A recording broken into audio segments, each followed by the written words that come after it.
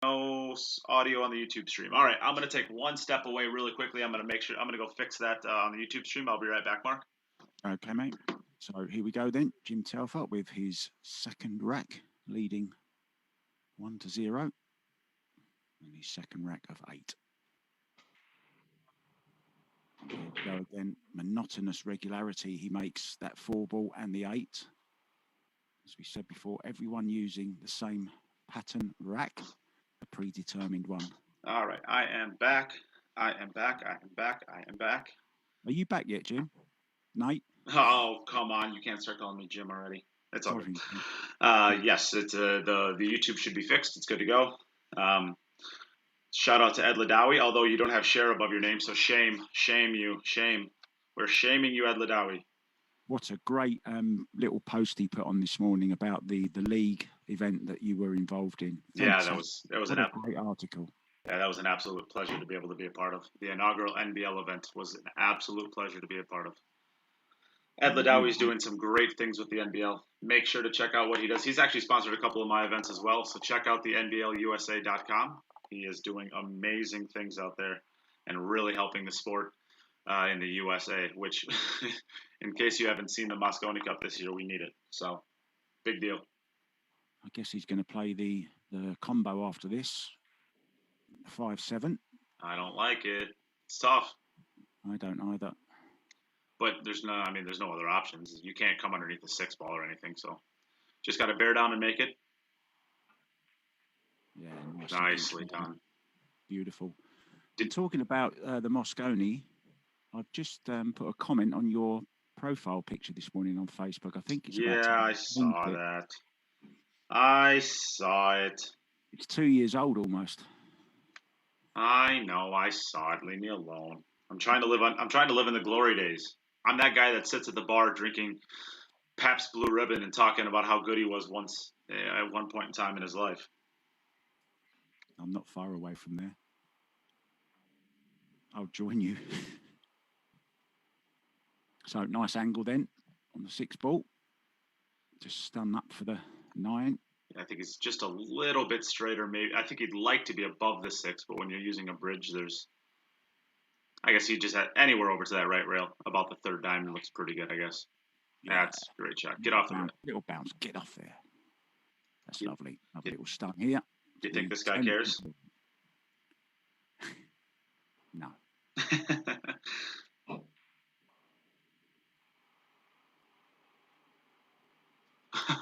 It sounds like we lost our muscle for today, our shaming muscle. Mike Gaines, you might have to take over the role of the shaming muscle. The silky smooth Scott, 2 out of 2. All right. 20 points out of 20. We're back over to Hideaki, and there is another issue with the YouTube stream, but this is an easy fix. So back to Hideaki. You can take it away whenever you're ready. I'm going to take one quick step away. Okay, Hideaki.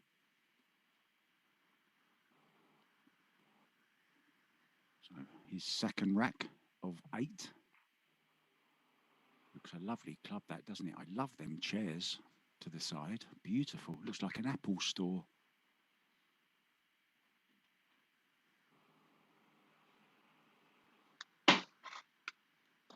So broke dry in the first one. Made a ball this time, so he'll be able to get his arm going. All right, you can't get rid of me that easy. I'm back. You're back very quickly.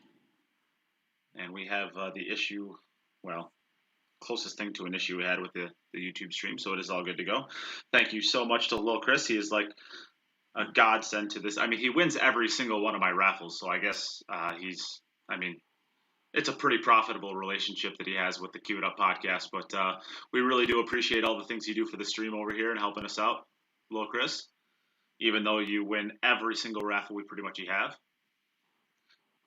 The guy won $500 worth of gear today. Wow. Good things happen to those who do good things, right? Well, yeah, he donated the most amount of money yesterday, so that got him a $250 jump break cue, and he won the Simonis cloth. So good for him, lucky him.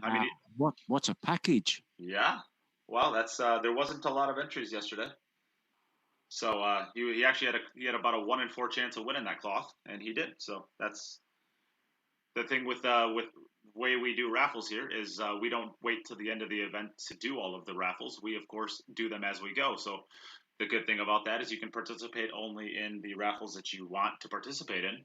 But it also gives you a better chance of actually winning those when you do participate in them, because there's only, there's going to be less people. People are bidding on what they want. So if they don't want it, they're not going to bid on it. And it gives you a better opportunity to win some really neat prizes.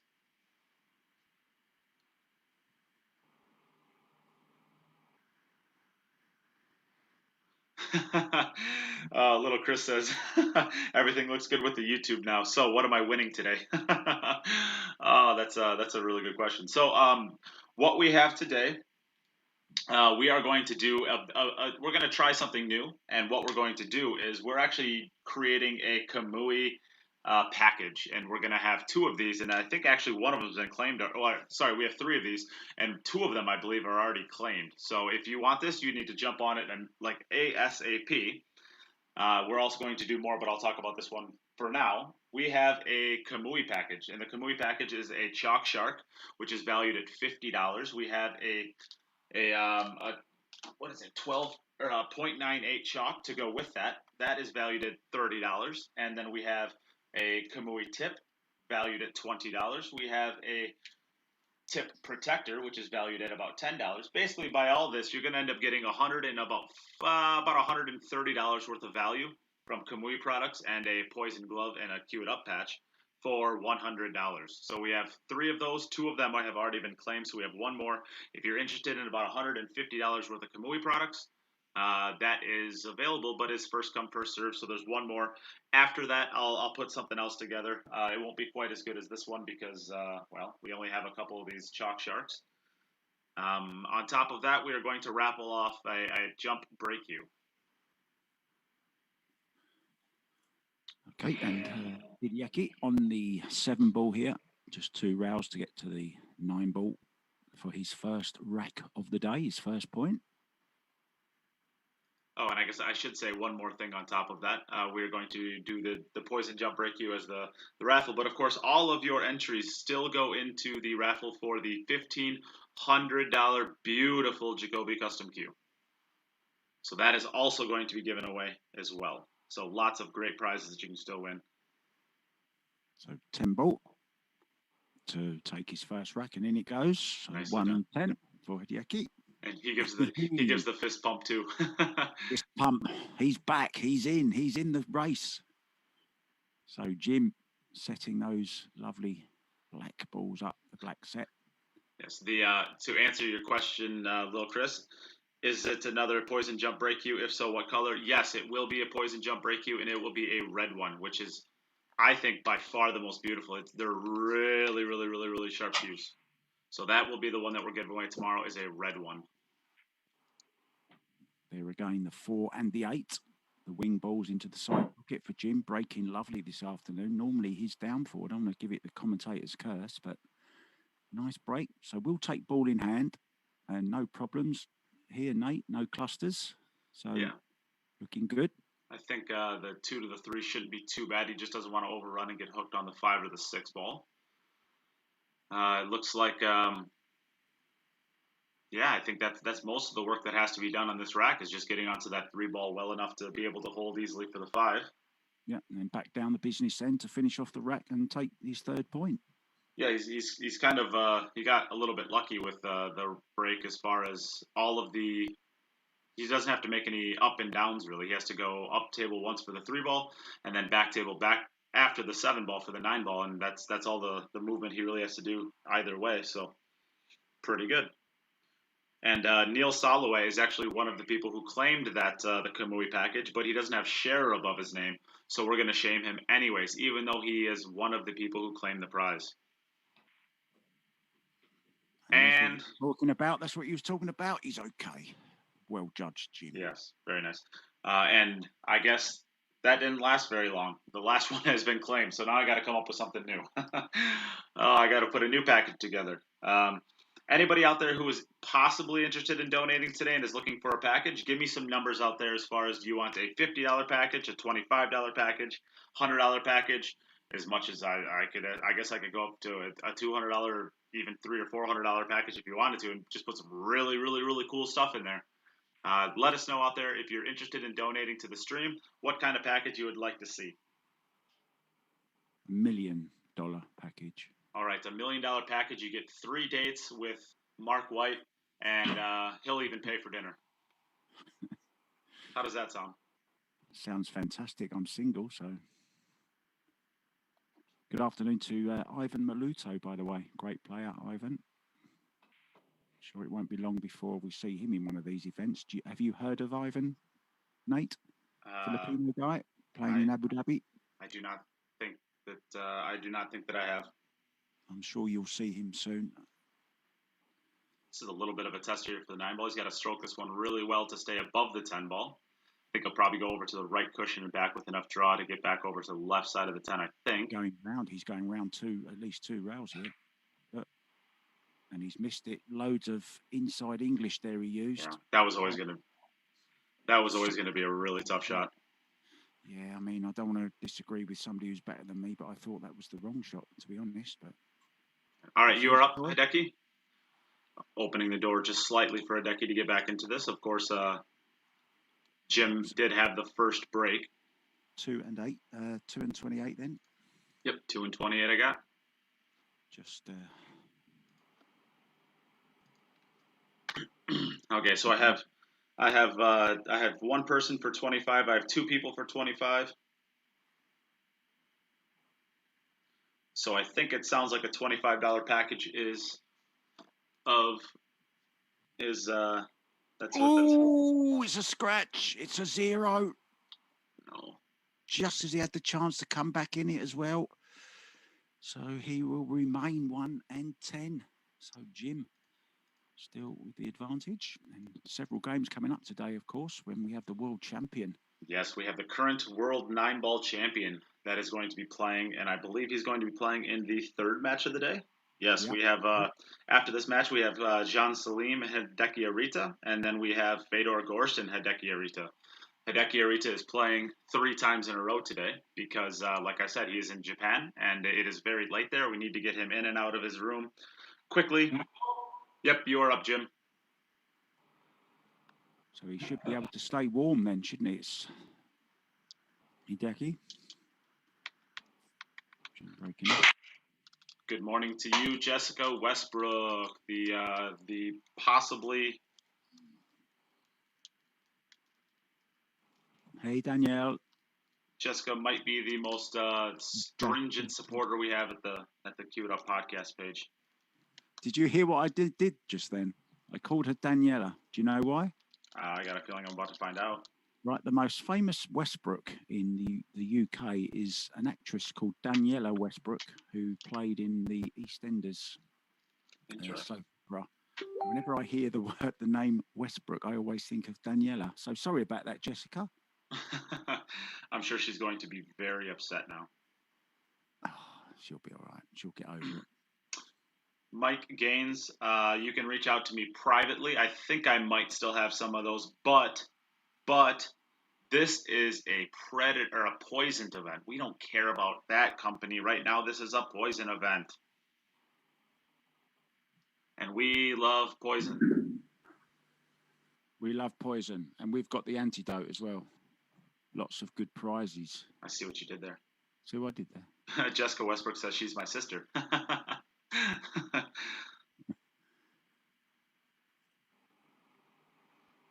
You're way too beautiful to be her sister, Jessica. So Look at you go. Combo, he's playing this. I know. I'm just putting it out there, you know. I don't think he's. Yeah, I'm going to say I don't think he's going to play that combination. The 7 to the 9 is not that hard. Normally, you play a combination like that to make a. I mean, maybe I guess he's trying to open up the 4-ball. I think is what he's looking at, but. Yeah, I mean, he can play that off the 7. So yeah. And it might even go by to the corners pretty close. Maybe it doesn't. And that would make sense as to why he was doing that then. This is one of the key shots he's got here, isn't it, Jim? Getting from this 2 to 3. Just, can he draw back just past the 6 ball, I guess? Yeah, just. It was always going to be close. Beautifully executed. Yeah. Can he draw straight over again off this for the 4 up into the top left? I think he can. Back where he is now would be sort of okay, wouldn't it? Well, it looks like you move the 6 ball to a spot where you can draw back and potentially contact it. That would be nice. Yeah. That's a great shot. Yeah, that's a great shot. And I know I say this a lot. I'll tell you, there's not many better cue actions when you look at Jim. He has got that lovely stroke, and I'm torn today because my 2 favourite cue actions are going to be playing against each other, and I don't know who to root for, Fedor or Jim. Oh. Wow! I think that ball kicked on him. I think that's good. Jesus. Yeah, it did. It did, yeah. You don't miss a ball that bad there, I mean that went straight into the rail.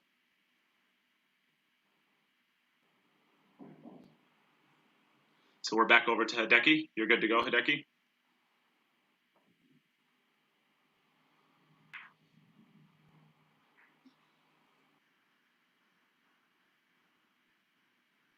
So I believe that was 4 additional balls, bringing his total to 2 and 32. Correct. 6 balls, wasn't it? He was shooting the 4 ball, right? 4 ball, yeah. 32, 2 and 32. You're correct. All right. Don't rely on me for scores, but I will do my best. Well, anybody who's been around the podcast or my streams for a while knows how I'm a very, very phenomenal scorekeeper. Like probably one of the best ever. If you had to create like a ghost list, or a GOAT list of like the greatest of all time at keeping score, I'd probably be number 1 or number 2. And every single part of that was sarcasm. I'm terrible I at was it. going to say, I know when you're being sarcastic because words come out of your mouth. Yeah, yeah, yeah. That's I like that. You're a funny guy, I tell you what.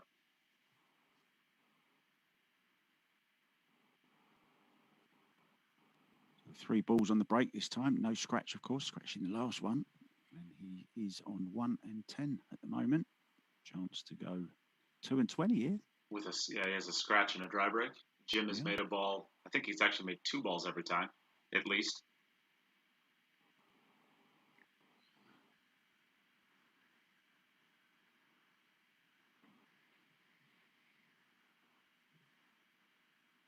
And Frank Candela is in the room. Hi, Frank. Another great Italian player.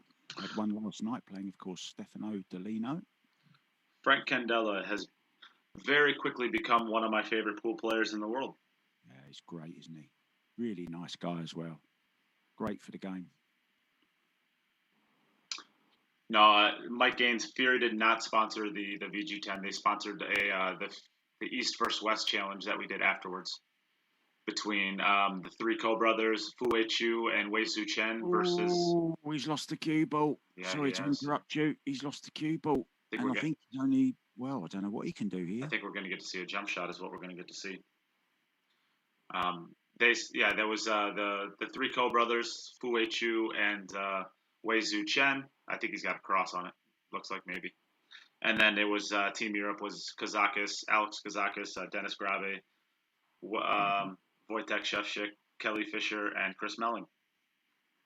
So they sponsored that then. I'm pretty sure he can't hit this. Not enough anyway. He thinks he can. I think he can hit the edge of it. I just don't think he can. It's tough to tell if he can cross it or not. I think I'd take the jump shot on here just because you're getting it moving. Okay. He's looking into the side. Oh, what a shot! Oh, what a great shot that was. Has he got a shot? Yes, he has. Look, he's on the 5. That's okay. So great shot that. Yeah, and you mentioned Kelly Fisher there just now. I believe she's playing. Is it tomorrow or Friday? We are off tomorrow, so we will not have a stream tomorrow. We will be back on Saturday. Okay. We have because we only have 28 players. We had a scheduled off day in there. That really was a phenomenal shot. I'm watching it back on Facebook right now. It's a really big time shot there. Just has to make sure he doesn't get hooked here on the 10 ball. Yeah, he's played it well. Beautifully done. Now, of course, maybe 3 rails here. Or will he go straight up and down, you think? I think he'll go 2 rails. Just off the right cushion. I mean, he might connect the end rail, so that it might be 3 rails there. Yeah, I think he's going forwards actually, the way he was shaping up there. Yeah, he will. He'll go forward, just in between the 9 ball and the right rail. Yeah. He'll probably connect the end rail though. No, okay, so just 2 rails. Nicely played. Decent angle. Run it in for the 9 into the side.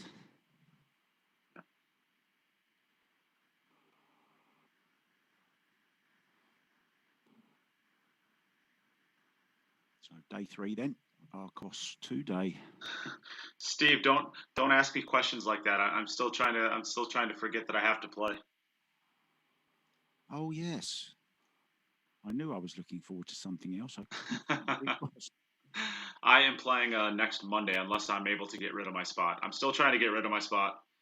So if anybody out there wants it, just reach out and you can buy it from me.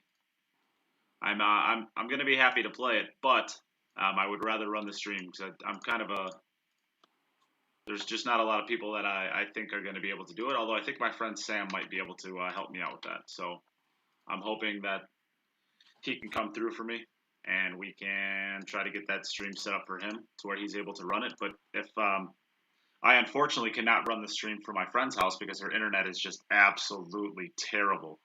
So I'm going to actually have to leave my stream, my home. You're good to go, Jim? I actually have to leave my home to be able to play the match. And if I leave my home, I have to leave my stream. So I'm going to have to find somebody to run my stream for me. Oh, Jim.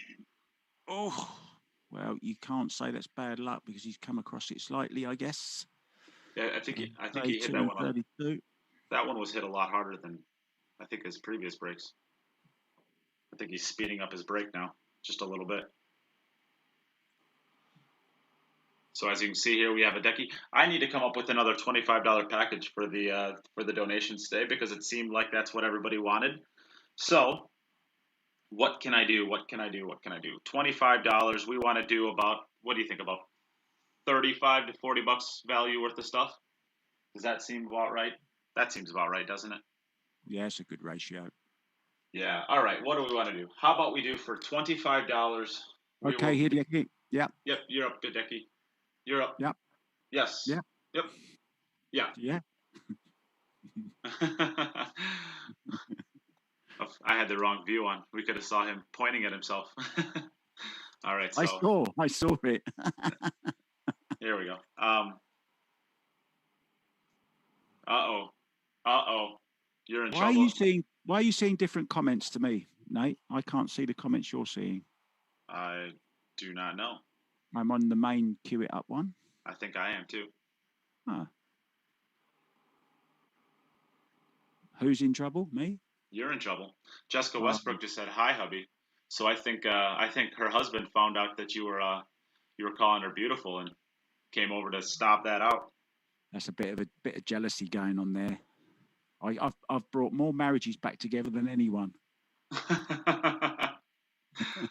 When they see the alternative is me, no. I'll stick with what I got. Thank you very much. Nice. Shout out to Susie Wong tuning in. Wow. Watching some. Susie. I know that name. Great streamer, right? Photographer. Oh. I met her last weekend in New Jersey. She was at the NBL event. Okay. Now I've got the same as you. Oh yeah, I gotta come up with a package, don't I? All right, $25. How about we do this? I have a lot of Kamui. More gloves. Huh? More gloves? More gloves, they're saying. More gloves. Well, Martha, I could use a share, but you don't have share above your name. Oh, speaking of not having share above their name, Susie Wong, I just gave you a shout out on stream and you didn't even share the stream. Torture. So this would never get past Butte, would it? Carl? It would never get past Carl. Yes, Lil Chris, we got your last entry. So the last Kamui one is yours. The last $100 package was yours. So you get the $150 worth of Kamui gear. Or ish, 150. Yeah, thanks for that, Tom. I've just realised now that I was actually on my stream, so I'm only seeing my friends and I haven't got any. That's why I wasn't seeing any comments. So thanks for that, Tom. I'm now on the main one. Good, because you were scaring me and I was just too stressed out to deal with it. Okay, Martha could use a glove. I have a bunch of gloves coming. Why don't we do a $25 package? We'll do a poison glove. A poison glove. We'll do, what else can we do?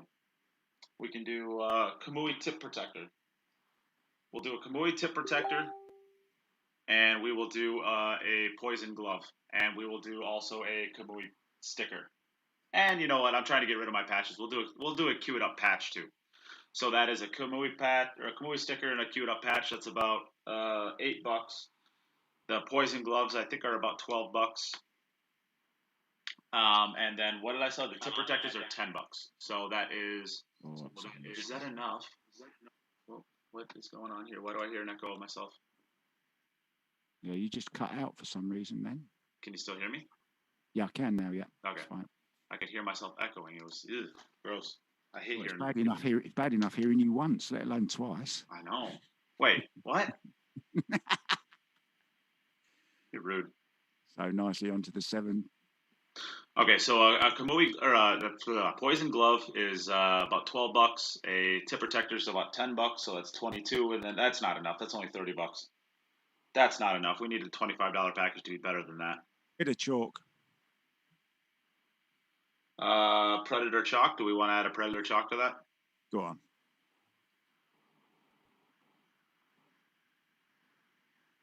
Yeah, we can add a Predator chalk to that. Sure. That seems like enough. Susie may want. I can't even say what she said because she still hasn't shared. Yeah, Susie, you didn't share publicly. What are you doing? You got to share publicly. If you don't share publicly, you don't get a share badge above your name, and then we shame you. If Mike Gaines was doing his darn job, he would have shamed you a while ago, but he's all at work and stuff, so he thinks he's too important to shame people. 9 to the top right. Cue this well. Keep that head down, Hideaki. No. Yes. He knows his table. He knows his table. Decided to play it off 3 rails. I have not changed my Cash App picture, Tom, which is it's a funny one. I made a Cash App when I was in college, and Can I go? Yep, you're good, Jim. So 3 and 30 then for Hideaki. I made a Cash App picture when I was in college, and I never realized that I never changed it, and it's kind of a funny one, but it's not super proud of it. Let's just say that. Tom's asking, what's the difference between a flurry glove and a poison glove? I'm assuming you mean a Fury glove. Fury. I'm guessing he means Fury, yeah. Fury glove is a brand that we're not going to talk about on this. And Poison glove is a brand we are going to talk about on this stream. That's the difference between them. I'll see what he's done there. He's confused me, hasn't he? He knew he couldn't confuse you, but he knew he could confuse me by calling it something else other than its name. Aha. We only care about Poison today, or Predator, or any of the other brands. Well, we care about Kamui too, and Ride the 9 tour, Gloria Jeans, awesome tour, and Jacoby Custom Cues. Those are the only companies that we care about. Yeah, Jim played a nice shot there, right side of the 5 ball. Easy now to the 7, and then just judge to the 9, and he's home and dry for his 3rd rack. Susie, you haven't publicly shared. You still don't have a share badge above your name. Go to share, Susie, and then you have to write a post or something and then share it. You have to make sure that your privacy setting is set to. Oh. Little Chris. Wow. Well, all right. We won't shame you.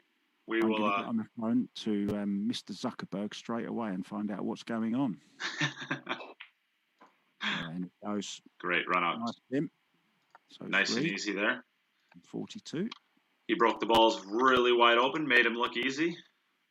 Exactly like they should have. Nicely done, Jim. Ties it up. Of course, Hideaki has 1 additional rack on top of it, though. So he still has the opportunity. You're up, Hideaki. Okay. You're good. Yep. Yep. This is the face we get every time. It reminds me of like when somebody's at a cash point. You see these things on the crime programs when somebody's at a cash point looking to see if they're being looked at or whatever. And that's what he looks at. I'm not saying that he's stolen a credit card or anything. So I need to get back to the little bundle we're putting in. We will do 4 of those bundles. We put a limit on all of these, I guess. So we're going to do 4 bundles. You get. What did I decide? We're going to do a Poison glove. We're going to do a Cue It Up patch, a Kamui sticker, and a tube of Predator chalk and a tip protector.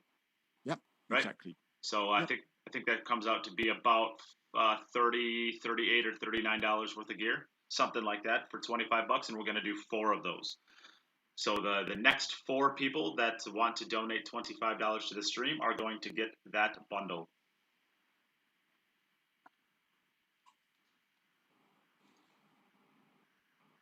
And I believe that was Henry Cha that wanted that. I don't know how to pronounce your last name, Henry. Sorry. Another guy I met in New Jersey last week. Heck of a good player. And super nice guy as well. Actually, I met some of the nicest people at pool players get a reputation for like kind of being crap heads. But I'm telling you what, there's a lot of really, really, really great people in this pool world too.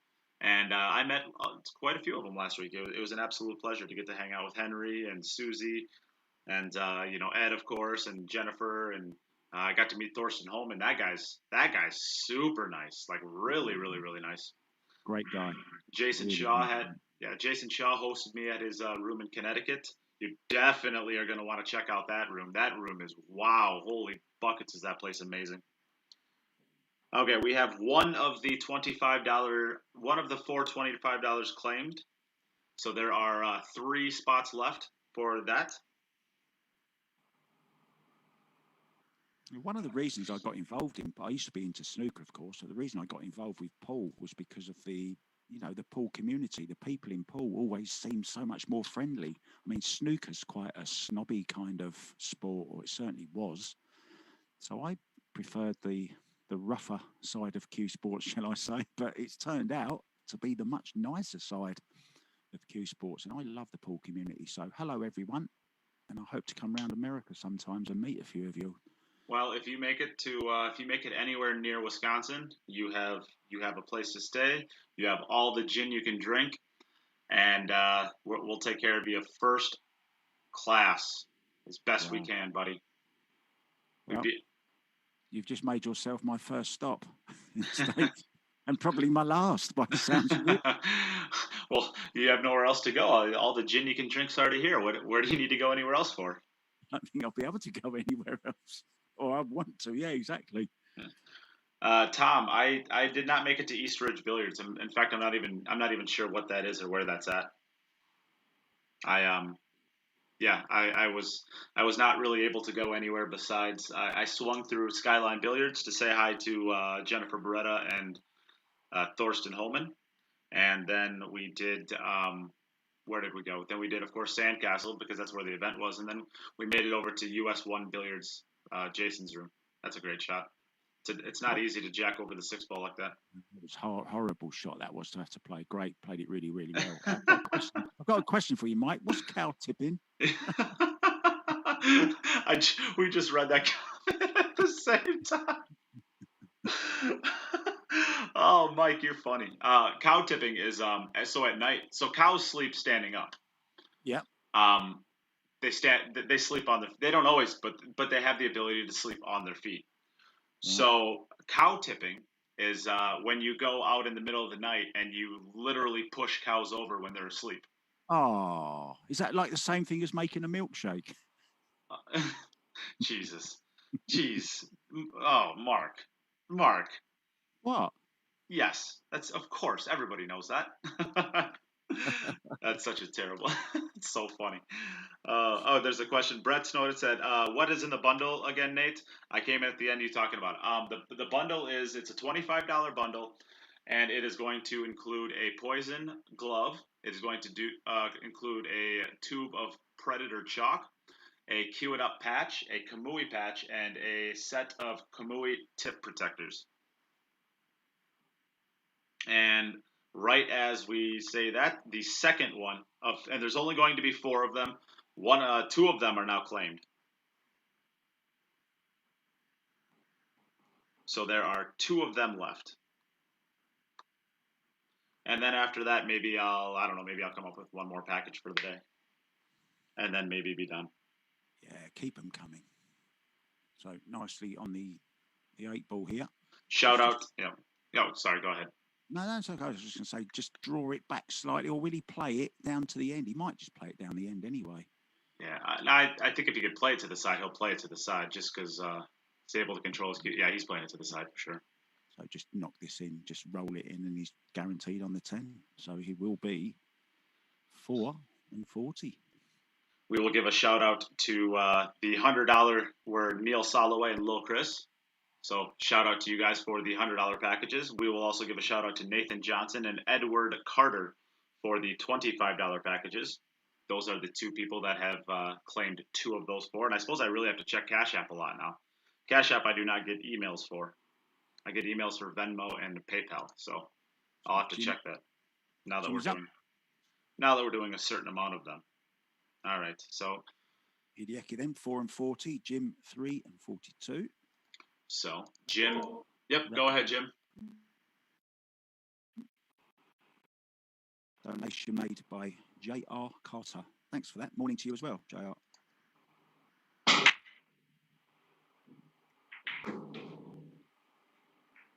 It's always a scary sound when you hear the crack of the rack and nothing falls right away. That means your wing balls usually don't go. But he did get the 8 ball down eventually. He made the 8. Yeah, the 8 went,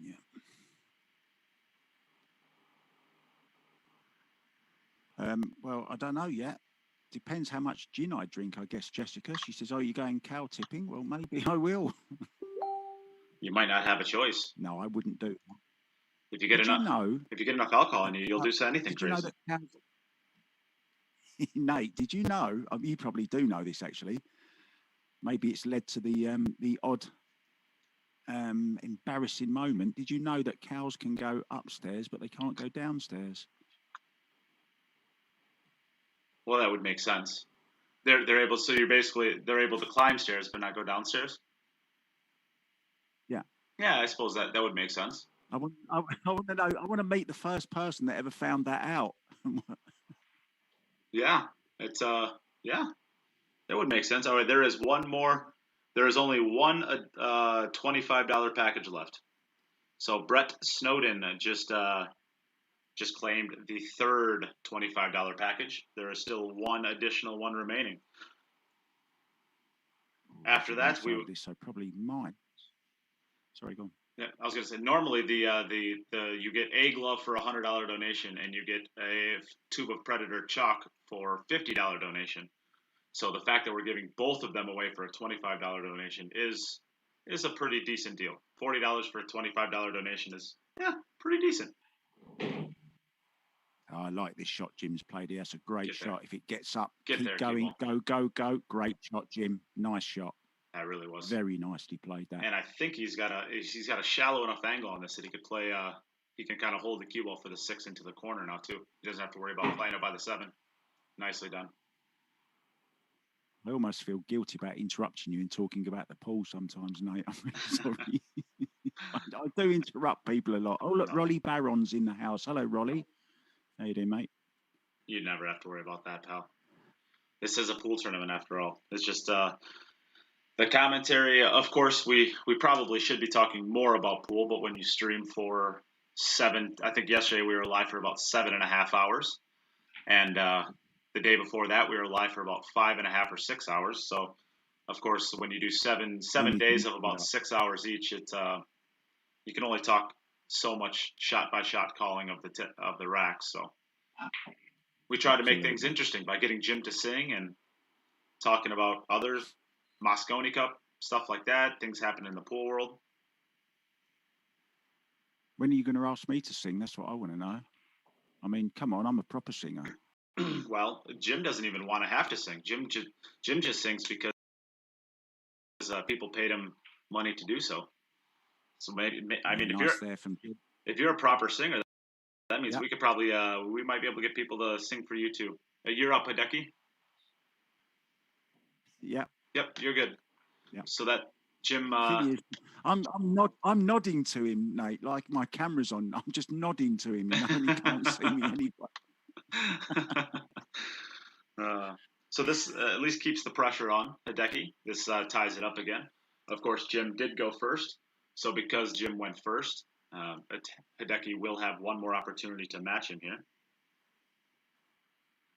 Brett, whenever I suppose I have a reason to come down to Missouri is when I will come down to Missouri.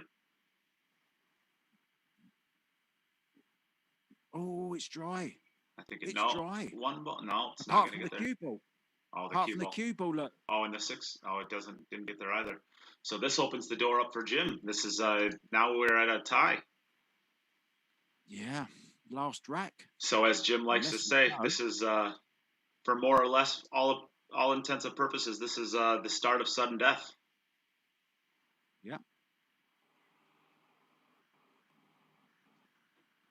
I like Jim's shirt he's wearing, actually. Yeah, it's a really cool shirt. It's Ultimate Team Gear's got his name on the back. I'm not sure where he got it from or what the point of it is. I feel like it's got to be from some sort of event.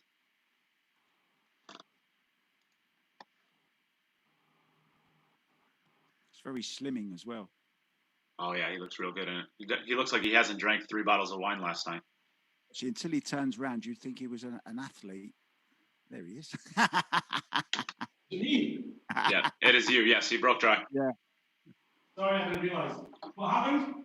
He broke dry. Or he broke and scratched, I guess, but he also broke dry. You're all square for each. 2.10. I'm not sure what Jim just said there. Down goes the protective cloth. Are you a fan of them, Nate, or not? I don't use them. I mean, I understand why people use them, and maybe if I had a table at home, I would use it more.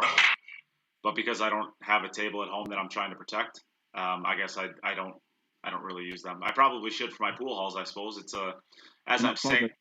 Yeah, you're not bothered about ruining other people's tables. Yeah, I was gonna say, as I'm saying this out loud, I realize how selfish it probably is. But there is something to them. There is something to them, right? So when you're breaking off of one of those break mats, your cue ball has additional cushion. Oh, well, we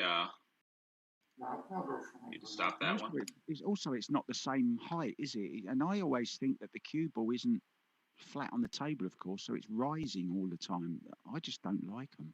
Yeah. Well, yeah. I was gonna say, I had to handle the stream there. Can Salim turned his camera on. John, if you can hear us, don't turn your camera on until it's your match. It messes up the stream. But I will say that your camera looked great, so it looked really, really good. You don't have to worry about it for now. Okay. So yeah, when you're creating that kind of barrier between the felt or I guess the cue ball and the slate, there's already a little bit of cushion with the cloth, right? So it's going to create a little bit of bounce. And if you actually take a super slow motion of your break shot, your cue ball actually jumps up about, depending on how hard you break, it actually jumps about a third of the ball.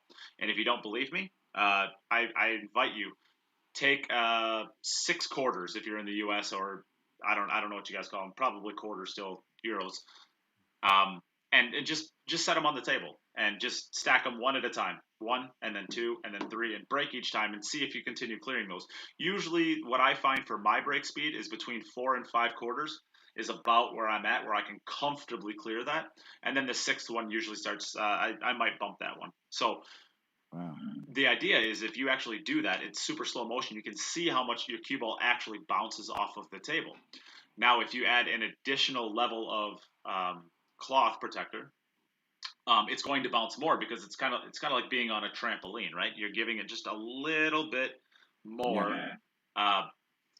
something to bounce off of. So if you take a super slow motion version of your break with a brake pad and then without a brake pad, you'll actually find, and you can do this with quarters, like I said, measure out the exact distance and put quarters down for when you are breaking on the table, and find out exactly how many you can clear, and then put a brake pad down. Usually you can clear 1 or 2 more quarters just by putting down a brake pad. So you actually have to be more conscientious of where your cue ball is landing. So because if your cue ball is way in the air, it's going to hit the table, or it's going to hit the rack and it's going to shoot off the table. So you either have to hit it perfectly square, and that's when you see the cue ball jumping off of the table nicely. And but if you don't hit it perfectly square, your cue ball will jump off the table. I'm just going to jump in there very, very, very quickly and agree with Mike Gaines. Yes, Nate, you said felt again. It's the first time I've had the chance to say it, and it was the first word out of your mouth. Felt. You can't say felt. It isn't felt. Yeah, after I said that yesterday, and I kind of realized you're up, Hideaki. Yep. You're good. Yep.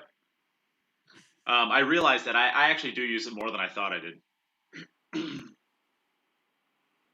Yeah, I've never called it felt. Felt is something completely different to us. Yeah, felt is used for your black ball, right? That's more of a felt than pool. What? Sorry, say again. Like your black ball, or your English 8 ball. That's more felt. No, it's the same as snooker. We call it. Yeah, but it's not. We call it cloth, really. Yeah, baize. Baize is the true name for it. Baize, Baize. 10 ball respot. Yeah. Yes, Hideaki, put it back on the spot. Yeah. Yeah. Hideaki making the 10 ball off the break. So it does go back on its spot. I'm guessing that's right. I don't know. Yeah. All right, so Really it goes on to the spot itself, the spot, Yeah. not the it's spot in the 10-ball rack. Okay, a couple things, Jessica. Yes, they are playing a team tournament. I think it's like a quad state team tournament. It's kind of a neat idea actually, but they are playing under the Cue It Up name, under the Cue It Up podcast. I need to text Fedor. Fedor is texting me right now. 1 second. I know you haven't got your shirt, your camera on, but I'm wearing your shirt, Nate, and they are very comfortable, beautiful shirts. Thank you very much for those. The black one or the pink one? I've got them both on, actually. I've got the pink one on as a vest type thing, and then I've got a sweatshirt, and then I've got your black one on top. So I'm Wow. Wow. Look at you go. You are an overachiever. Wow, that's a first for me.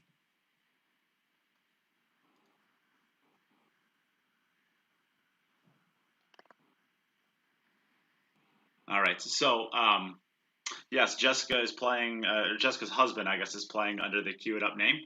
So I appreciate you doing that. Of course, we don't make any money here at the podcast as far as the actual doing of the podcast. If anybody listens to the podcast as well, we're not only a streaming company. Well, I'd say we're not a streaming company at all. We are a podcast.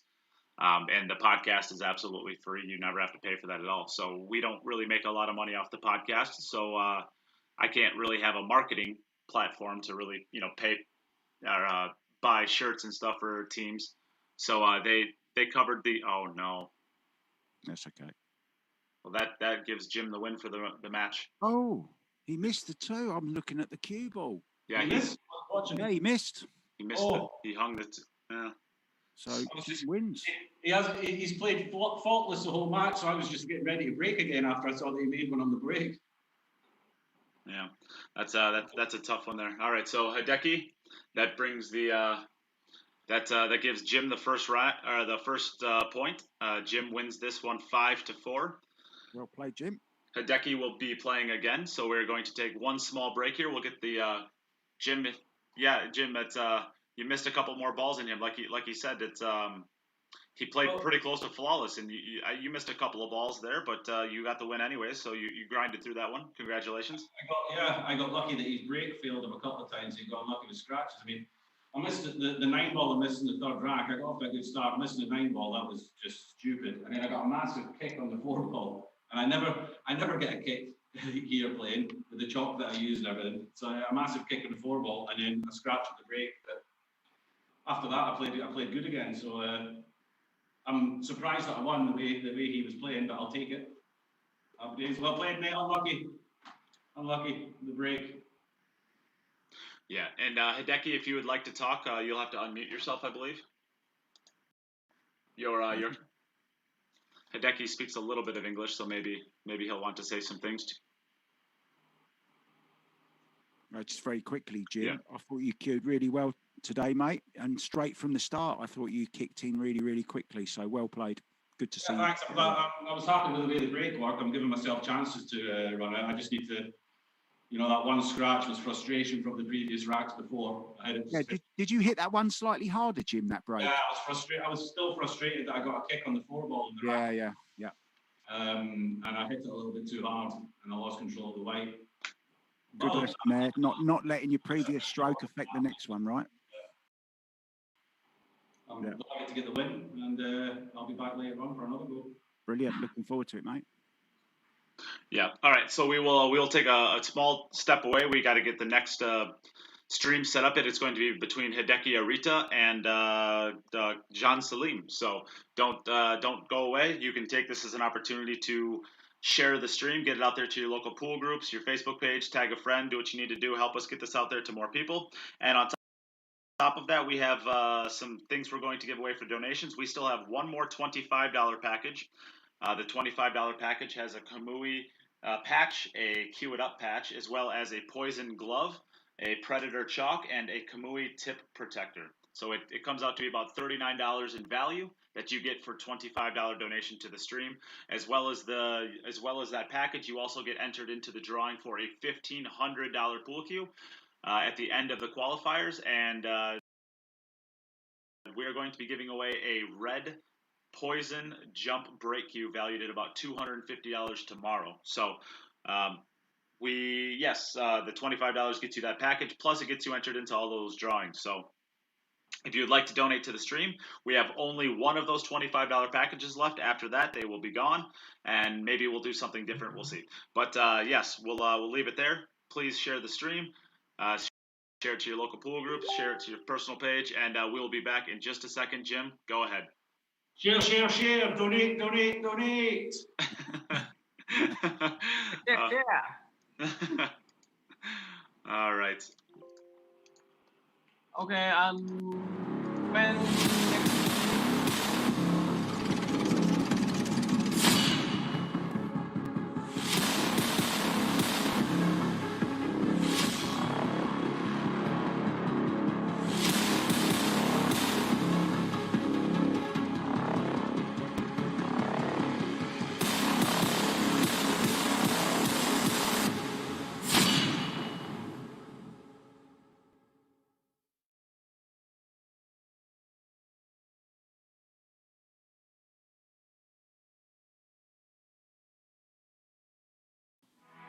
When I was a child, it only took one shot to change my life.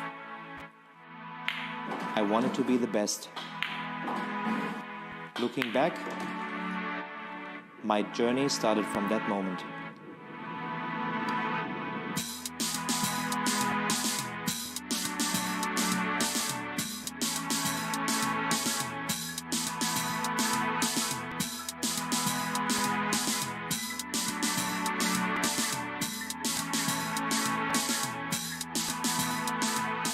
Realizing your true potential requires total devotion. You must be prepared technically, physically, mentally, and make sure they are in balance. Achieving excellence depends on how much and how well you prepare. It all comes down to dedication. Luck will not make you a champion. Steady training contributes to accuracy and consistency. Trust yourself and work hard until you can convince yourself to reach your best. Though the journey for victory is long and difficult, it tells you who you are and what you can do. Victory elevates you to the next level. A will to win influences younger generations, delivering passion to the world.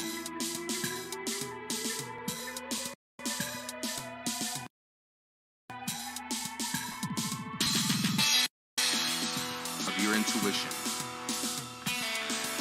Give your dreams free rein and feel the emotion flow through you. Stay true to yourself to find stillness within. Sharpen your senses. Put all of your intention into the moment of impact. Do not hold back. Just let go. Can you see? Your journey begins here. Quest for excellence.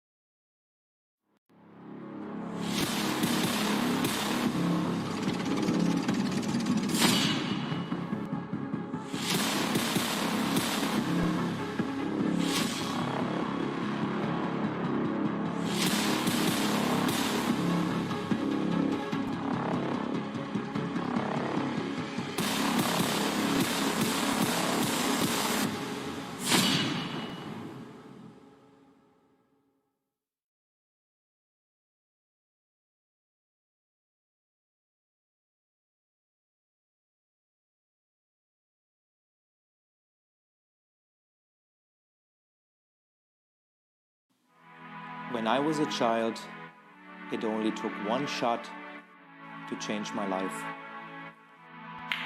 I wanted to be the best. Looking back, my journey started from that moment.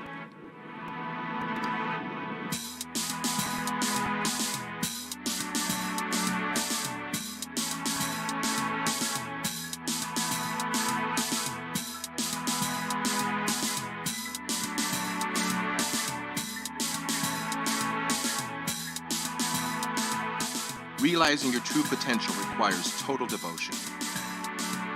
You must be prepared technically, physically, mentally, and make sure they are in balance. Achieving excellence depends on how much and how well you prepare. It all comes down to dedication. Luck will not make you a champion. Steady training contributes to accuracy and consistency. Trust yourself and work hard until you can convince yourself to reach your best. Though the journey for victory is long and difficult, it tells you who you are and what you can do. Victory elevates you to the next level. A will to win influences younger generations, delivering passion to the world.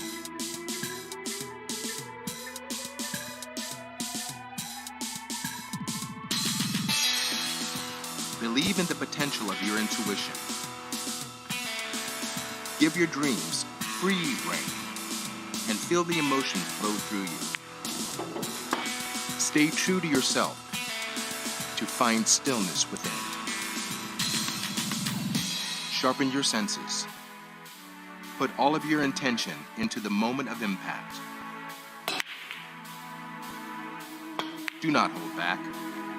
Just let go. Can you see? Your journey begins here. Quest for excellence.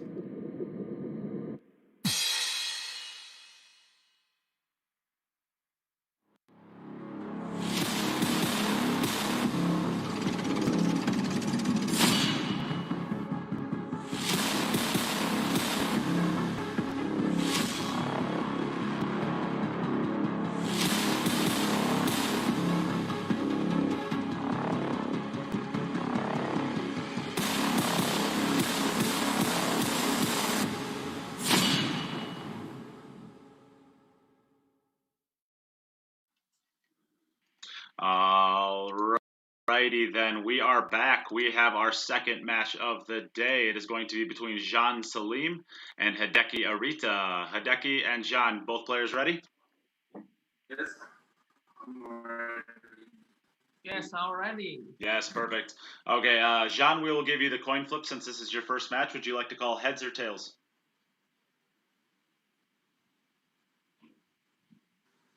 I think we'll give you the first coin flip. Maybe we won't. All right, Hideaki, we'll give you the first coin flip. Would you like to call heads or tails? Head. Hey, Siri, Yes. flip a coin. What I reckon. Heads this time. It's heads. Hideaki, would you like to go first or second? Second. Second. Okay, so Can, you can start. Okay, good luck. Okay, good luck. Good luck, Mr. Count. Can. Jan. Can. Yep. Hi. Hello. So we have some good sportsmanship from both players. He must be thinking that's a really strange way to spell Jean. Yeah. Confusing him even more. That's not nice, is it?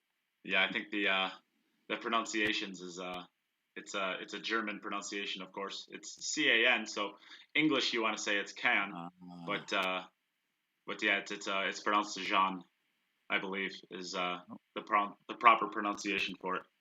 We're going to see if he can. Okay. Yes, he is. I'm going to take just a quick step away. I need to go check the YouTube stream. There might be something wrong with it really quickly. So you're on your own, Mark. Be back in about 2 seconds. No, you're not. When he says 2 seconds, he will be back in 2 seconds. He can't stay away, can he? And I can hear Jim there. Hi, Jim. Yeah, you're not.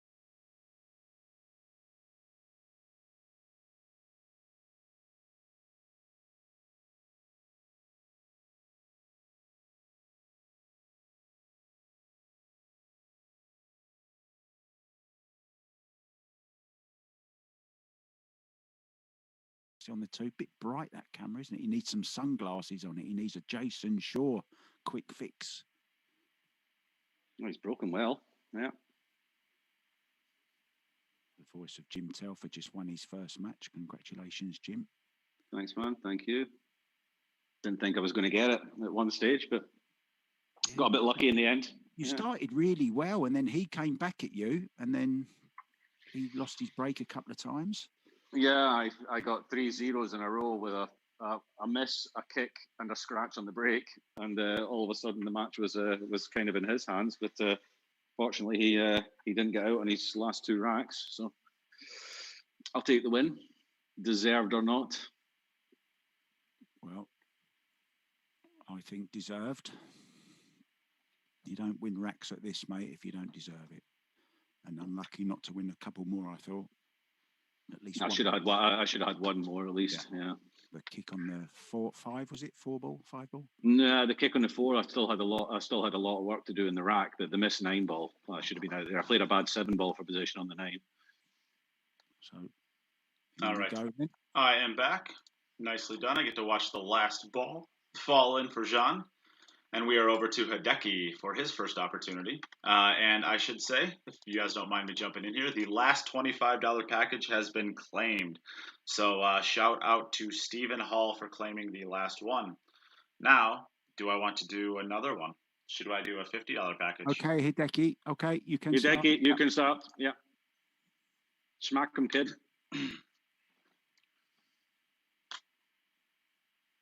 Jessica's just saying that light is a bit bright. It makes the streaming a bit difficult to see. Maybe the sunglasses trick, Nate. Yeah, I think I don't think it's that as much as I think it's just the poor quality of the actual camera itself. Sometimes it works. It's hard to tell. The camera, right? Swapping the camera round to the other side of the camera, if that makes sense. I've seen that work too. Wow, just seen the comments on the live stream, and even NathanMindham says, "Let's go, Jim Telfer." Wow, I never expected that, Nate. Very nice of you. Jim, you are my everything, even if I hate you.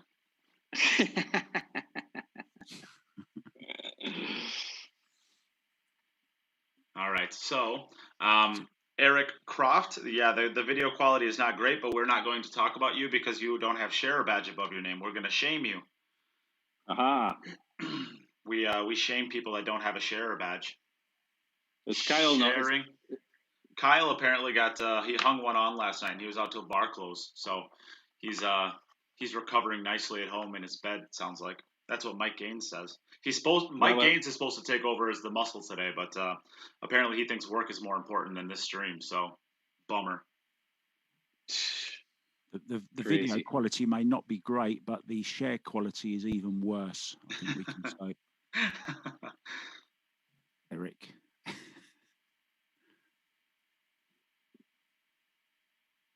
There goes Mike Gaines. Your opinions aren't valid unless you share. and then once you share, you are like literally the coolest guy in the world. We just you're the best. You get invited to all the best parties. Oh, but you don't have a share badge above your name, so we don't know that you shared.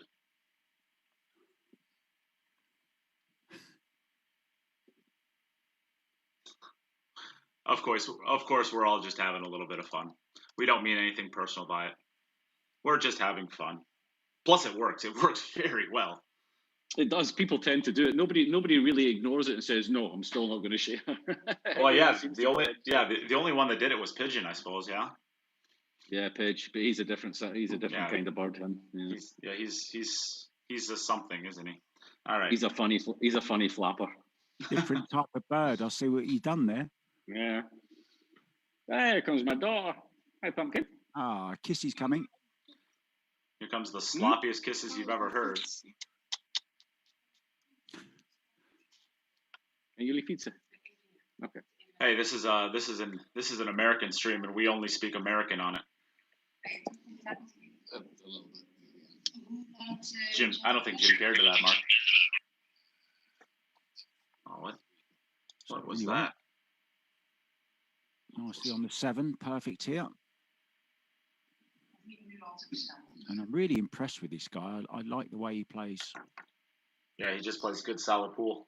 Yeah, besides that 2-ball he made in the last match against Jim in the last rack, I mean, he hasn't really made a mistake besides breaking dry or scratching. I think he broke dry once and scratched twice. That was the only thing that's the only thing that kept me in the match. Really, was that he got a little bit unlucky with his break a couple of times. He missed one ball the entire set, and it was the last ball. Yeah.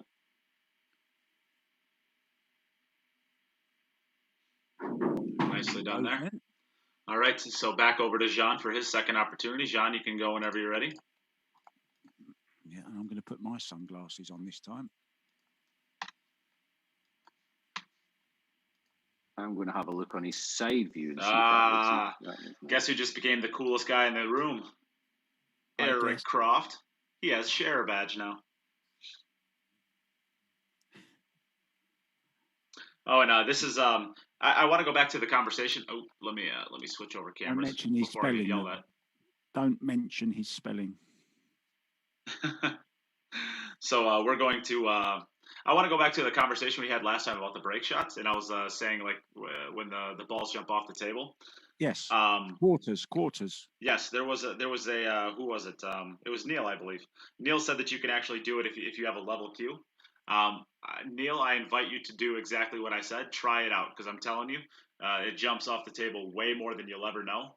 I've never personally seen anybody ever who was able to keep the cue ball perfectly flat on the table on a break shot. Ever. So try that out. Well, you can if you just roll it against the pads. Yes. If you just kind of roll it at like 2 miles an hour, it's not going to come off the table. But if you're breaking a break speed, a typical break speed, it will come off the table. Try that quarters thing out. I'm telling you, you'll get a new appreciation for how the break actually works, and all of the moving parts that go into not only hitting the rack square, but controlling the arc of your cue ball and really maximizing the amount of force you can transfer into a rack. It's really interesting. And to be honest with you, if you'd like to listen to podcasts, I highly advise the podcast we did, the last one that would be in the feed. We talk very, very in depth about the break shot, and we discuss all of these things in depth. It's a pretty good listen if you're looking for a little bit of help on your break. He's caught the 5. I think he caught that. Or the 9, was it? Yeah, the 9 ball, I think. Yeah. Nicely done here. He's looking pretty good. He's a very good player. Good player. Jean is he's not super well known. He did a tour around the U.S., so he's got some U.S.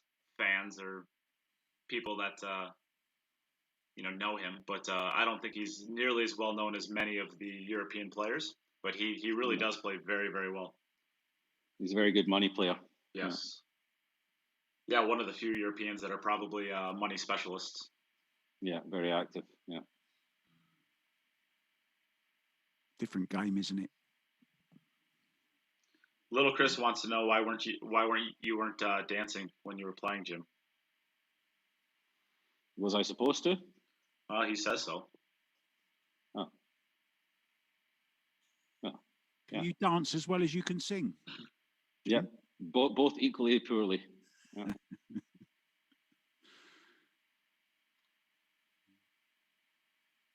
I definitely want to do this rap battle thing with you. We'll write our own little rap, and then we'll do battle like the Eminem film 8 Mile. What do you reckon, Jim? I think that's a terrible idea. I think I could stream that, and I think we'd get more financial support and viewership support from that than we would having any tournament ever. Well, that's the only reason I mentioned it. Yep, you're up.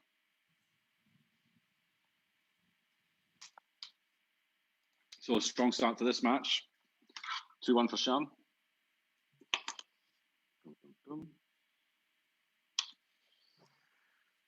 Back over to Japan, not Tokyo, somewhere else in Japan.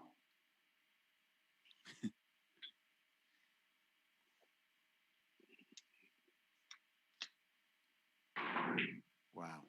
Oh, he got It's dry, is it? It's dry, yeah. It is. Ouch. Dry break. He's even commentating now from somewhere in Japan. Not Tokyo.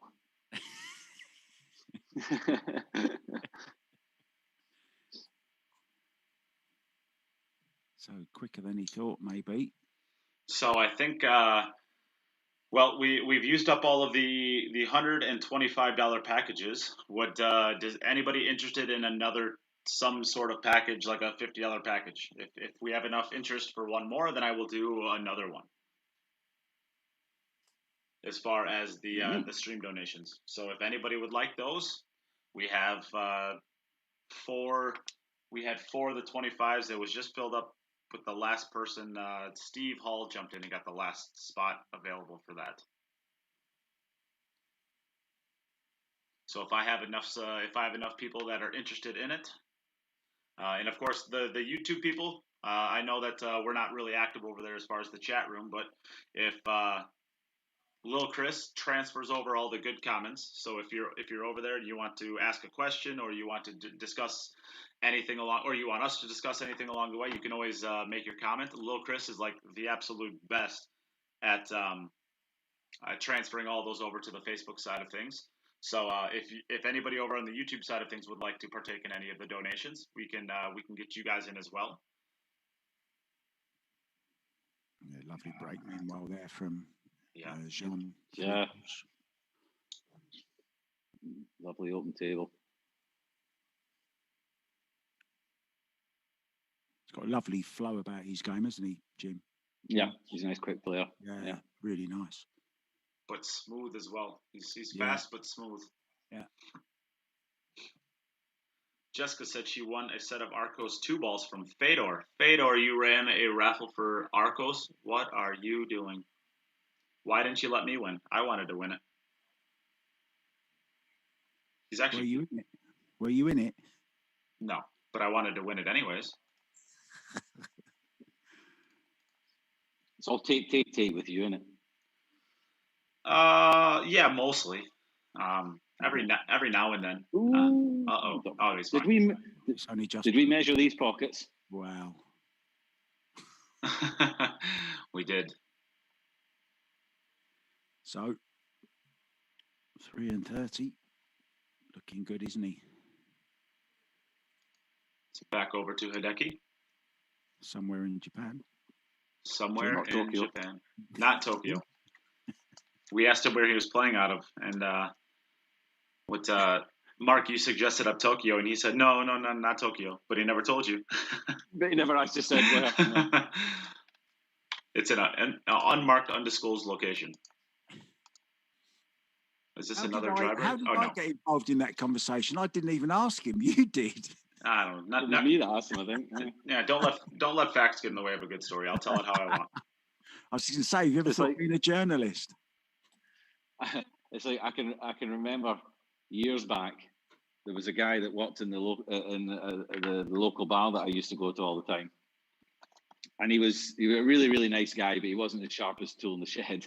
And the owner was his name Paul? No, Dan was his name. But the owner was furiously looking around for a plastic bag because he really needed a plastic bag, and he knew that he had some somewhere. And he turned around to Dan and said, Dan, do you know where those plastic bags are? And Dan just turned around and went, yeah, and walked away. And that was it. And we were all sitting there. We did a few beers. We're like, that's the craziest thing we've ever seen in our life. He just went, yeah, I know where they are, and then walked away. Didn't tell him, and he never thought anything of it. More prudent way to ask the question would have been, where are those plastic bags? Yeah. And I was like, well, can you tell me? Oh, yeah, okay then. I just really want to say a special hello to somebody, Rami Helmi, who runs a great pool hall in Bangkok called Sports Academy. Spent many a night there, runs great competitions. Hi, Rami. Nice to see you watching, mate. That's it. Back to the action. It's going to be tough to get to the 4 ball. He's got high outside. He's going to have to probably get between the 9 ball. Oh, he went one rail at it. Well, played it with right-hand English then, didn't he, to check it out? Needs to slow down. He's gone in off. He's scratched. Wow. Oh, unlucky. You've got to say that's unlucky when you're playing that amount of English on a ball, right? Oh, I didn't count the balls then, did you? Yes. Yeah, he had 4. He made 4. Made 4, right? He had made 5. Yeah. 5, yeah. No, because he scratched on the 5th one. Oh, yeah, he threw 2 balls in at the end. Okay, I thought there was only 1 ball down there. All right. Well done, Jim. So we're back over to Jean. Oh, I am, yeah. Eagle-eyed Jim. Jean, you can play your 4th rack. Faultless stuff at the moment. From the German. Where is he in Germany? Yeah, I'm not sure where he is in Germany, but I know a bit about his history. When he was younger, he came through the ranks along with none other than Joshua Filler, and they played together in teams together. They had the same coach, who unfortunately passed away a few years ago. And he came all the way through with Joshua, and Joshua kind of took I guess a slightly different path, being a bit more of a tournament professional, and Sean has decided to go more like it's dry, the money match kind of idea. Yeah, it is dry. Yep, dry break. So this opens the door up for Hideaki. Hideaki, your turn. Okay. So yeah, when they were kids, himself and Joshua Filler were playing all the same youth tournaments. They were in the same team together, and they were around about that time. They were pretty equal to each other playing wise. Yeah.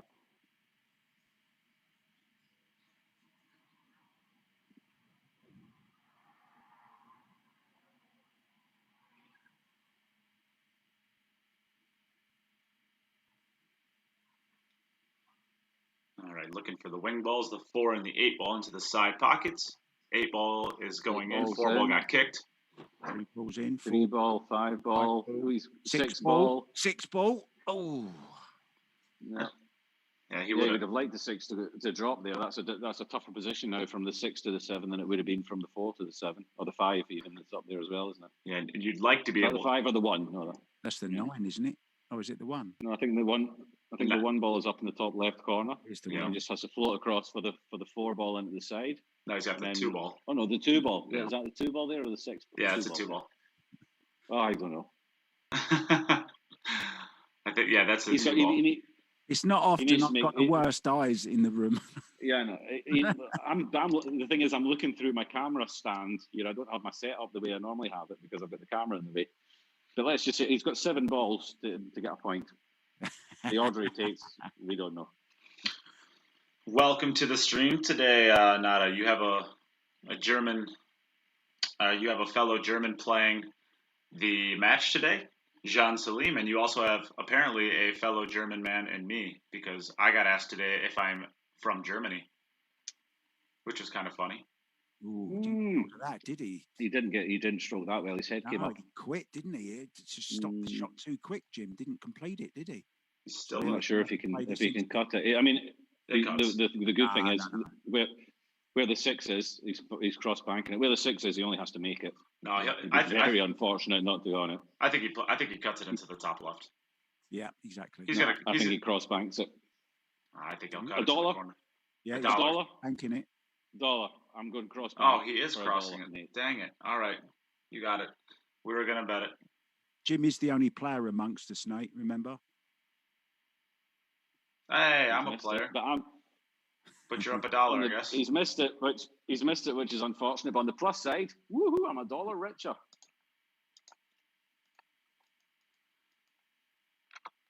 All right, it's back over to Jean for his next opportunity. 30. So he made 5 then. Yep. Yeah. So I have him at 1 and 19. Back over to Jean. Ready to break the balls here.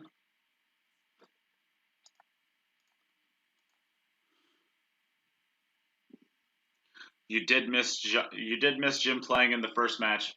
He played absolutely terrible, but won. Just kidding, Jim. Nice. You played great. Besides that 9 ball. It's a talent to play badly and still win. Besides the 9 ball, I'd say you played pretty well. It's the old saying. The 9 was. The 9 was the only real miss. It's how good your worst is. That's the important thing. Yeah, and you got just a terrible kick. The 9 was a miss, and then a kick and a scratch on the break. Yeah, and that was my 3. The scratch and the break, I should have just calmed down. I was so angry about the kick that I just smashed it. Yeah, it was a continuation of the shot from your previous rack, wasn't it? Yeah. Because I never get a kick on my table. They're strange. ball dirty, Jim, maybe, or something else? I don't know. Might have been something on the ball. Yeah. Really squared up, didn't it? Yeah. No, it flew straight into the rail. Yeah. Mm. I could hear it. I don't know if you can hear it on the stream, the ball contact, but yeah. We weren't able to hear it, but I mean, I don't think a player of your caliber is going to miss a shot by 2.5 diamonds when it's 3 diamonds away from the pocket. No, it's straightened up pretty big. You'd have to be a pretty. I think you'd have to be a pretty low player to miss a shot by 1.5 diamonds when you're 3 diamonds away. Yeah, that's a nice shot. I'm surprised actually on your buckets though that ball still didn't go. On your table, mate. On your table, you seems like you're still a favorite to make that shot, even if it kicks like that. I'm ignoring you. All right. Don't humour him, Jim. I'm not gonna. Great speed here. So this is going to put It's going to be 4 out of 5. Yeah. A lot of pressure over on Arita. He's got to, if he cannot win this match, if he does not run out the rest of his racks from here. Yeah, he needs at least 3 out of the 4 to have a chance of a sudden death. Yeah.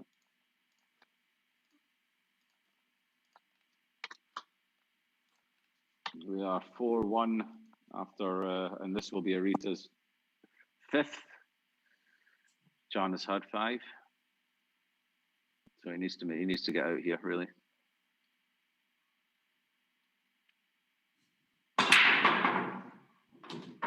Nicely done there. Okay, he's got a ball. The white looks safe. Cue ball looks safe. Everything looks open. Does a 2 go as well? Yeah, that helps him a little bit. Break.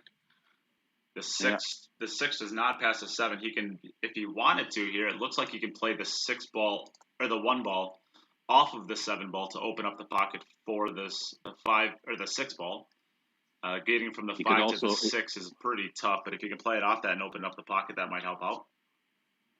You could also play the 1 clean into the pocket and come via the rail inside the 6, nudge the 6 a little bit into the middle of the table. You still hold position for the 5. Yeah, I like that, Jim. I like that shot.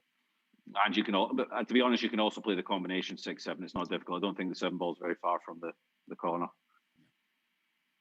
No, it's far enough off the rail though. It's not one of those shots where you can hit a giant area and still make it. I think if you hit the rail in the 7 first, I think you actually miss the shot.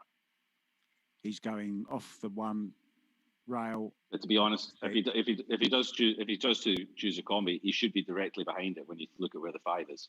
Yeah. The only issue I see with this shot is if you got to hit it pretty hard to get it out far enough to be able to really open it up. Oh, and I was going to say, there's a lot of things that can happen. It was the most dangerous of the shots. Okay, but it's going to be a jump shot. I don't think it's got anything else. Caught it too thin, didn't he? The 6 ball wanted to catch it full off the rail. Yeah, that's kind of the issue with the shot. Is if you hit on the other side of it with the speed that you have to hit it to open up, you're going to be, your cue ball is going to be almost level with the 5 ball too. So there's a lot of bad things that can happen if you don't hit it perfectly square. Yeah, you called it, Nate. It's exactly what you said. And if you don't hit that one perfectly, that's what can happen. Wonder if you can play rail first. Yeah, I'd prefer that, Jim, don't you? Just after the middle pocket. It also gets you round for the 6 as well. But I mean, he's not the tallest guy. He's not the tallest guy, so reaching for the jump shot might be a bit tough for him there. How great would it be to see a jump shot or a bridge jump shot? That'd be fun. Those are always neat shots.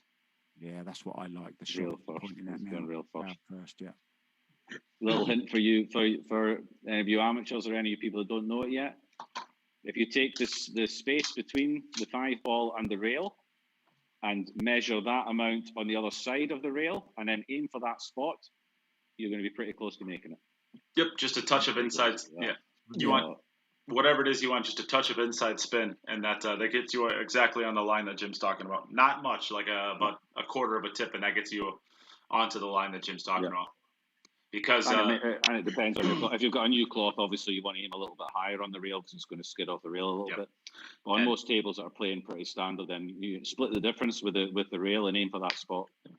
The amount of inside spin that you want on it is going to be based off of the speed that you hit it. If you hit it a lot harder, the rail is going to push the cue ball off. Oh no! No, he's going to be okay. Well, he's coming out all right. He's going to be okay. If you hit hard into the rail, the rail is going to push it out farther. So it's going to push it out.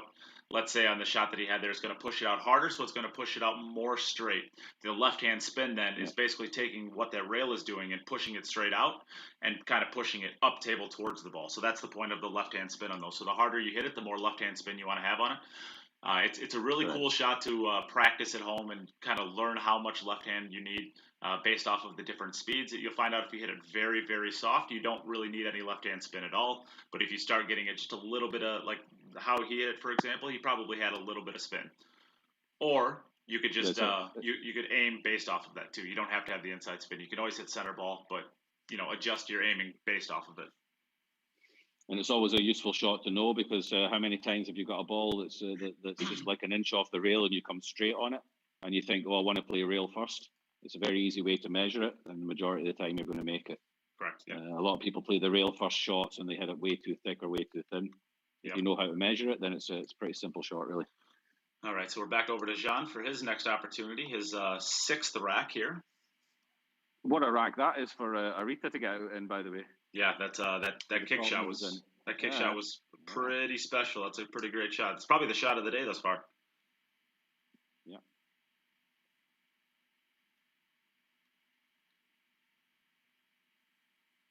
That's a scratch, I think. I think that's going to scratch. Oh, it is. Oh, and that's the only thing that's stopping Sean at the moment is a scratch or dry break. I mean, look how many balls he's made again. Yeah.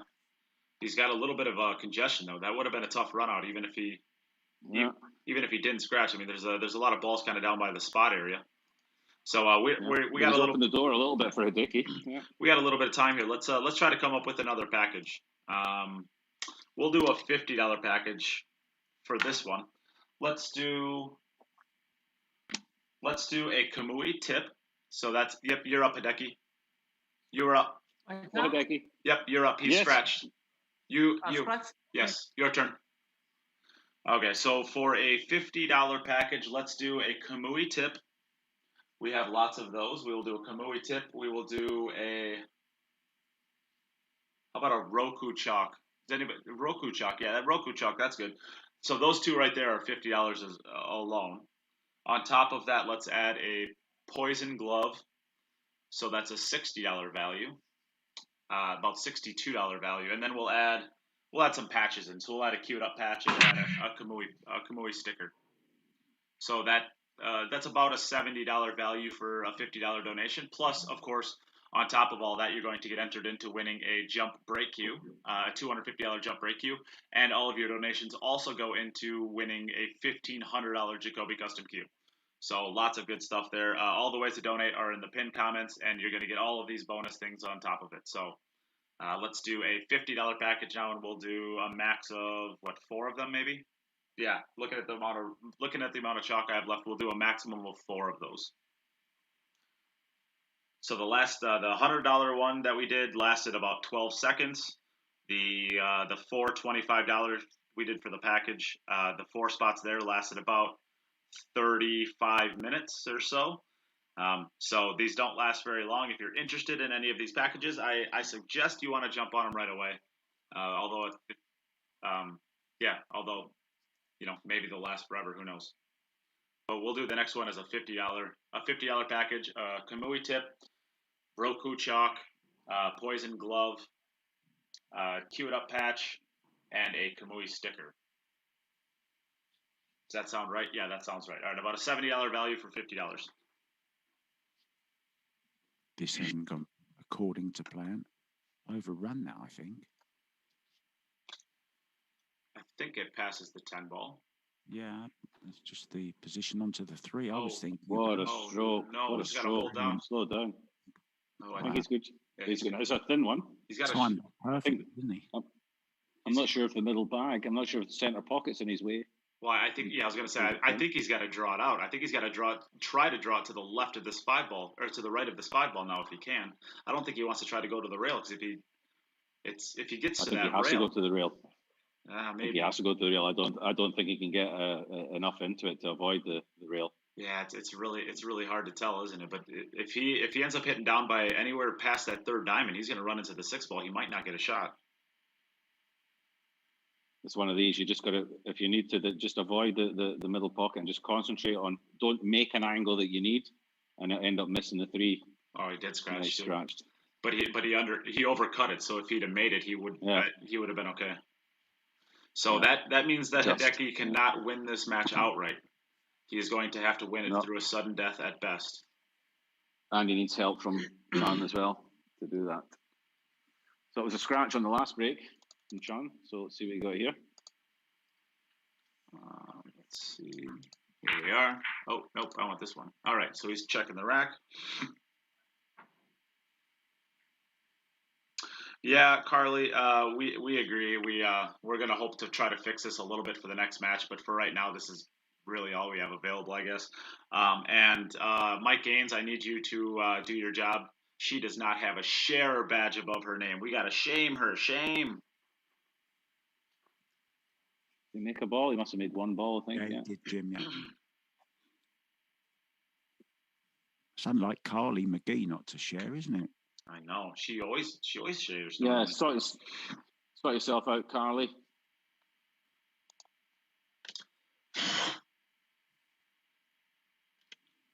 Looks like a pretty good break here. The 6-ball is really the only ball that's in a tough spot, and the 5-ball is in such an easy spot to play the 6 into the side pocket. So a little bit fortunate that he has that available there. Just want to make sure he gets high enough here, and he's certainly he's certainly given it enough.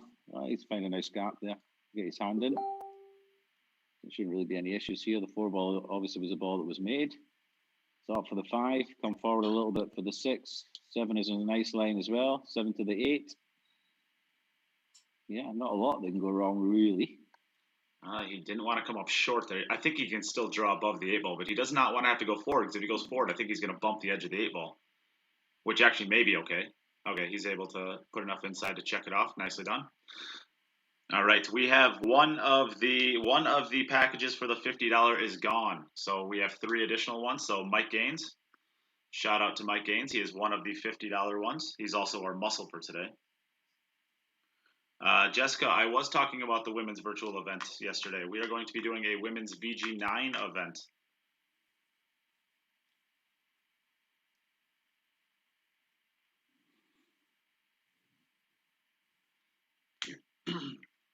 Overran this one just a little bit, but he's okay. He's okay. Still just go forward and probably just come back to where he is now, I guess. I think I would probably roll this in. Yeah, I would just roll it in. I think. If you're playing on a good table, there's nothing wrong with that. I'm a softer hitter though by nature, or at least I'm trying to be.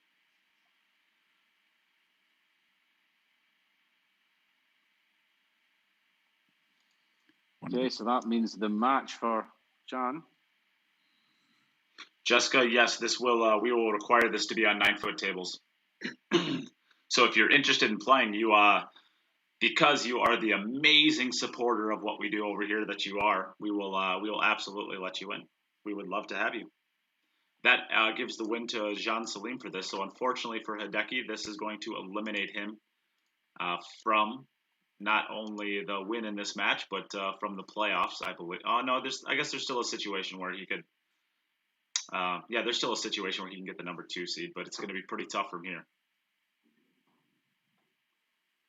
Hold on, Keeble. There we go. Yeah, I think for him to get the number 2, he would need everybody to beat Fedor. Yeah, that's it could happen. But yeah. Fedor's not the best of players. I mean, there's he used to be good. He used to be good, but he's not done anything for the last year. He used to be good. Well, I'm trying to think of that player that's better than him. Give me a second. I got nothing. All right, Fedor's the best. He's a rapper as well, I've heard. The only player that's better.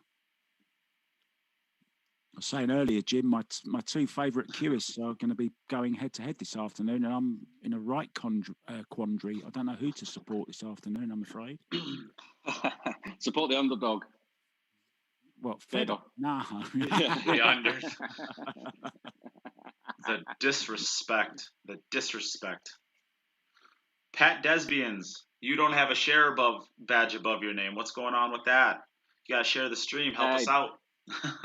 He's Canadian. He doesn't mean it. Do you know Pat? I know him from other virtual tournaments ago, and I think he's Canadian. Pretty sure he's Canadian. Yeah. Well, make sure to shame him then. Yeah, Pat. Sorry, I like you, but I mean, we can't be having this. This is It's a poor showing. You're really a bit of a disgrace to your country, really. Oh, jeez! Wow! Wow! It's a bit tricky now, isn't it? He needs to judge this well, Jim. Well, I think Lil Chris wants you and Jim. Well, you two to sing a duet. What do you think, guys? I think we should, 100%. I think little Chris should behave himself. I'm sure there's a number out there, Lil Chris, that'll make it happen. Jim is. I've heard some of the things he's done in college. He'll do just about anything for $20. We should do Robson and Jerome, I reckon. Robson and Jerome. What do you reckon, Jim? I think Simon and Garfunkel. No, I think it's a terrible idea. Garfunkel. Yeah, you two just scream Simon and Garfunkel to me. I will do anything. I'll be Paul or I'll be Simon. I don't care. Paul or Simon? Who's going to be Art then? You. You're the only arty one. Oh no! What happened here? I think he may have just hooked himself. I think he's on it, but he's going to be running away from everything. Yeah. Well, I think, is that the 4-ball in the center of the table? He wants to be running away from it. He is, yeah. I think he can get to that. I think he can get to the side cushion. Middle pocket. He may have the middle pocket as a problem again. Yeah, his last rack. I don't think so on this time. I think it's not that sharp of a cut. I think he's able to get. Well, I guess now that I'm kind of looking at it a little bit more, I think he hits before the side pocket, unless he draws it out. But 3 rails round the back of the 10. He's scratched again, has he? Oh no, badly, hasn't he? He's no. Bad. This is I mean, if there's any good thing about this, is he can take a free swing at this 4-ball. He doesn't have to worry about the scratch, and he might even fluke the 5-ball or the 6-ball or something over there. His cue ball's going to be going into that stack. He should be getting him moving pretty briskly, I would say. Oh no, maybe it's too thick. Fancy the cut into the right-hand corner. Yeah, well, yeah, that's what I'm saying. I think you could take that swing, and your cue ball's going to be going into the area over there. But I think it actually goes to the left of that 6-ball. So he's not even. He might be able to get 2 rails and kick up into the stack. Maybe he can get something moving there, but yeah, I don't think you hit this hard enough to really get a lot of action going, unless you're going to like make the 5, or make the 7, make the 5-7 straight combo into the side pocket. If it needs to get to the corner, I don't think he can hit it hard enough to get anything down to this bottom right corner. I think that's what he's doing, smashing it into all of them, and hope for the best. Nah, you got to take the 4 off. In the top corner. Oh, great shot! Great shot! Oh, and he's on the 5. That's the shot of the day. That is the shot of the day. What a shot that gets a table tap. That gets a table tap. That is a sensational shot. Hideki can play. I feel bad for him that he's only going to get 1 point maximum. You kind of feel like he should get a bonus point for that shot. Brilliant shot, wasn't it? Well, but then he came up short again. He doesn't like himself very much. Okay. He's okay. See what you done there. He's fine, yeah. He likes to make it interesting. I like this. He's a very entertaining player.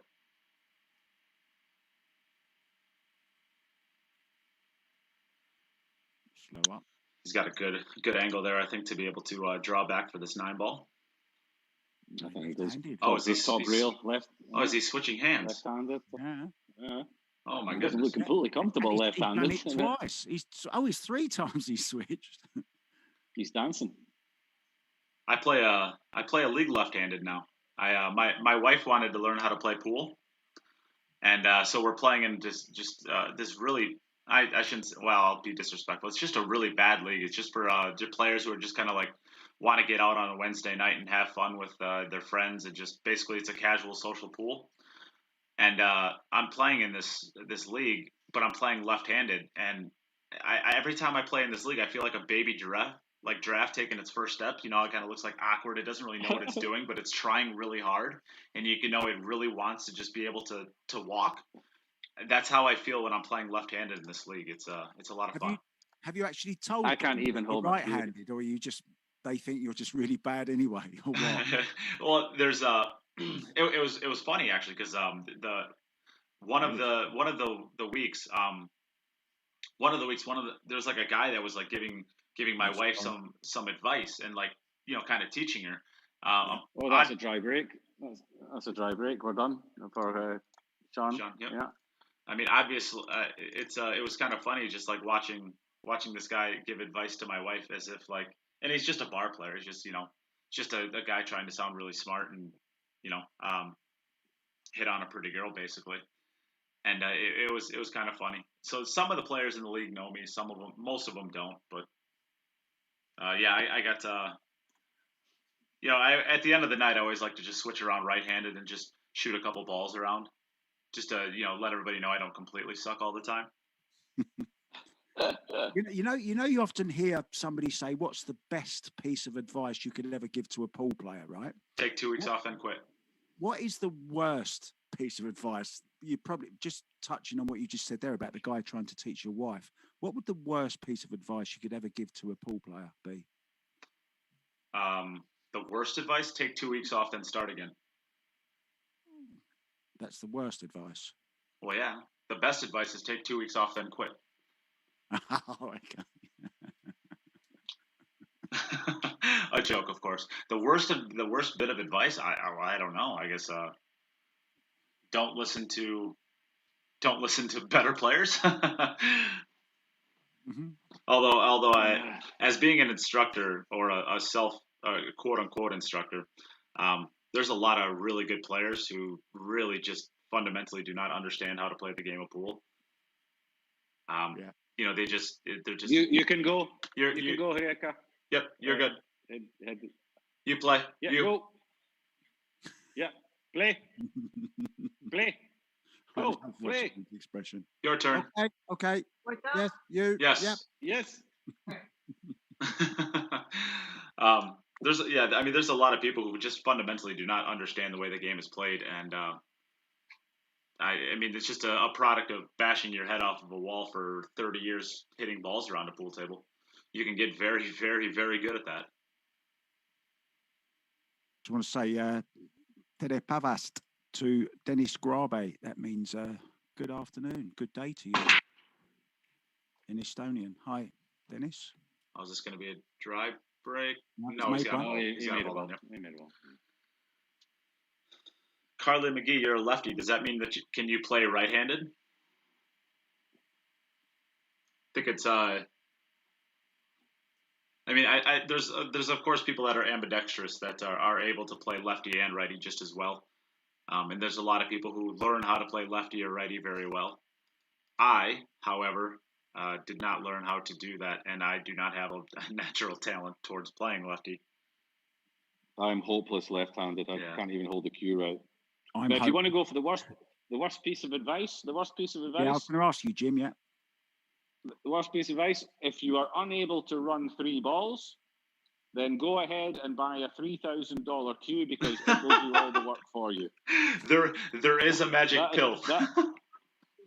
Yes, go and buy a $3,000 cue because then you'll play better. A $3,000 cue will those cues automatically come sighted in, so they actually shoot the ball straighter for you. So yeah, and then get straight from the head of Predator.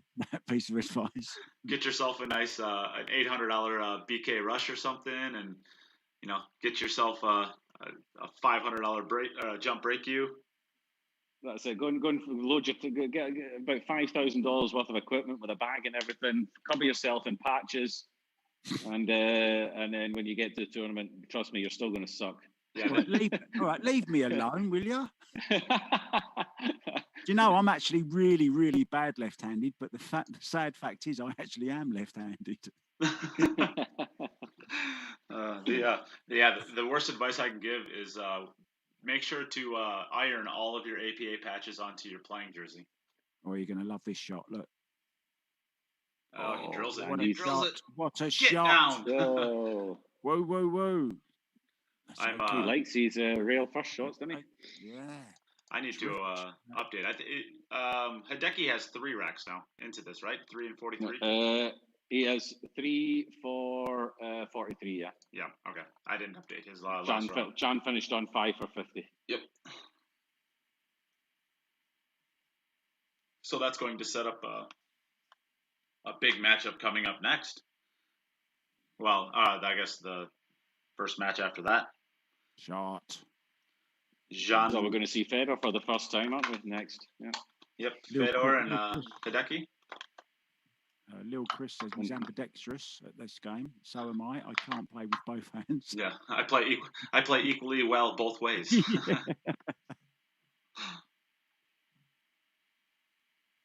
Oh, that's so okay. It goes. Sneaks just looked inside like he used the jaw. Looked like he used a bit of shoulder there. Well, it was going to be close, so he got that body English in there to help will it to the left. Always works, doesn't it? That just the little click of the heels or something, little sway of the hips always sends it one way or the other.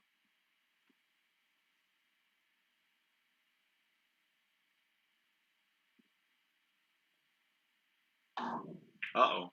Oh dear. Uh-oh. Didn't want to hit that, did he? Yeah. It's a tough one. Gloria Jean says she hopes the donations are coming through. And this is important for Hideaki because the only chance he's got of qualifying is if there's 3 players on 1 win and 2 losses, and then it's going to come to the number of racks you've run. So he still has a small glimmer of hope of qualifying, but it's going to be on how many racks you've done, and so it's important that he makes as many as he can, even though the match is over, and he's only got 3 at the moment in this match. Oh, he's kicking at this. Yeah. Oh, wow. He's got to, yeah. No. Oh, he made it. Oh, my goodness. Oh, the shots that he's making are sick.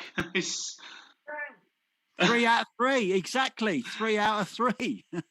Oh, unfortunately, we weren't able to see that. We were on the side camera for that one because I wanted to see the kick out. But he goes up to the front camera and holds up 3 fingers and says, 3. They'll only worth 1 point, mate. I think he should probably find a way to kick at this ball too. I think that's his best option from here. He might do actually. Even if he goes out of the tournament today, he should get his own highlight reel. Oh, he would deserve it. He's playing. Oof. Fantastic, isn't he? Good entertainment. Wow. Great. Very good. I like brilliant this guy. stuff. Very nice stuff. Well done, man. Yeah, great rack. Trick shot specialist. Very, very nice. Very nice. Okay, so that is going to bring the conclusion of this match. That is going to be 4 racks ran and 43 per Hideaki. But he falls then to Can Salim, who runs 5 racks and has 50 balls. So that brings Jean's total to 1-0, and Hideaki unfortunately falls to 0-2. He still has an opportunity to make the playoffs, though, but he has to beat Fedor in his last match, and he will be rooting for Jim and Jean to beat Fedor as well. So he needs Fedor to lose all 3 of his matches to stay alive for the playoffs. So we will be back in just a second. We're going to take a small break here. We're going to set up the streams for our next match, which will be Hideaki Arita versus Fedor Gorst. So do not go anywhere. You take this as an opportunity. We still have 3 more packages at the $50 level. So once these are gone, they will no longer be available, and these will be sold out very soon because we are giving away $70 worth of gear. We are giving away a Roku chalk, a Kamui tip. We are giving away a Kamui sticker and a Cue It Up patch. So that's about $60 or what is that? Yeah, about $65 worth of gear. And did I say a tip protector? I said a tip protector too. So that's a tip protector, which is about $10. Roku chalk, $30. A Kamui tip, $20, and then a Kamui patch and a Cue It Up patch. So that is about $70 worth of gear that you can get for $50 for a $50 donation. Plus that $50 donation gets you into a drawing for a $250 jump brake cue. And it also gets you entered into a drawing for a $1,500 Jacoby custom cue. All of the ways to donate are in the pinned comments. We will be back in just a second. Please take an opportunity here to either get a donation to the stream or at least share the stream so we can get out to more people.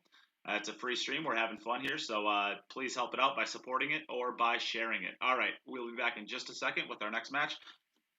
Fedor Gorst versus Hideaki Arita. Share. Donate. Share. Congratulations, Count. Congratulations. Well played, guys. It only took one shot to change my life. I wanted to be the best. Looking back, my journey started from that moment.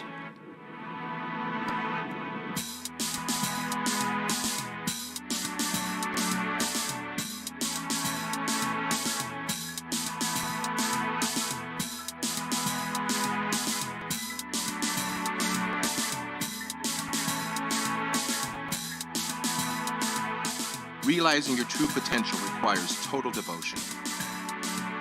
You must be prepared technically, physically, mentally, and make sure they are in balance. Achieving excellence depends on how much and how well you prepare. It all comes down to dedication. Luck will not make you a champion. Steady training contributes to accuracy and consistency. Trust yourself and work hard until you can convince yourself to reach your best. Though the journey for victory is long and difficult, it tells you who you are and what you can do. Victory elevates you to the next level. A will to win influences younger generations, delivering passion to the world.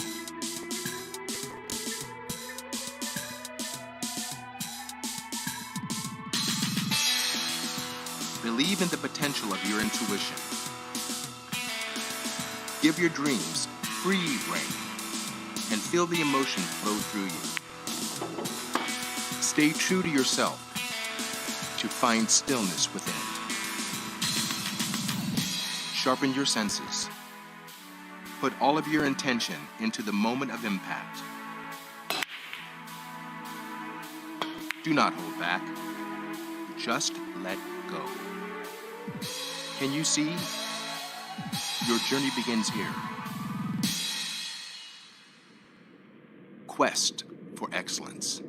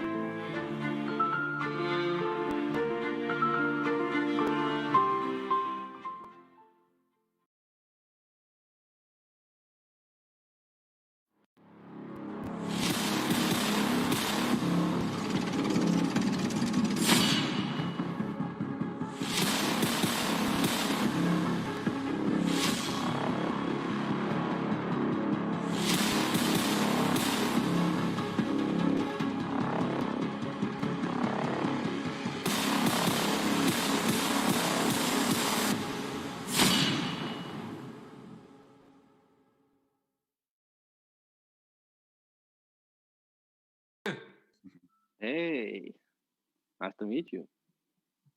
I'm a friend of Oinayuki. Oh, good. I'm looking forward to your this match. I think You're Fedor, rooting for this match? he's ready for it. He's excited for it. Oh, he's ready. Yeah, I'm ready too. We are back, of course. We have some good sportsmanship happening between the two players right here. I didn't want to cut that off. They're having some fun with each other, of course. This is going to be a matchup between Hideaki Arita and Fedor Gorst. Hideaki, you ready to go?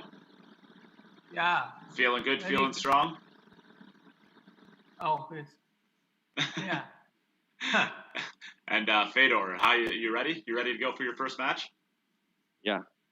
I see there's a lot of vodka behind you. Did you tap into any of those to get your Russian superpowers? Of course, it's 9 a.m. All right. Fedor, this is your first match, so we will give you the coin flip. Would you like to call heads or tails? Heads. Hey, Siri. Flip a coin. It's heads. It's heads. Would you like to go first or second, Fedor? First. All right. Fedor is going to lead it off. So, Hideaki, you are second. Okay? Good luck, Hideaki. Good luck you too. All right, let's go. All right, let's go. Good sportsmanship for both players. Of course, this is a very common thing with the Asian and European players. They usually always have extremely high levels of sportsmanship.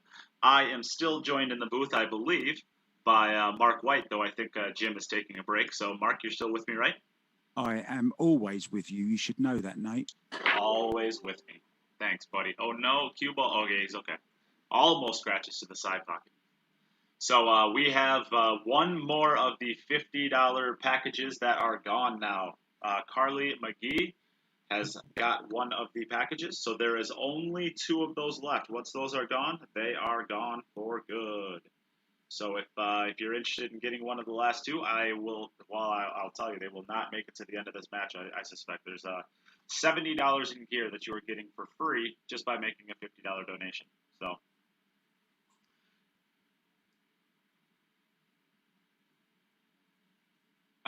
Yeah, if you're interested in getting one of those, I advise not waiting on them. You might miss out. Jessica Westbrook says, such a bromance.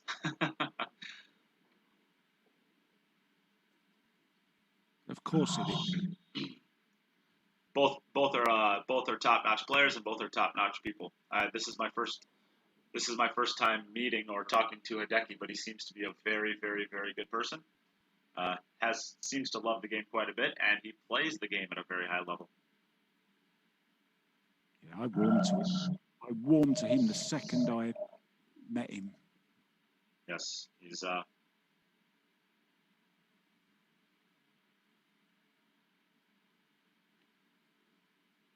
the world champion. I will have to add that to the stream, Ludacris. It'll be a good addition. Although Fedor will not be able to see it, so that'll be a bummer.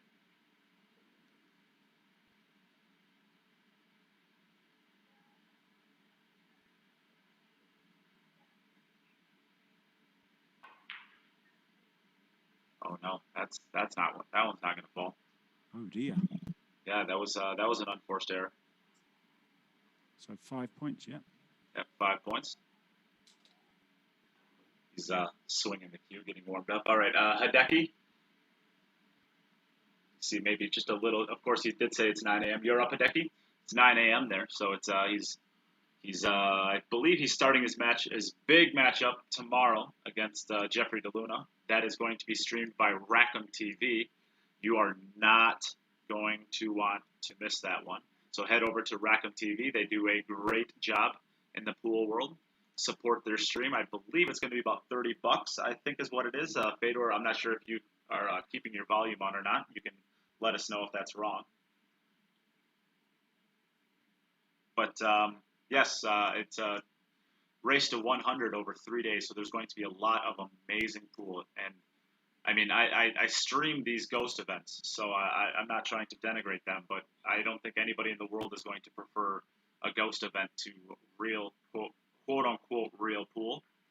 So I personally am really excited to watch some of that. Yeah, it's just something about it, isn't there? It's just the two guys entering the arena, they're there together.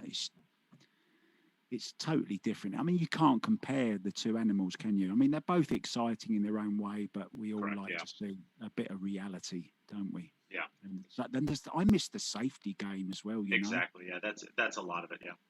So we have another one of the $50 packages gone. So there is only one $50 package left. So if you were interested in getting one, you're thinking about maybe getting one.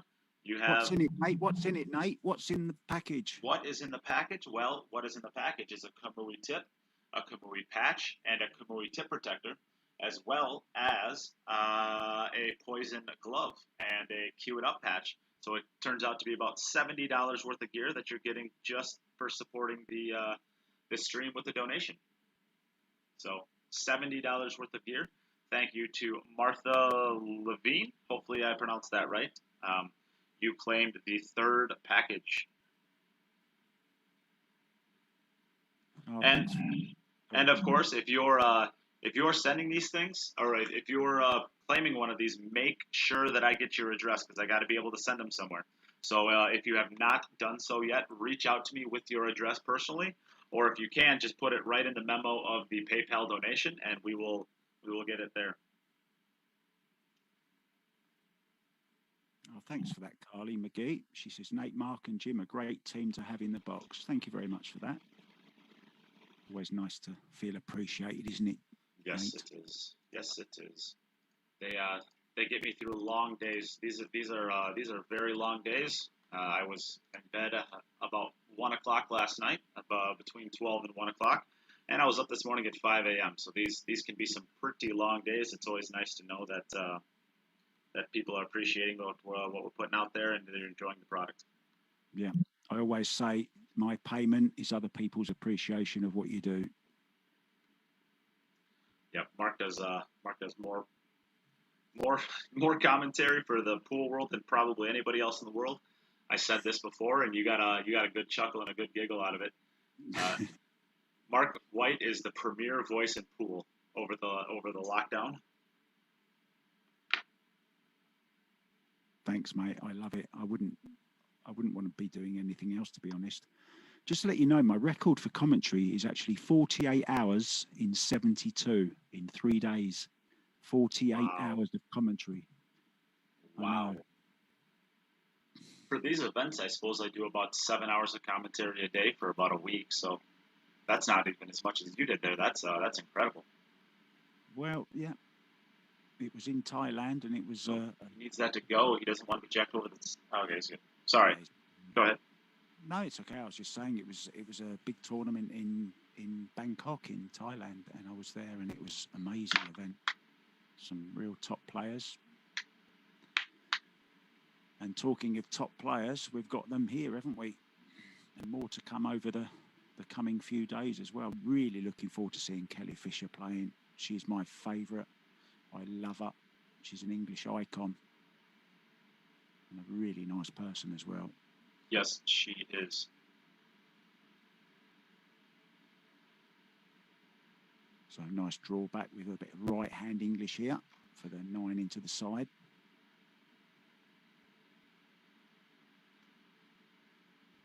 Let's get below the side pocket. Nicely done. Nicely done. Played it well. Now probably come across the face of the 10, play it in the right-hand corner. Oh, Jessica, it's a no-brainer. Pizza for sure. I do pizzas for money and I do pool for fun. Pizzas is a job. This is just easy, isn't it? It's just lovely. Best thing in the world. And a nice out there. So takes the lead then. Back over to Fedor. This is not Fedor's first rodeo. He knows he's ready to go. Don't need to tell him that it's his turn. He is ready to rock as always.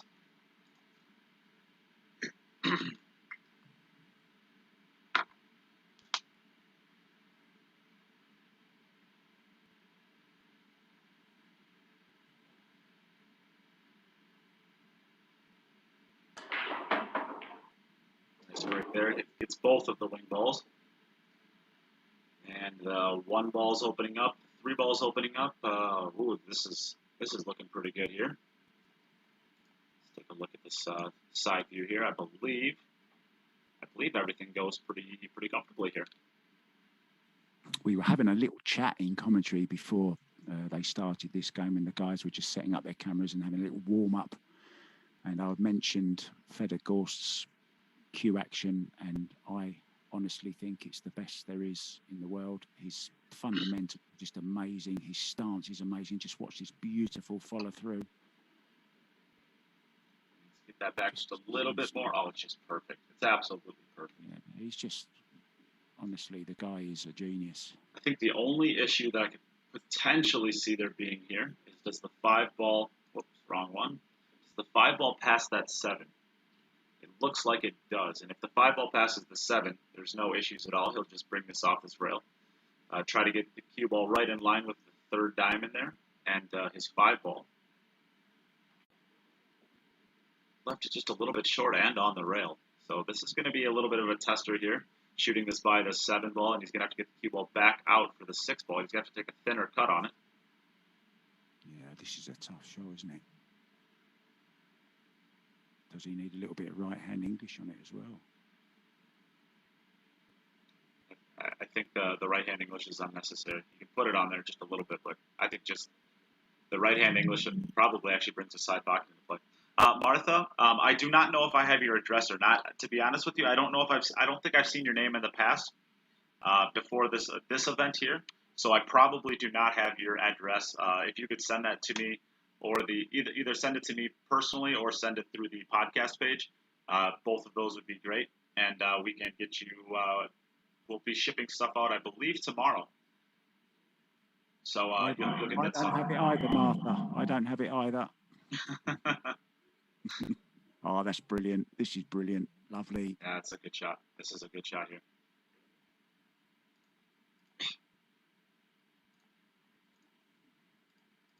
Hard to believe that this guy is still only just 20 years old.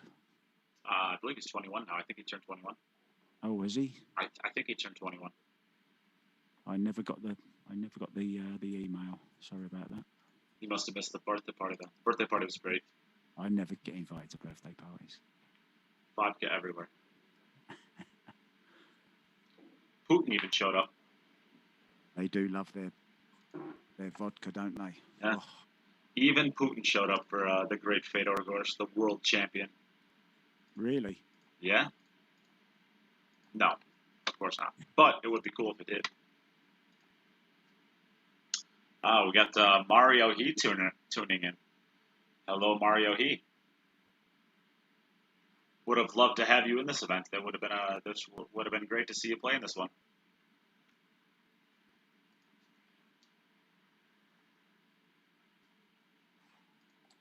So Hideaki breaking off, made at least 1, maybe 2. Yeah, 2 balls. And, well, it looks a lovely table, doesn't it? Yeah, it does. It does. No problems here. I think the 2 ball pretty easily passes the 5 ball there. Shouldn't be an issue there. So I'll probably wrap this 2 rails around that 8 ball, I would guess, coming straight in line with the 2 ball. I agree. I concur. And where does he go from there? The 5 ball, I guess? The 5 ball is right next to the 2 ball, so he just has to get pretty close to straight in the 2 ball. You don't have too much angle. Simple is better, so if you can just stop it off the 2 ball, that'd be ideal. Oh, this looks really good from here. It's easy, isn't it? Even I could run this wrap, I think. Just a stop shot on this ball, a stop shot on the next ball. Little high outside spin off the 6 ball to run towards the 7, and he's off to the races.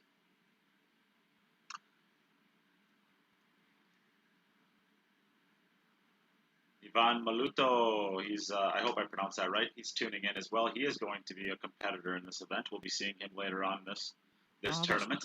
That's the guy I was talking about that you said you didn't know him. Ivan Maluto, great Filipino player, plays in Abu Dhabi in the Power Break Billiard Hall. I misunderstood your question then. I'm sorry. Yeah, he's a great player. Got an absolute monster break. Oh, yeah? Well, we're gonna get to see it. We will be we'll be seeing him in the coming days. Yeah, he plays in the same club as Jason Newgrid, who is the manager there. Yeah, Jason is a heck of a nice guy. I've been associating with him quite a bit on Facebook. He actually is sponsoring Ivan. So exactly right. yeah, he's a left-handed shot again. Switches back and forth quite a bit. Nicely done. A little bit straighter. Really entertaining, isn't he? This guy. A little bit straighter, maybe, than he wants. I think he's going to have to really force this one to get to that side cushion and back out now. Could run it in. Could run it round 2 rails. Play the 8 in the side, maybe off the 9. No. I think if you go forward, you probably connect the 3rd rail and play the 8 ball to the top right. Personally. Okay. Yeah, played it well. Yeah, Martha, I saw you sent. Sorry, Mark. I see you sent it on Instagram. I got it. Thank you. Go ahead, Mark. No, I was just saying he stroked that so smoothly, and just a little tip for players: that the smoother you stroke, the more action you get. The harder you hit, the more horrible it looks. Yes, it's a properly placed tip on the cue ball on a strike is going to do a lot more for getting your action out of your ball than if you hit it harder. Absolutely right. Really, really practice on just hitting a properly executed shot and a perfect, hit the exact spot you want to hit on the tip placement on the cue ball, and that's going to go a lot longer of a distance in getting you where you need to be. All right, so back over to Fedor. Hideaki completes his 2nd rack. Yeah. 2 and 20. Fedor 1 and 15 at the moment. Yeah, and on a very, very uncharacteristic miss from Fedor. It's a pretty simple shot that I think he just took a little bit for granted. Shot it a little bit faster maybe than he was comfortable with and hung the ball. He's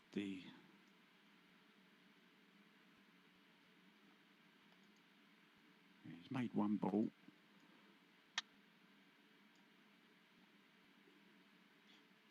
Lovely table he's playing on there. And we got Wojtek Szewczak. Hey, how you doing? Who's that? In the chat. Who's? I never heard of him. Who's that? You've never heard of him? No. Who's that? He's joking. You're joking me, right? I probably just said his name really wrong. Wojtek Szewczak? No, he. No, funny stories. Of course, Wojtek and I would say we've developed a pretty good friendship. He's a really, really, really class act guy. One of the best ambassadors for pool, I would say, in the industry. I mean, he really is a great human being as well as a great pool player. And he sends me a message yesterday after Conrad had won the pool, and he's like, "I'm really sad now, Nate. I feel like Conrad's going to be your favorite pole." And he has like this little sad face. Like, don't worry, Wojtek. You're still my favorite Polish person. He was all sad. Yeah, Jack Nicklaus used to say, "Swing easy to hit hard." I like that. Hey, little Chris is in with the puns already. Can we get a voice check, Wojtek?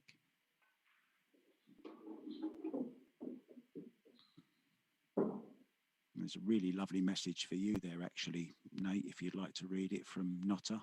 It's a really nice message, actually. Oh, wow. Yes, it is. Your comments, like the missing training hours we are not able to have due to the lockdown, definitions, options, players carrying their own special style, all served with humor and arguments. Extra arguments, usually. Precious, thank you guys so much. Absolutely not. We're happy that you hang around, you share the streams. You're a top fan now, so we really appreciate the support that you do to, I guess, keep us doing these things. It's nice to know that we have an audience for this. I know you're obviously you started podcasting that, Nate, and I'd just like to say that I'd love to get involved in your podcast more. I mean, I feel that I could maybe add something and get involved. I'd love to do that. You know, I love to talk. Well, that's a thing. That's why I started one, because I never shut up. And and we have 2 and 20. I need to keep updated with the score sheet. I'm over here reading all this praise and getting caught up. 2 and 20 and 3. Sometimes forget that I actually have to do my job. We have Hideaki at 2 and 20 and Fedor at 2 and 25. Exactly. Yep. Yeah, these make for long days, of course, when you're playing a round robin with 6 matches. So you can't always just talk pool. You got to find ways of making it interesting. Well, I'm sure there's some people that would prefer just pool all the time, but you know, as the commentary, we can't just talk pool the whole time. We got to keep ourselves a little entertained too. So you guys can tune in and out, of course, whenever you want. We have to be here the whole time, so we do a little bit of things to entertain ourselves, whether it's yelling at each other and arguing over stupid things, or Singing. Singing. Don't forget, we're going to still have that to come. Jim and I are going to do a duet. I know he thinks he's not going to, but he is going to. We're going to talk him into it. Neil Soloway says Mark would be great with your podcast. Well, we will find a way to get you involved somehow. I think that's a great idea. Thank you so much. Anytime, and I mean that, any time of the day, night, I'm here 25/8. I mean 24/7.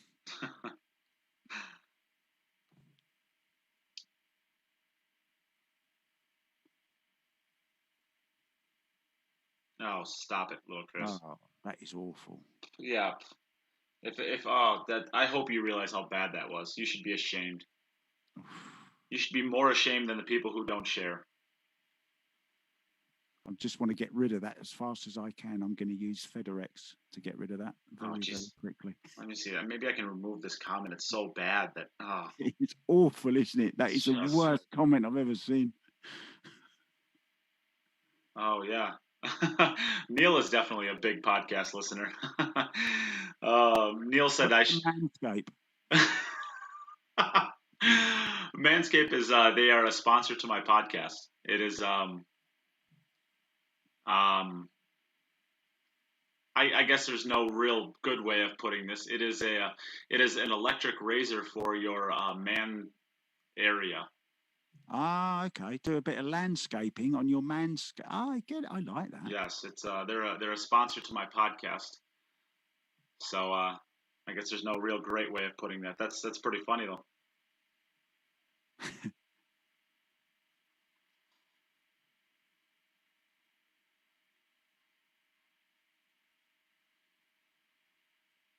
Yeah, identical to the last rack, wasn't it? That's 7. This time he could just run it into the come out for the 8 into the side.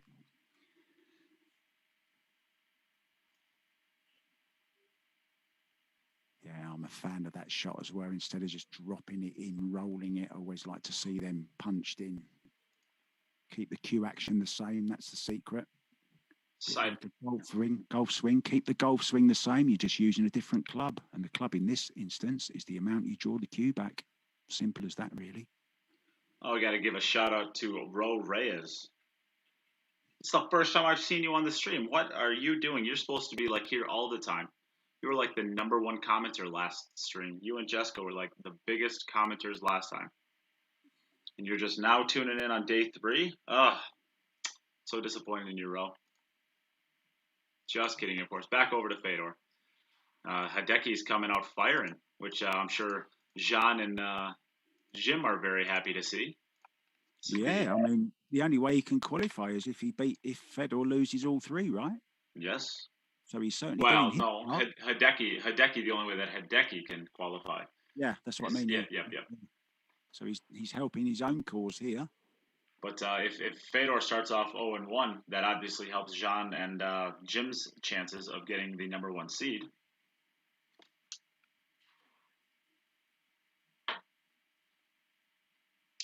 Carly's telling me to be careful. I'm merely describing the product. I am not talking any specifics. No specifics. I personally use the Manscaped for my beard. I actually shave my face with it. And only my face with it, I should say. I don't... well, all right, never mind. We'll Can we go back to the pool, please? Yeah.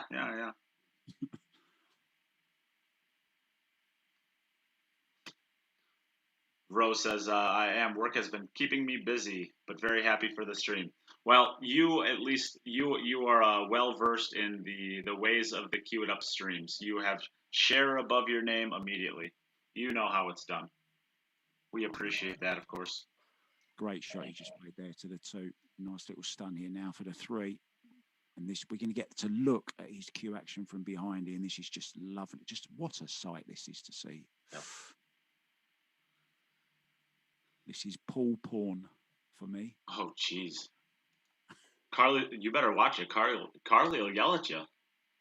She's keeping everybody in line. Oh, Rose even wearing my Queue It Up hoodie. That's awesome. Of course. Just the way he strokes with such ease and drops that elbow, gets maximum follow through, minimum effort, and maximum reaction on the cue ball. Just gorgeous to watch. Really, really is. Oh, that's a great shot. Doesn't want to get too straight in. Oh, I think he is a little straight in here. I think we're going to get to see a big stroke out of him. Either he's gonna put a big stroke on this one, or he's going to end up taking a long 6 ball. That's a good stroke. Beautiful shot. But again, he might be a little bit straight in again. We might get to see another big stroke. Yeah, I think won't be coming back too far off this one, Nate. Just a stop shot, I think. He doesn't want to be too thin on the 7 ball. I mean, so he probably doesn't want to pull it back too far. Maybe 6 or 7 inches. Watch this elbow drop. Beautiful. Runs it through. Nicely done. Such confidence.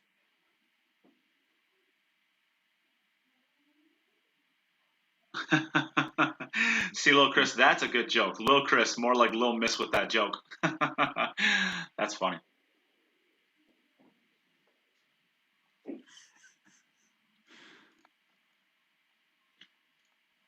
Thanks, Ro.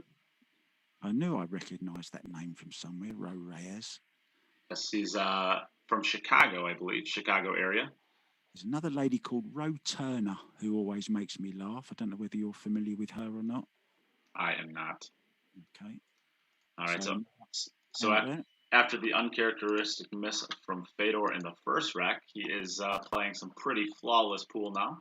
He has gone 3 for 3 cents. Unfortunately for him, Hideaki Arita is 3 for 3 with a rack in hand. So Arita is playing very well thus far. And that's a miss on the 5 ball with the way Arita is playing might be the difference in this match. But there's still plenty of match to be had.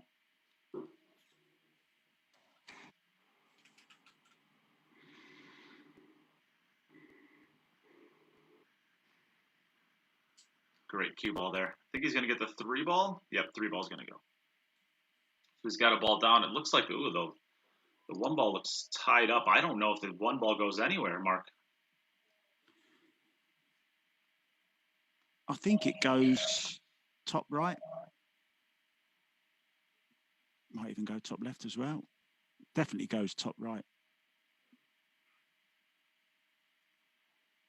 I think I'm not sure that it goes top right either, buddy. Of course, I'm not sure if it does. It looks really close to that 7 ball. If we had a perfectly side view, we'd be able to see. But he's got kind of this hybrid one. I'm not sure that it goes. And look at the 5 ball too. The 5 ball does. Let's see. Take a look at here. The 5 ball does not go either. So this is going to be a really difficult out if he's able to make it. I think what he's going to play here is he's going to cut this 1 ball and he's going to come 2 rails and knock the 6 and the 5 out. Yeah, I don't like that shot. I think unless this 1 ball goes easily, I think you need to put 100% effort into the shot. I think you can get on. I think you can break out the 5 ball pretty easily from the 4 ball and basically shoot the same shot. I like just really making sure that. Watch this. He's gone for it. Missed it. Didn't get into the cue ball enough, but he's got a lucky kiss on the 10 maybe. Oh, it's held it. Now he can play it. I just don't like that shot there. You have to force that angle so much to get that draw to get over to those two balls. The 4 ball is just going to be such a more natural breakout opportunity, and you're pushing the 5 ball to the center of the table if you come 2 rails underneath it. I think the chance of you getting a shot off of that breakout is pretty high. I like breaking it off the 4 personally a lot more. Yeah, I think you're the what's the word? I think Oh my goodness gracious. I don't care if you're a world champion or not, Fedor. You do not comment on my stream without having share badge above your name. You're going to get shamed. In fact, you're losing an inning. So Fedor is now at... Oh, what a great shot. And he's played my shot there, Nate. I'm sorry. Oh, what a shot. I'm claiming that one. That is a great one. Yeah, actually, Fedor, you should be concentrating on your game and not getting involved in the stream. Well, yeah, especially now because you're losing 1 rack, so you're only at 2 now. Because you didn't share the stream, you are going down 1 rack. You now have ran 2.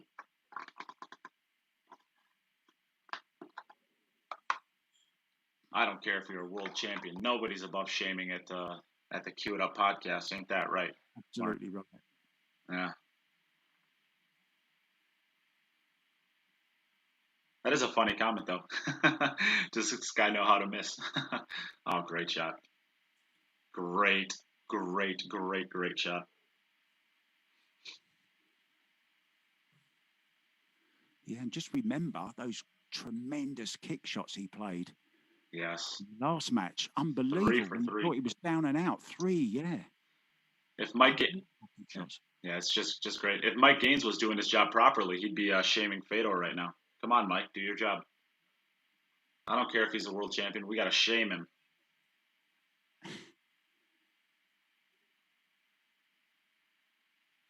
Mike says that's a shark move. Is it still a shark move if it's virtual in a comment section? I guess it is if Fedor's gotten involved in it.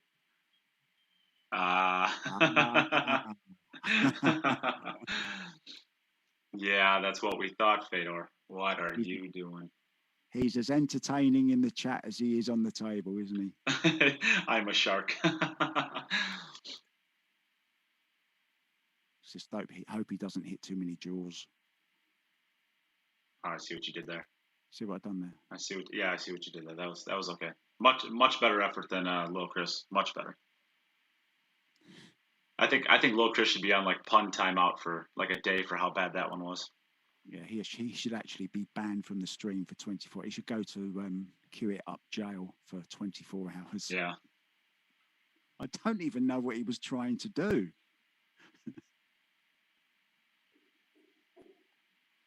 Beautifully done. Back over to Fedor. He took a short break from his commenting to be able to play 1 more rack for us.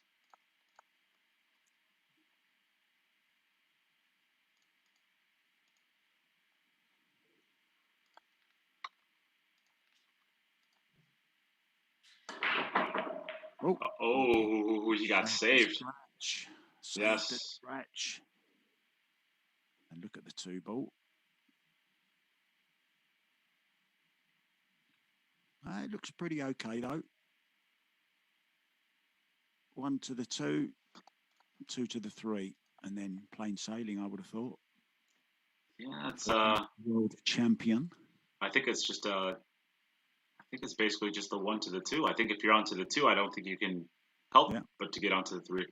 No. So I think I like 2 rails here coming in line with the 2 ball. Have you ever wondered what it must feel like to be the best in the world at something? Oh, that couldn't have gone worse, could it? It's absolutely plumb straight, that is. Imagine that being able to be a claim that you are the best at something in the world. I think. Well, I mean, I guess I don't know. I don't know of any. I suppose I could probably make a claim for the, at least by viewership, the best pool podcast in the world. Does that count?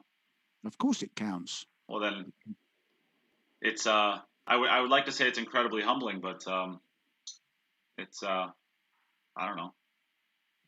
That's why I want to get involved. I only want to be involved with the best.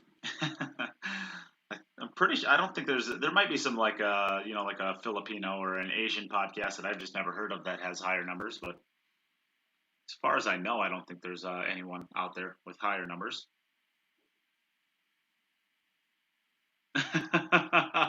I love it. He's getting into the swing of this shaming, isn't he? Yes, he is. Just because I can't pronounce your name doesn't mean you aren't exempt from sharing.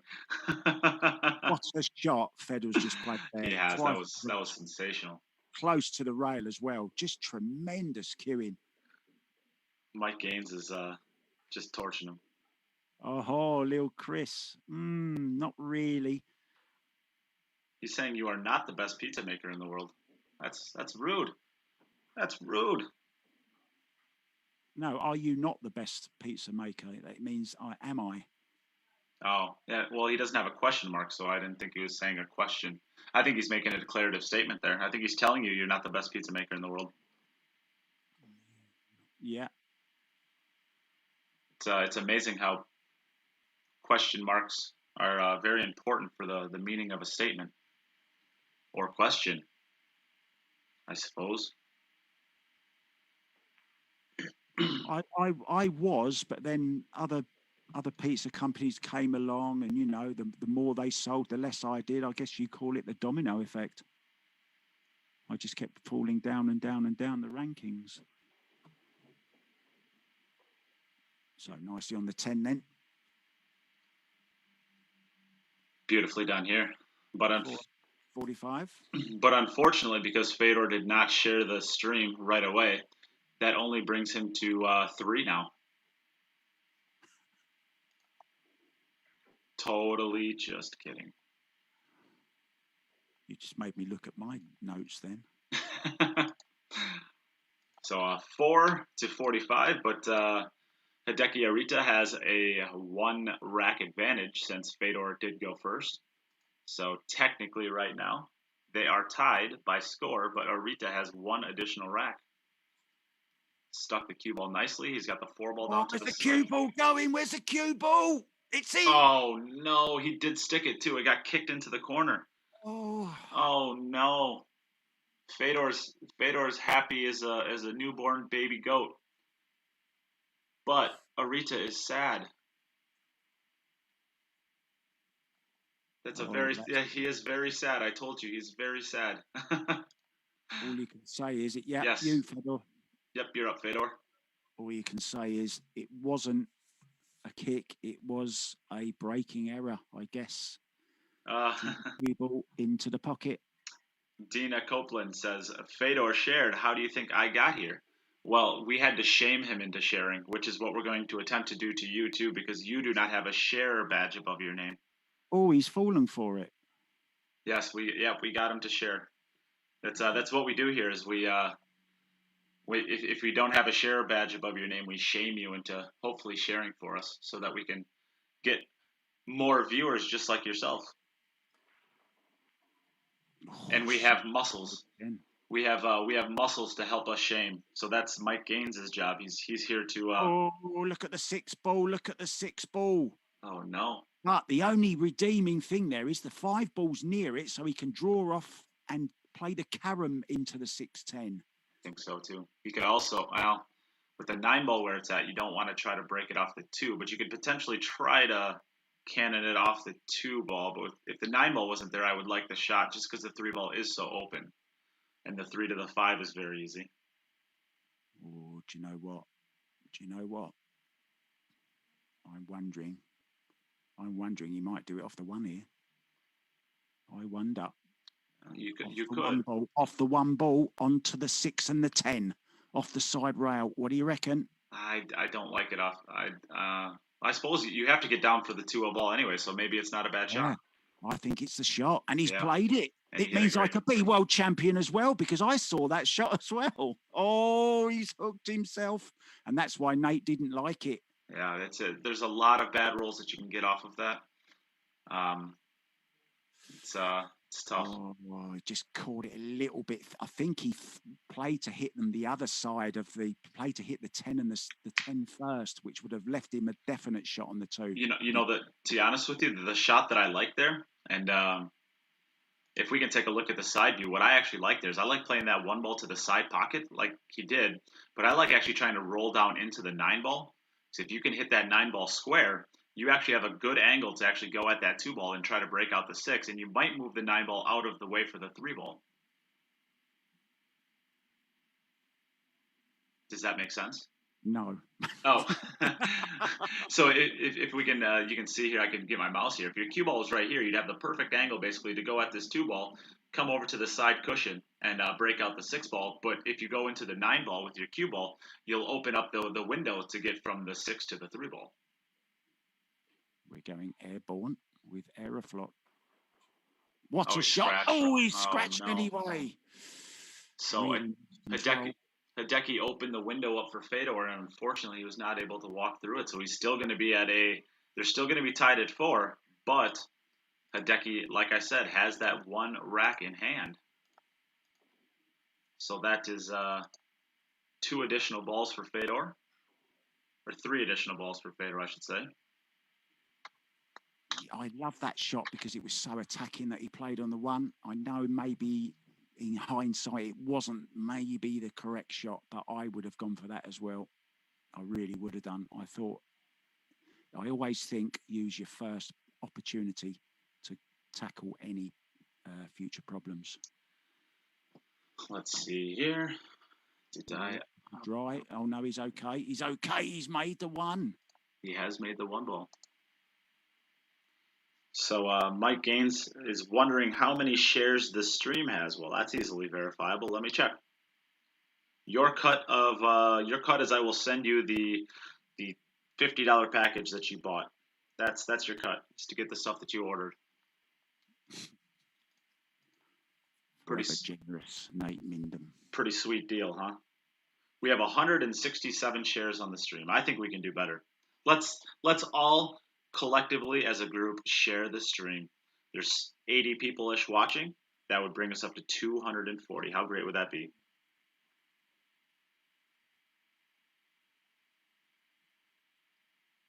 I've just done it. What a guy. What a guy. What a guy.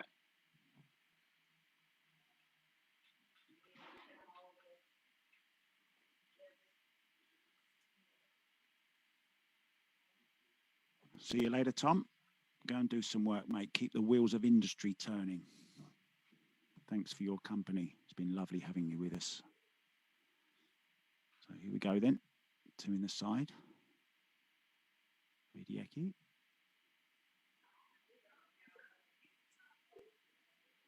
It's a bit of right-hand English. Yeah, we got 26 people on YouTube as well, so not too bad. Of course, I do not have much of a YouTube presence, so that's why it's a little bit lower over there. But it's cool to know that we're starting to get a little bit bigger of a YouTube presence. That's pretty cool.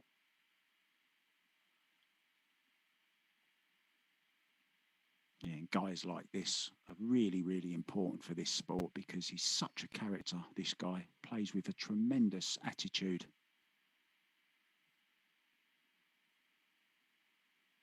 A little bit.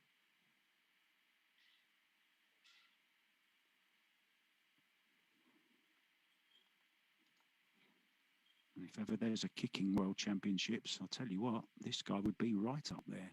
He might be the open bid in the Calcutta. Yeah.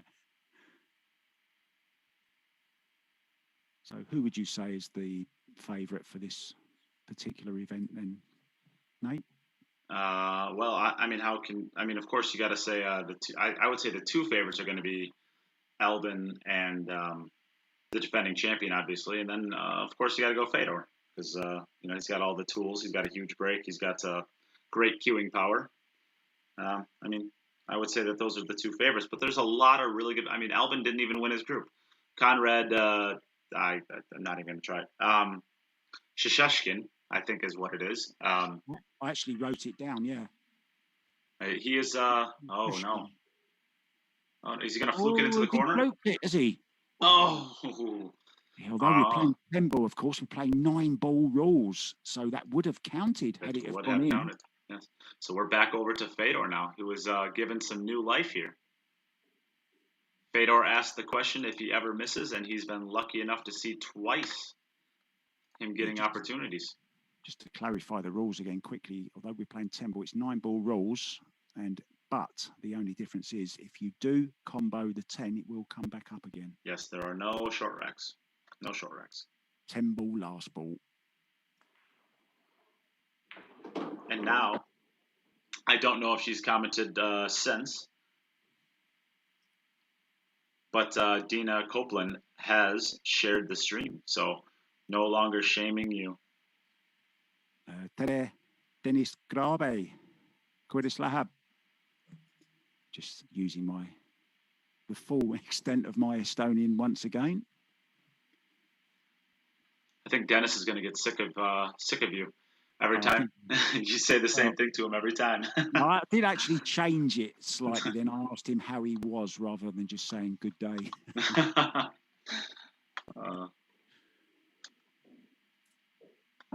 Come on, I was there 8 years. I should know a little bit. Natukana. Actually, there's a big Estonian presence in the United States as well.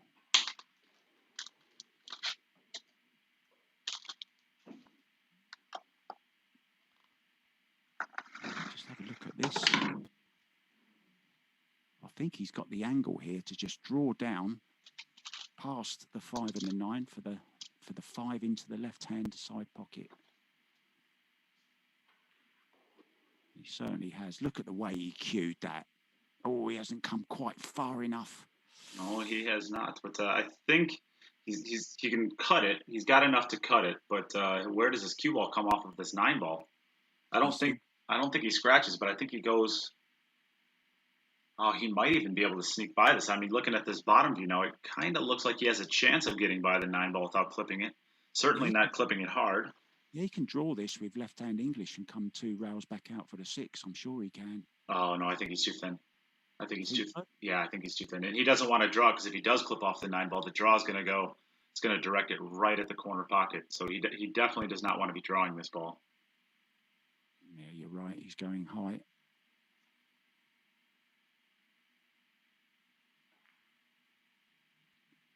Great shot. Whoa, where's the 9 ball? Oh! He's got the cross on it. I think he can still cross it. Yeah. Slightly unfortunate there. Just that half a roll cost him an easy shot. Now it's turned into a missable one. Yes, it is. Yes, it is, Mark. Yeah, he's looking at the bank, isn't he? And on top of that, with how hard he's going to have to hit this in the location of the 7 ball, I don't think he can feather this ball. I don't think he wants to try to take the chance of feathering it to try to hold this cue ball for the 7 ball. I think he's almost has to just let this one rip and try to get down table and back up and then down again. He might. It'd be real tough to feather this 4 rails and hold it for the 7. But that's what he's trying to do. He's done it much too much. It's a long way. Yeah. So, none and 6 there. All right, so back over to Hideaki. He did hold it well, though. I mean, he just barely got that 4 ball to the rail. Yeah, and he hit it way too thin as well. So really grabbed hold of the cue ball there, didn't he? Yeah. So it's that one would have been real tough. That would have been really tough.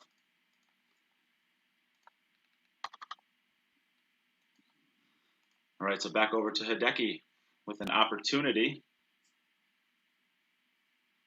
now to take the lead going into the last, and he's got the 1 ball down.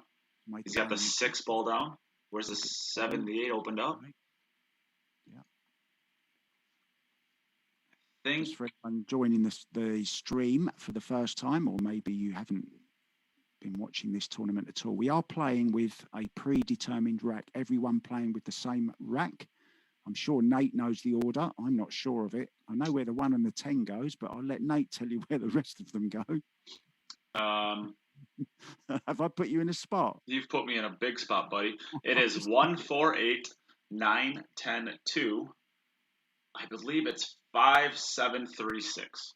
So every single rack reading from left to right is 1, 4, 8, 9, 10, 2, 5736. It has to be racked that way every single time. If it is not racked that way every single time, it is an automatic 0 points for the rack. That is being strictly enforced, no warnings. The players have known that one for a long time, and yep, it is their responsibility to make sure that the balls are racked that way. We have not had anybody make the mistake yet of racking them in the wrong way, or we have at least not caught them. So if they have, they've gotten away with it thus far. But these things are verifiable. So if we find out that you get a 0, but we find out later on that the balls are in the wrong order, and we can go back there and verify it, you will be switched from a 1 to that rack to a 0.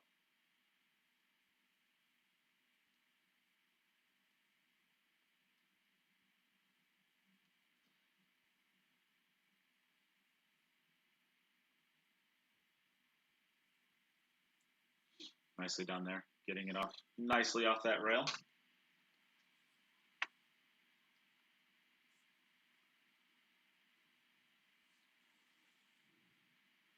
Is that a rabbit playing pool on his back?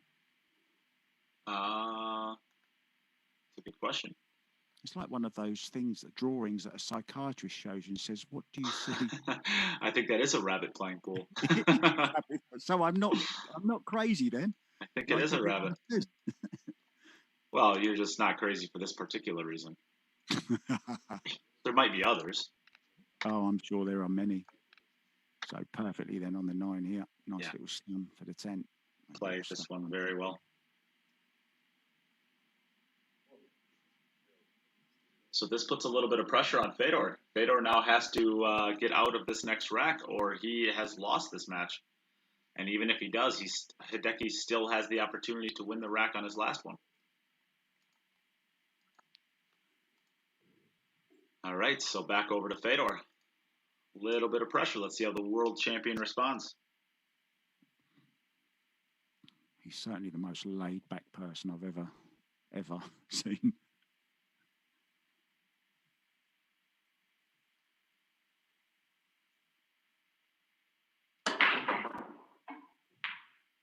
Oh, is this dry? Oh, it's a 7. No. Where's the 6 ball? Is the 6 ball going to make it? No, it's not. It's dry. Oh, so that's a terrible way to end for Fedor. Yeah. So that means that Hideaki is going to win this match. Now, this becomes extremely important for Hideaki because he is not statistically eliminated, even though right now he has an 0-2 record. So we're back over to Hideaki for his last opportunity. He is not statistically eliminated from playoff contention.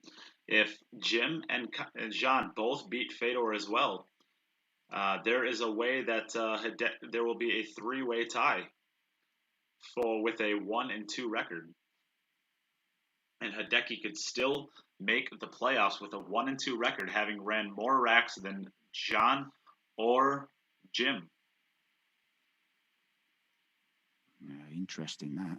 And as of right now, he has ran 8 racks coming into this match and 5 currently. So that puts him at a total of 13 racks. He could get to 14. Oh, we've had another pun. Oh, that's a tough one too. It's slightly better than Lil Chris's, but not a lot. Rita closes the feed door on Gorst. I'd like that. That's all right. Yeah, that's fine. That gets a thumbs up from me. And I'm just wondering, I reckon that rabbit on the back of Hideki's shirt, I bet he's good at jumping. What do you reckon? Well, with how well he kicks, I don't think he's ever jumped. Why would you ever jump when you kick as well as he does? Absolutely. So maybe it's a kicking rabbit. It looks to me that this 3-ball is a pretty easy combination onto the 8-ball, although that's the 6-ball down table, so we're going to get to see a 3-8 combination here, I believe. The 6-ball to the 7-ball is going to be very difficult. Okay, so that must be the 2-ball down table, obviously. Okay, it looked like the 6-ball, but it is the 2-ball. And he needs it a little bit further, and he needs it a little bit further because he has to be able to get back for the 3-ball. Is the 3-ball? It's a little tough to tell if the 3-ball passes between the 5 and the 7. I think it does. If he was able to get to the left side of the table, or I guess the top left, as we're looking at this view. Let's take a look at the angle he has on this 2-ball. Well, let's take a look at it once he's moved. We can take a good look at his pool shooting rabbit. Nice, so he's a little bit straight in on it. I think he can force follow this through though and get to the left side of the table for the 3-8 combination. Doesn't look too difficult. It looked like he was kind of eyeing up a bank there. I can't imagine he's ever going to settle for a bank out of this. Maybe he can draw to the right if it goes in between the. Oh wow, I don't like this. He's drawing off it for the. Yeah, I think he's probably going to bank the 3-ball and try to play the carom on the 8-ball. But I don't. I don't think that. It's okay. You can play it. You don't have to nominate. Yeah, you don't have to call. No call. No call. Yeah. I just I don't like this shot. The carom is not that hard. It's not that hard, but you know, if you draw over perfectly, you could end up following your cue ball right through the 8-ball, and even still, there's I mean, where's the 3-ball going to end up? In the pocket, hopefully. Yeah, I mean, if it doesn't, he's in a lot of trouble. Yeah. Or he could be. Could double it up and down. He's got both. He's got both of them. Oh wow, what a shot! Both. But he's still not out of the woods yet. He's still pretty tough here. It looks like he's pretty straight in the 5-ball, a little hampered by the 6-ball, and he's got to get back up for that 6-ball. So even he was able to make both balls, and it was a great shot. But just because you make the shot does not mean that it was the right shot, because now he's going to have to make another excellent shot to be able to get to the 6-ball. Well, you're so demanding, Nate. I'm glad you're not the coach. Well, I think he's just got to drop this in and leave the bank on the 6, I think, into the side. I think that's all he can do. Yeah. I've just thought of a very clever pun, but I think it's too clever that no one will get it, apart from myself.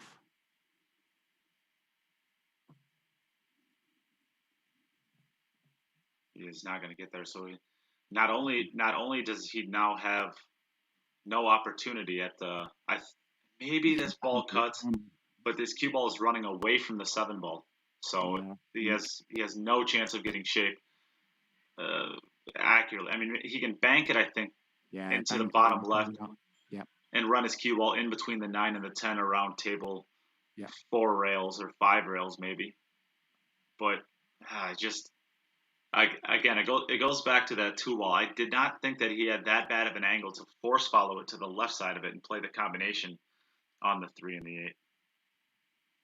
I still think that was the right shot.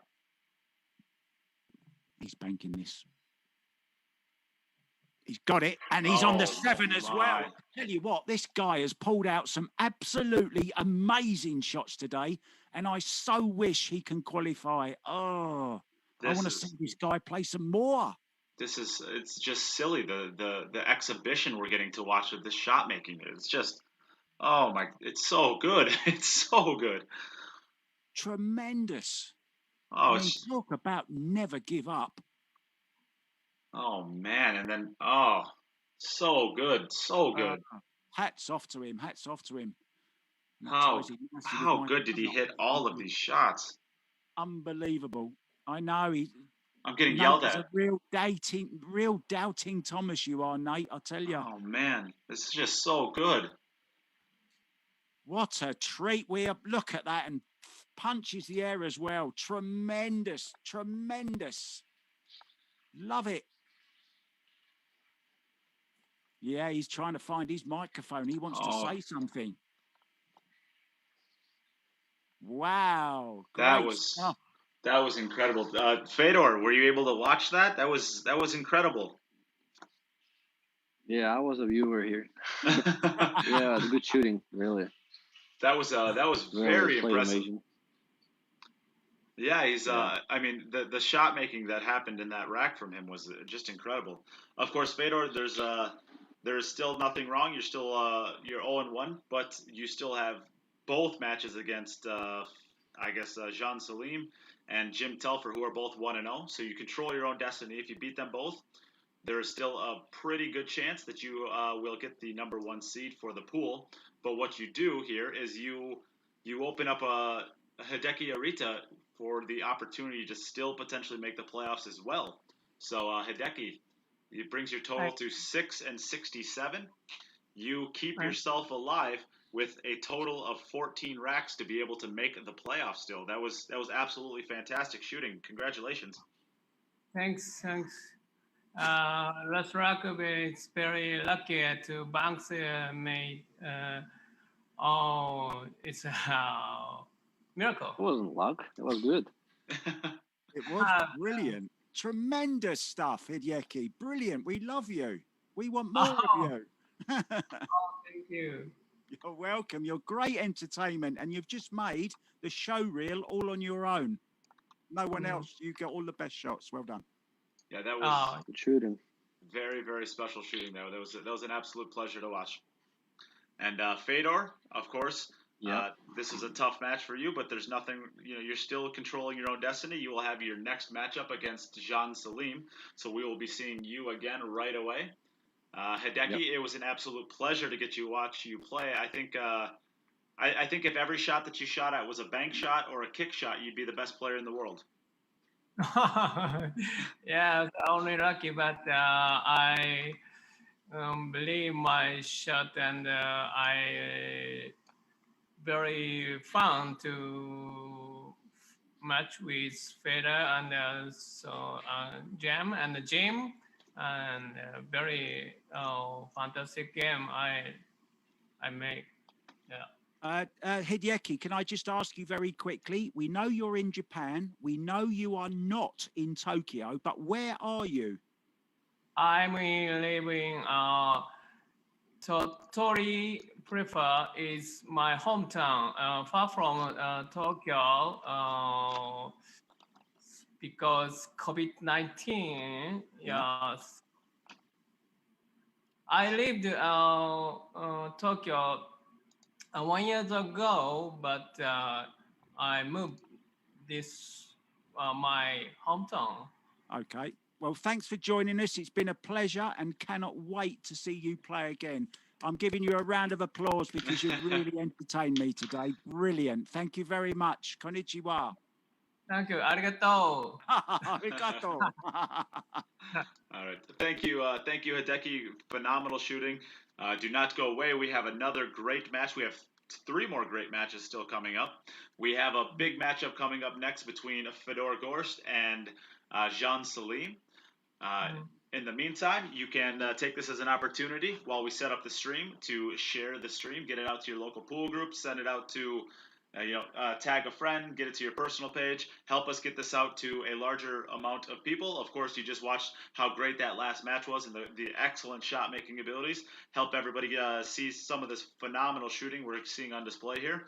And if you would like to get a donation into the stream, we still have one $50 package left that consists of a $30 Roku chalk from Kamui, a poison glove, a Kamui tip protector, a set of tip protectors, and a Kamui patch, and a Kamui sticker, and a queued up patch. All of that's valued at about $70. You get that just for making a $50 donation. So this is going to be probably the only day we do packages like this. So if you would like a $50 package and get over $70 worth of gear, you can donate in any of the ways in the pinned comment. And of course, not only do you get that gear, you also get entered into a drawing to win a $250 poison jump break cue, as well as you get entered into a drawing for a $1,500 Jacoby custom cue. All of that stuff can be won. We will be doing the drawing tomorrow night or Saturday morning, probably Saturday morning, at about 6 a.m. my time, so pretty early. But yep, you can do that if you would like, and if not, just please share the stream. Help us get it out there to more people. It's the easiest way to support what we're doing here if you appreciate the content and you're not financially able to support it. So thank you to everybody. We'll be back in just a second with our next matchup, Fedor versus Can Salim.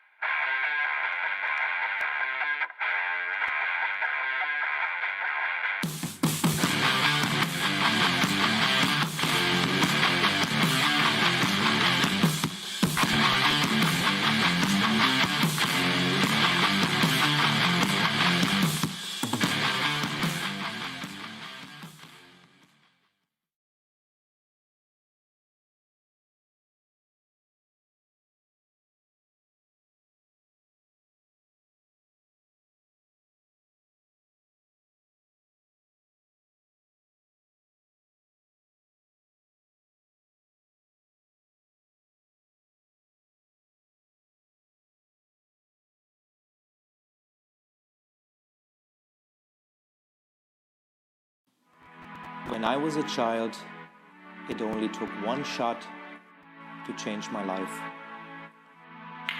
I wanted to be the best. Looking back, my journey started from that moment.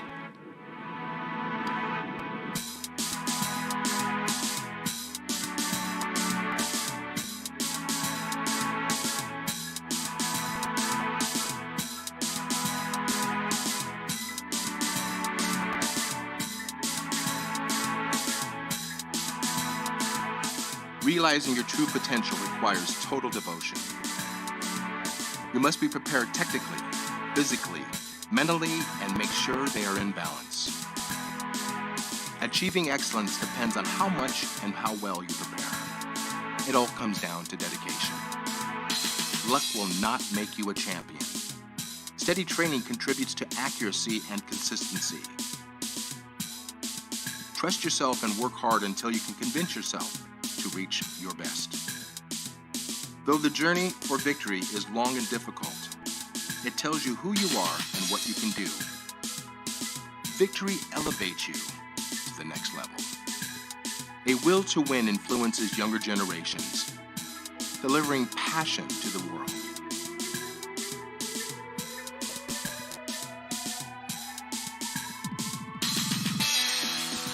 Believe in the potential of your intuition. Give your dreams free rein and feel the emotion flow through you. Stay true to yourself to find stillness within. Sharpen your senses. Put all of your intention into the moment of impact. Do not hold back. Just let go. Can you see? Your journey begins here. Quest for excellence.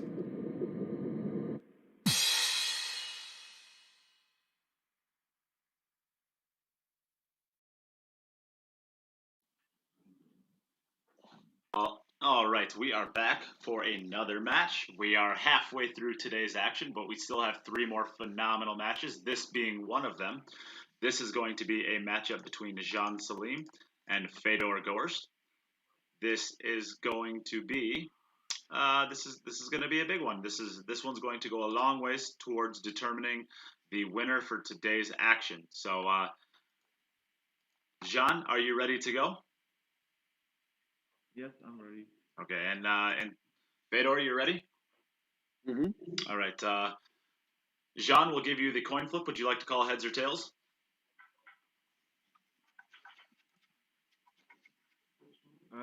Head. Hey Siri, flip a coin. It's heads this time. It is heads. Would you like to go first or second? I like to go first. First, all right. So Can Salim is up first. All right, good match, Fedor. Good luck. The customary good sportsmanship from both players. I think I'm still joined in the booth by Mark White, although he did step away for a second, so I'm not sure if he's back just yet. Sounds like he is not. No problem.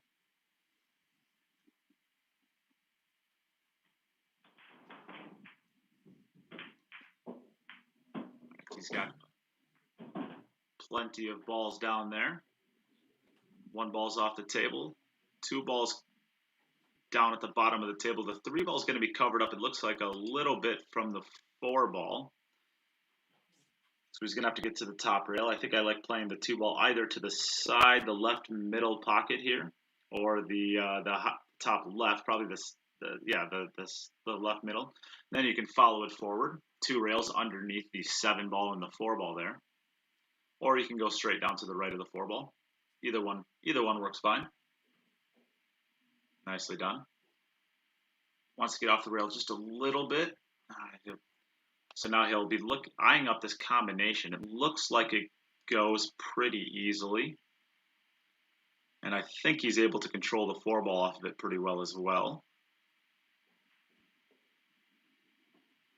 And he gave himself a little bit of a back cut on it. That's not on accident. that is going to allow him to get his cue ball away from the combination. So his cue ball will come over to this bottom cushion and back out so that he's able to get his shot on the 4-ball.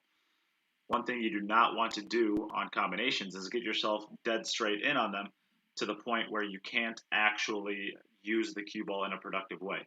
You need to be able to get a shot on your ball, and usually angle to go towards a rail and back out is the best option. Now we had, before we went into break, we talked about the $50 package that was available. The last spot was taken for that. So thank you to Eric Croft. You got the last $50 package that had $70 worth of gear in it.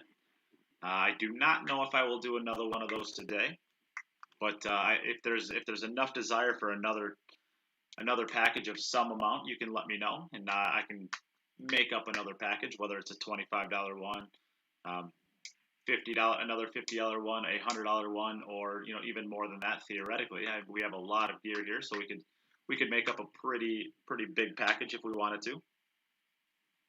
So do another one. Go on, Nate. Do another one. You guys out there can let me know if you want another one done, or I could just make one up. I don't know. We'll take a little bit. We'll take just a couple seconds here and see if there's another desire for one. If people want these done, these are probably going to be the only days that we do these packages. Maybe we'll do some more, but we give away a lot of gear on these. I mean, you're getting some pretty high amount of gear for the amount of money you're putting into it, which we're happy to do, of course. But there's only so much gear to go around, so this will probably be the only day we do this. Can Salim starts out very nicely there with a strong run up. We'll mute him there. So nicely done, Can Salim. Over to Fedor for his first opportunity at the table now.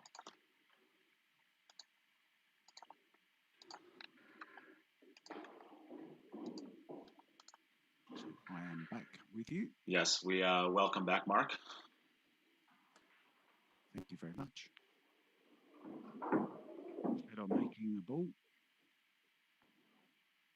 Making 3 balls, in fact.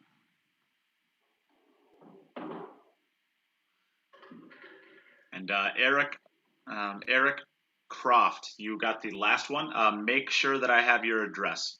So reach out to me personally or reach out to the podcast page if you have not done so already, and make sure that we get your address so that we know where to ship your package to. We're going to have that. Thank you very much for that.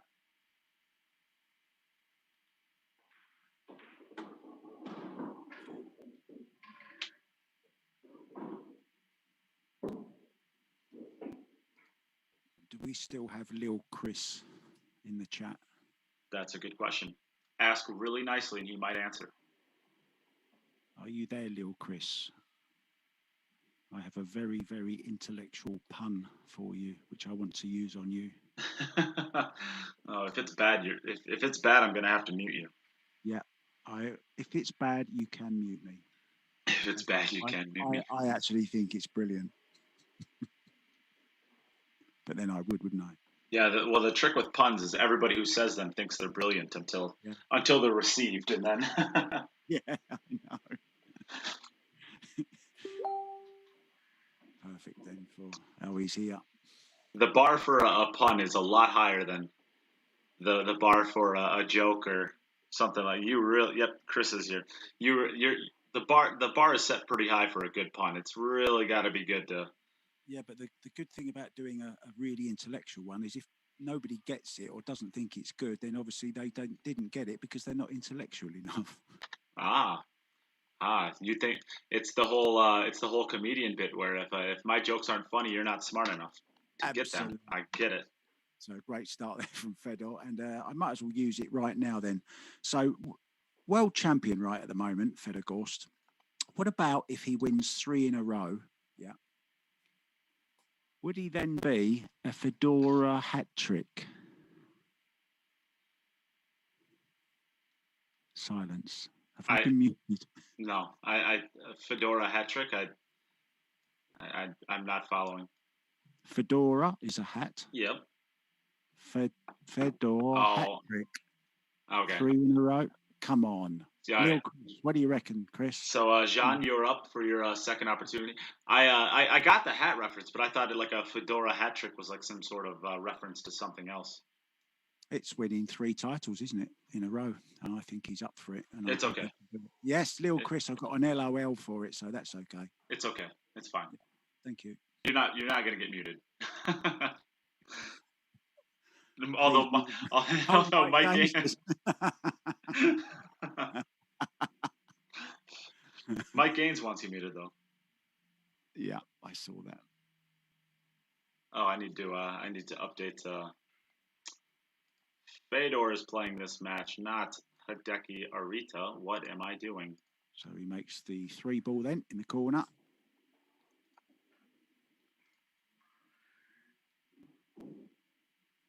Thanks, little Chris, for helping Nate out there. Well, I got both references. I just thought there was like a deeper meaning to than just a hat. You said it was very intellectual, so I mean, a hat and a hat trick isn't super intellectual, so I thought I had to look deeper into it. Well, I was just judging the people actually on the... Oh, jeez, Mark! Wow, Mark! Holy buckets! They know I'm serious. I mean, joking. These are the fans to the podcast you're talking about. What are you doing? Oh, so rude. Come on, they know I'm joking. I know. Maybe. Hopefully. Oh, that's a nice shot. Lovely draw off the side rail. Perfect on the 4. Slide this down the rail. Guaranteed to be on the 5.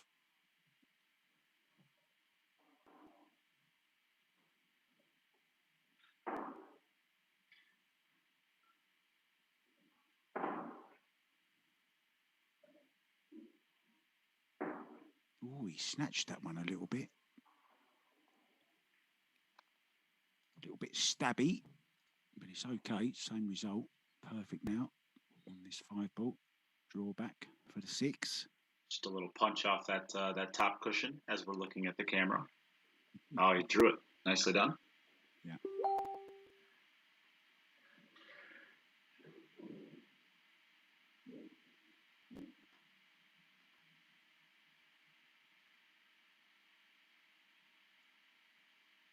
We've seen some great stuff here, aren't we, today? And Nate, how good was that fella? Oh, brilliant, wasn't he? Yes. Hideaki. He was very entertaining. Very entertaining player. Just great to have characters like that, isn't it, in the game? Yes, a true gentleman. Just his love for the game shone through, didn't it? In every aspect of his, every aspect. Just loved it, didn't he? Yes, he did. He was happy to be a part of the match, and he was happy to play against Fedor. He was happy to just play great pool and put it on full display. Very humble. So back over to Fedor.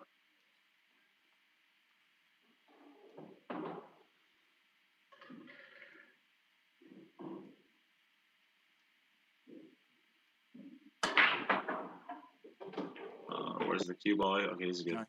Got kicked. He's okay. Oh, where's the 2 ball though? Look at the 2 ball. Yeah, he needs to get dead on that, doesn't he? Yes. Of course. The bank is on. Too difficult to bank, but not easy to get to the 3. So, ball over on the rail here. He needs. Yeah, he would like to be able to hit the rail in the 7. Hit the rail and come up into the 7 ball to hold his cue ball for the 2 ball there, but it's really thin coming into that angle. It's not gonna be easy. Yeah, I think he needs to just get plumb on this there. Exactly. Don't worry about playing any caroms. Stick yourself on that rail. Good morning, afternoon, and evening, everybody. Oh, wow. You need to turn your volume down, pal. You need to turn your volume down. I think that's little Chris. That is little Chris. He hasn't got a little voice, has he? He's very big, no, Chris. Yeah, he's. I think he's swallowing his microphone is what he's doing. You would call him loud Chris, not little Chris. All right, let's see what we got here. How you, Lil Chris? Doing well. Let me check my audio here. Well, while you check your audio, I'm going to check my eardrums. Oh, look at that. Played your shot to perfection. What a great shot that is. Beautiful. Of course, easy with ball in hand, but still a great shot. That shot is never easy to execute, though. That is, he hit that one about as good as he could have. Yeah. And now he's absolutely perfect. Got the angle. Is this a little bit better? Not really. It's a little better, but it's not anywhere close to being good yet. About 50% of what your volume is right now, if you can change it. If not, you're going to have to talk pretty gently. Okay, what about now? Nope.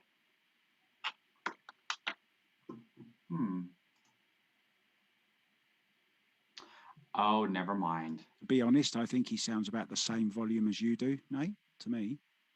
Well, I should sound fine now. That's much better. Oh, that's better. That's much better. Yeah. Oh, look at this as well. I will turn my volume down a little, though. I have a mixer, so I can do that very easily. Yep. It's fun. It's fun to slide the little knobs anyways.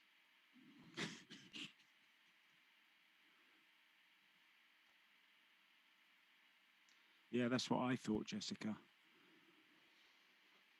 So it needs to judge the pace of this more than anything. Oh, slower. It's just about perfect. That's okay. Oh, I suppose I asked anybody if they wanted me to put together another package, and then I haven't even been looking at the comments. Has anybody said anything about it?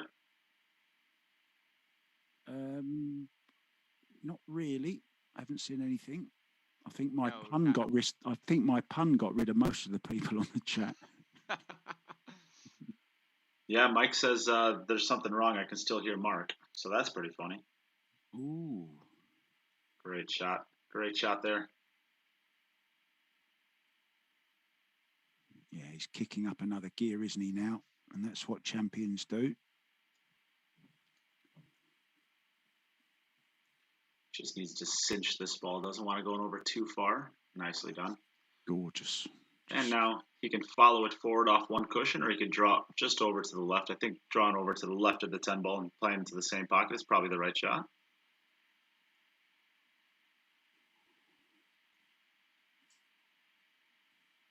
Big wide stance he has. Nicely done.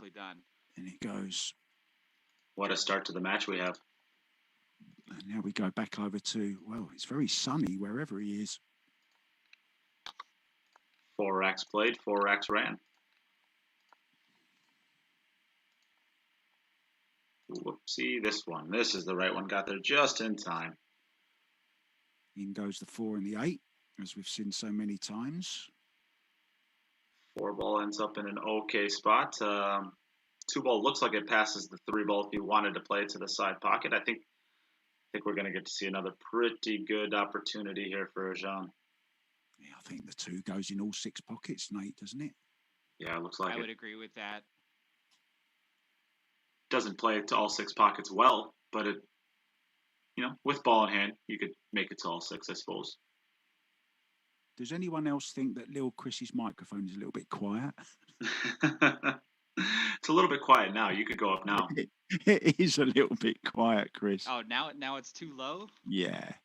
I wouldn't say it's a little low, but it doesn't have to be moved up a lot. All right, I can fix that. Just go up a little, Chris.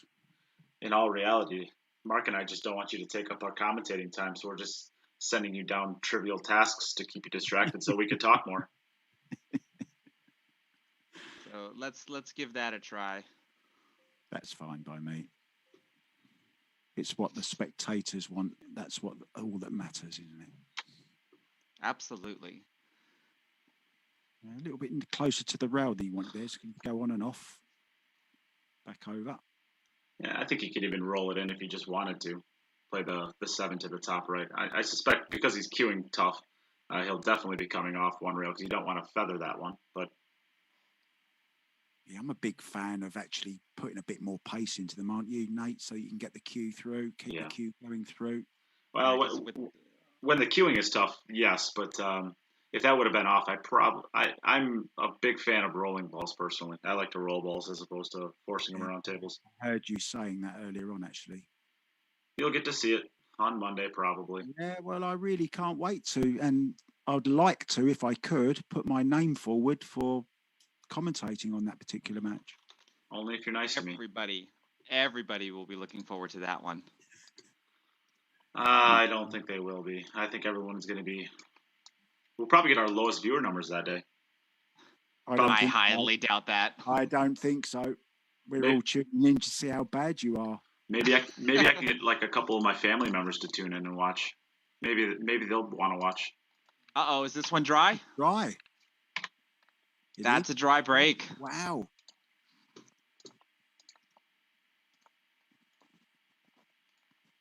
Wow. So back over to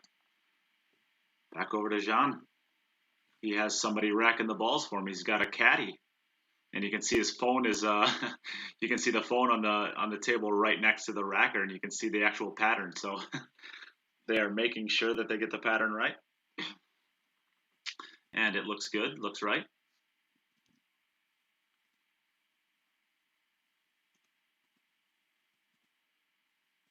Wow. Both balls into the side. 5 ball coming around. Not going to make his 4-railers. But how good of a break was this?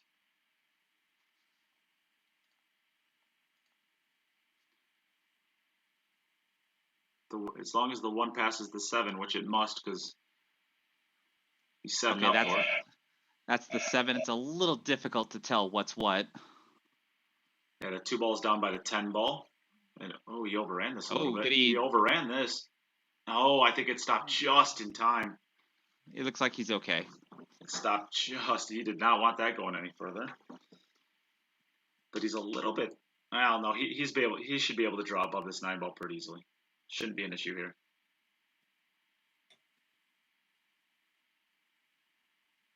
He went to the side rail and over. So this would be what, a high inside on the 3 ball? Probably go 3 rails, or is he going to draw it back? Yeah, I think I just come out. Just a little bit of a draw stroke. Perfect. So now he's going to have an option though. He can either just roll it 2 cushions and play the 6 ball to the side, or he could try to come out 3 rails for the 6 ball in either of the corner pockets. I go 2 rails into the same pocket as the 5 personally. I think I do as well. Although looking at this right here, the 6 ball to the side pocket isn't a bad option off 1 cushion. Yeah, he's played it. Yeah, that's a good shot. I would say you risk getting hooked behind the 10 ball, but he did that well. Yeah, it'd be pretty tough to get hooked on the 10 ball there if you play the right line. Well, if you play the right line like you did, it's impossible to. I just thought he could only ever get on the wrong side of this, though. But it's okay because he can just stop it. But he could get through it the other way. That's fine. Yeah. The only way that you get on the bad side of it is if you get dead straight in on it, and you can't get to either rail. Yep, I bow to your superior knowledge as always, Nate. Oh, you stop it! As I so often say, I'm only here for comedic value. You are you're just fluffing me up right now so that when you're watching me play on Monday, you can rip me apart even more and not feel as bad. I've already got out of you what I want. This opportunity. This is to go 4 for 4. Beautiful. He completes it. Good quality, isn't it? I can say, Mark, that all I want out of Nate is another jump break cue. Yeah, I heard you won everything. But I did also say you only get out what you put in. Oh, look at this for a break. There we go. 8 ball on the side. Perfect break. And the 7, it looks like. Oh, even if you weren't playing ball in hand, that was almost a perfect break. Cue ball jumping up, coming back down, spin on the ball, holding it dead still in the centre. Brilliant. So that looks like he's going to try to maybe come underneath the 3 ball to the side rail and play the 2 in the left side pocket. I think he'll play it. If the 2 ball passes the 5, I think he'll play it into the think he'll play it in into the top right as the camera looking here. I think he'll run it all the way up table. This is not the Aramith black set, is it? Because No. that's the purple 4. Yeah, it's the purple 4. Okay. Yep, and he played it all the way up table. So it obviously passes the. He's gonna play it to the side pocket. Yeah, now that I look at the bottom view, it goes to the side pocket really easily.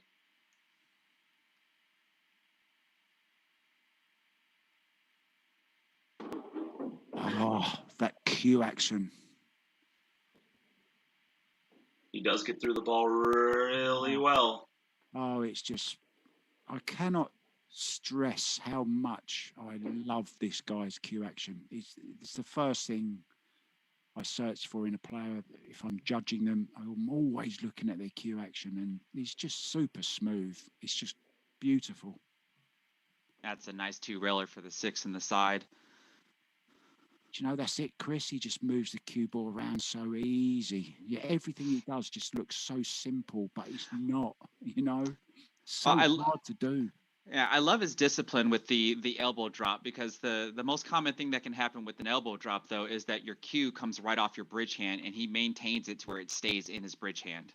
Yeah, and that's all about your timing through the ball and not dropping the elbow too quick, you know? Absolutely. As soon as you start dropping that elbow too quick, that's when the cue starts coming up. That's when you start going across the ball and it all goes wrong. And that's why it looks so simple and so easy and so beautiful. It's one of the hardest cue actions to master, really is.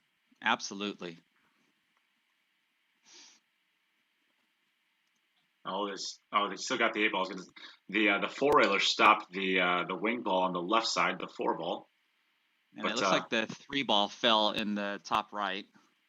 And the 6 ball fell, some ball fell to the side pocket.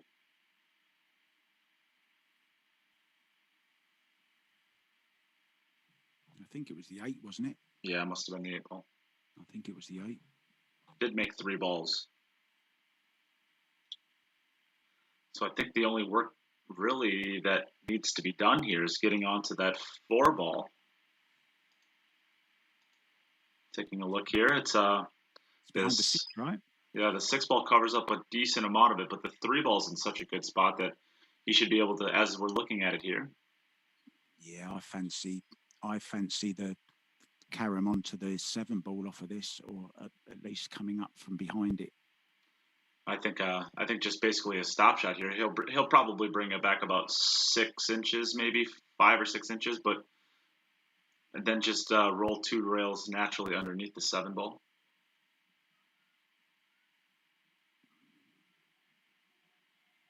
Yeah, that's nice. Oh, that's not the 3 ball in front of the side pocket. Oh, okay. I was thinking that was a 3 ball in front of the That's side what pocket. I thought it was at first. That's why I was saying come up behind the 7, carom the 7. But we just lost Fedor's camera, his front camera, so I'm assuming he's on it. He's probably chatting. Must be. Look out for the comments from Fedor in the comment section. I think this is the 4, 6, and 7 that are right next to each other, and that must be the 5 in the middle. You're right, Chris. He's actually next one, so he can just stun past this 6. I think just missed the 6 ball down for the 5. Yeah, looks like he might be drawing it a little bit. A little kiss off the 6. Yeah, that's okay. Up and down now. So how's your training going, little Chris? I remember you saying you've been away to a boot camp last time we spoke. Hold on, guys. We've Fedor, we've lost both of your cameras now. I've got Fedor on one. Hey guys. Fedor's main one. Can you hear me? Yes. Yes. My other camera died. I don't know what happened. We've got your main camera on your table, the end camera. Yeah, I just moved the other one to here. Okay. Okay. Gonna try to get Is that. it fine? Yeah, it's fine. Try to get it charged up. Perfect. Now I'll try. Yeah, I like this guy's style. He plays good, nice rhythm. What do you reckon? He'll play this in the side, or he'll leave it into the corner? For the 9 ball? Yeah. Oh, he'll play it to the corner. Yeah, he's been doing that same move. He did it on his last rack where I thought he'd come around to the side, and he checked it with some inside spin to play the 9 in the corner. Yeah. He's going to have to stand off the rail here, isn't he, for the 10?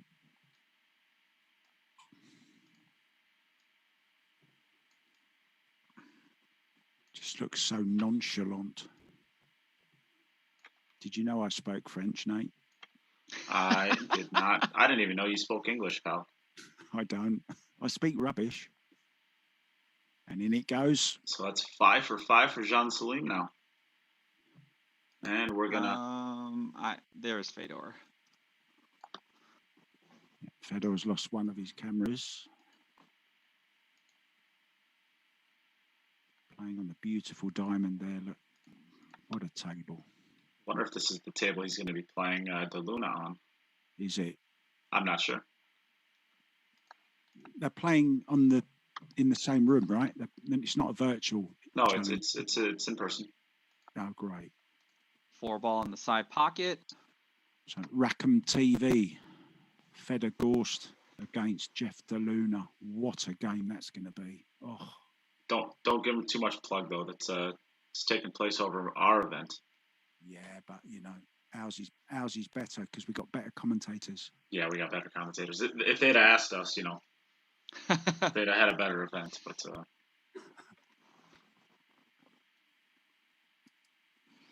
So, Mark, to answer your question, I did take Demetrius Gelatis's 3-day boot camp over the New Year, the last week of December, and it was quite an experience. To play roughly about, I'd have to say almost 30 to 40 hours of pool in 3 days, and learn the stuff that I learned, even at the level of play that I'm at, was definitely worth it. Very educational. Learned quite a few things that I'm trying to still work on to incorporate into my game, because there's the way I played before I went there, and then now I've got all this new stuff, and I have to figure out when to mingle it in, because there were times where during the training I would try to do what I thought Demetrius wanted me to do, and he would go, well, you could have just played it this way, and I was like, well, that was my first instinct to play it that way. So really trying to incorporate the way he showed me how to look at the table and like address a run out pattern versus like my initial gut run out pattern that I might have has been my ongoing process right now. Sorry, just to interrupt you there. It's unusual to see Fedor Gorst play shall we say, not a great stroke, and that wasn't a great stroke from him. He actually hit the cue ball then, and that's why he's finished up short. He just put a quick one in, as you say, and never accelerated through the ball, a little bit too quick on that one, and that's why he's ended up just a little bit short. So he's got a bit of a shot to play here. That's a pretty full hit. Yeah, possibly. 4 rails here. I don't think he'll end up going forward with it. I think he'll just roll it in and take his thin cut on the 6. Even if you go forward 3 rails, you're not guaranteed much better of a shot than what you'll have if you just roll it in. That's a true statement. The cue ball will be close to the rail. You can just take a long cut shot on the 6. Yeah, there's Mr. Sensible. Oh, he went for it though. I thought he would.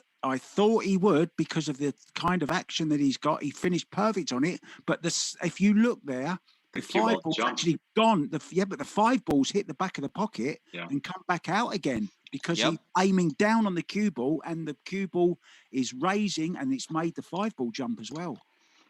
Sorry, the reason why that happened is because he's elevated going into the shot. His cue ball actually jumped on the shot, which if the cue ball's not on the table when it makes contact with the 5 ball, it's going to make the 5 ball jump as well. So it hits the back of the pocket and comes back out. Absolutely. Yeah, dead right. Yeah, he literally hit the on the diamond tables that has the kind of very, very rigid back to the pocket, and it's hit that. The only thing I don't like on a diamond table, is that raised, and it's almost, they try to make a leather look on the plastic, and they're not even nice to cue across. It is my favourite table though, I must say. Yeah. So I'm not dissing the table or anything. But yeah, they are susceptible to that. So there you go. It happened. So yeah, little Chris. So Kelly Fisher's watching. Look, hi Kelly. I think I've been muted. No, we heard you. I always worry, you know, Lil Chris. But I don't know why I keep calling you Lil Chris. Either one is fine. Lil Chris is just my YouTube tag name. That's a stage name. Yeah. I always get worried that when I'm with Nate that I talk too much, but then I realise I'm commentating with Nate and there's no possible chance I could talk too much. So anyway, hi Kelly, and look forward to you playing. Nobody makes fun of me on How air. could you do it, Nate? How could you do it? I saw it coming. Nobody makes fun of me on air. And gets away with it anyways. I can still hear him. I think he's still talking. I think he's still talking. I can hear just the muffledest little noises. I can't hear him at all. Mark just made a comment on the comments. Haha.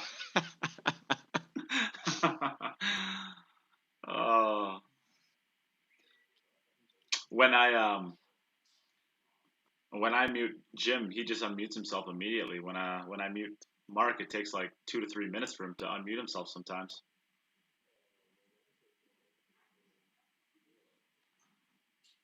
Oh, maybe that's muffled. Do you have a TV on in the background? I'm polite. I'm polite. I'll let you have your little moment of shaming me, and then I just come back in. Yeah. I want to let you know, Mark, that it's absolutely personal. It's absolutely personal, pal. I'm used to it. Don't worry. I'm unoffendable. He's moved the 5-ball to an even tougher spot. I think he's got the combination on the 5-7 now is going to be really. Oh, okay. Well, that was a nice little hop that we had there. His whatever his end camera is, it lags quite a bit. So I've been trying to use the side camera more. Missed it. Oh, he barely missed it. But this opens the door for Fedor because if John runs one more.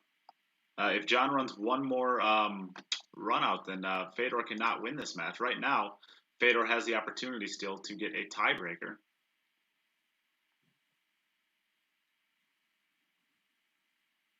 I believe that's 5 additional balls for Can Salim, bringing his total to 55.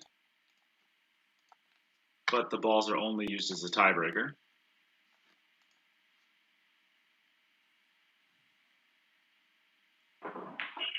Oh, oh no. Yeah, he's on the table. 4-ball falls in the side pocket, and 8-ball falls as well. Tell you what, I bet his heart was beating there for a second. That cue ball almost going into the top left-hand corner. And it turns out to be a pretty good break at the end of it. Yeah. And this is almost the same pattern. He's playing the 1 in the corner, coming around the 3 to play the 2 in the side, and then the 3 in the upper right corner. It's almost the same pattern that he had the last rack. Yeah, it just shows how consistently he's breaking, right? Especially for how hard he's hitting the balls. Yeah. Yeah, which if you watch his demeanor, it doesn't look like he puts much power into the break, but you can clearly see that he does. Yeah, it's all in the action, Chris. All in the action. Beautiful. Do you know what I like? He doesn't change his cue action for the break, really. Here's a good view if he does the elbow drop. Yeah. Right there. Beautiful, isn't it? I think we're going to get to, well, we're not going to get to see it this time, but he'll be doing it again on this shot. I don't think he wants to go forward underneath that 10 ball. I think he's going to try to draw it above the 9 rail. Yeah, he'll be stunning out, play it into the top left-hand corner again. Good speed there. I'll probably just draw this slightly. I think, of course, this is going through. We, as the commentators, try to stay as unbiased as possible, but that does not mean that the comments section has to be. Let's see who you guys want to win. Who do you guys want to win this match? Do the thumbs up emoji for Fedor, and we'll do hearts for Can Salim. I think that's the first time you've done that for this event. Yeah, Well, I'm curious. It's I see a lot of come on faders. I just want to see if there's any Can Salims out there. Even that shot there, just so good. Well, we have one for Fedor. I guess usually the lag's behind quite a bit. Now we're getting to see a bunch of, here they come. Lots of thumbs up. Lots of different people thumbs up too. All right, so over to Can Salim for his next match. Is there anyone? Sorry, no. Hey, we have one person in here for Can. I was going to say, instead of thumbs up and hearts, could we have, if you want Fedor to win, put Can Salim in, and if you want Can Salim in, can you put Fedor Gorst in, please? Just, trying to mix it up a little bit. Hey, if nothing else, this is finding out more people to shame. We have Nadim Bakvak that didn't share, and Mike Lay. You didn't share, Mike. What are you doing? You do not have share above your name. John, you are up, by the way. There he goes. I think he's sad right now because he doesn't have people rooting for him, so he's taking a little emotional break, maybe.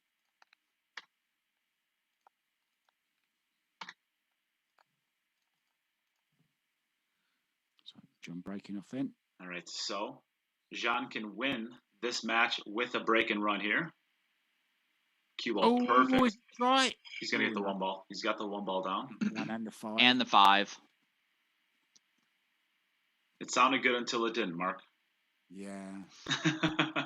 And a pretty open break too. The 3 to the 4 looks to be a little bit tricky. If you can get onto Martha Jane Lavigne. Can. That means Jean. I think that means Jean. In German. Isn't that the 4 ball next to the 3 ball? At the top end of the table? It is, yeah. What did I say? Oh, it is. That's the 9 ball, okay, by the side pocket. All right. Maybe that is a difficult transition for Nate, the 3. I guess I'm going to be muted again any second. The longest transition he's going to have here is from the 6 back down to the 7, and then after that, it should be pretty smooth sailing. I'd actually never heard the word transition until I tuned into Cue It Up podcasts. Never. Mike Lay, it still does not have the share badge above your name, so you did not share it publicly. You got to share it publicly to get the sharer badge, and then we don't shame you.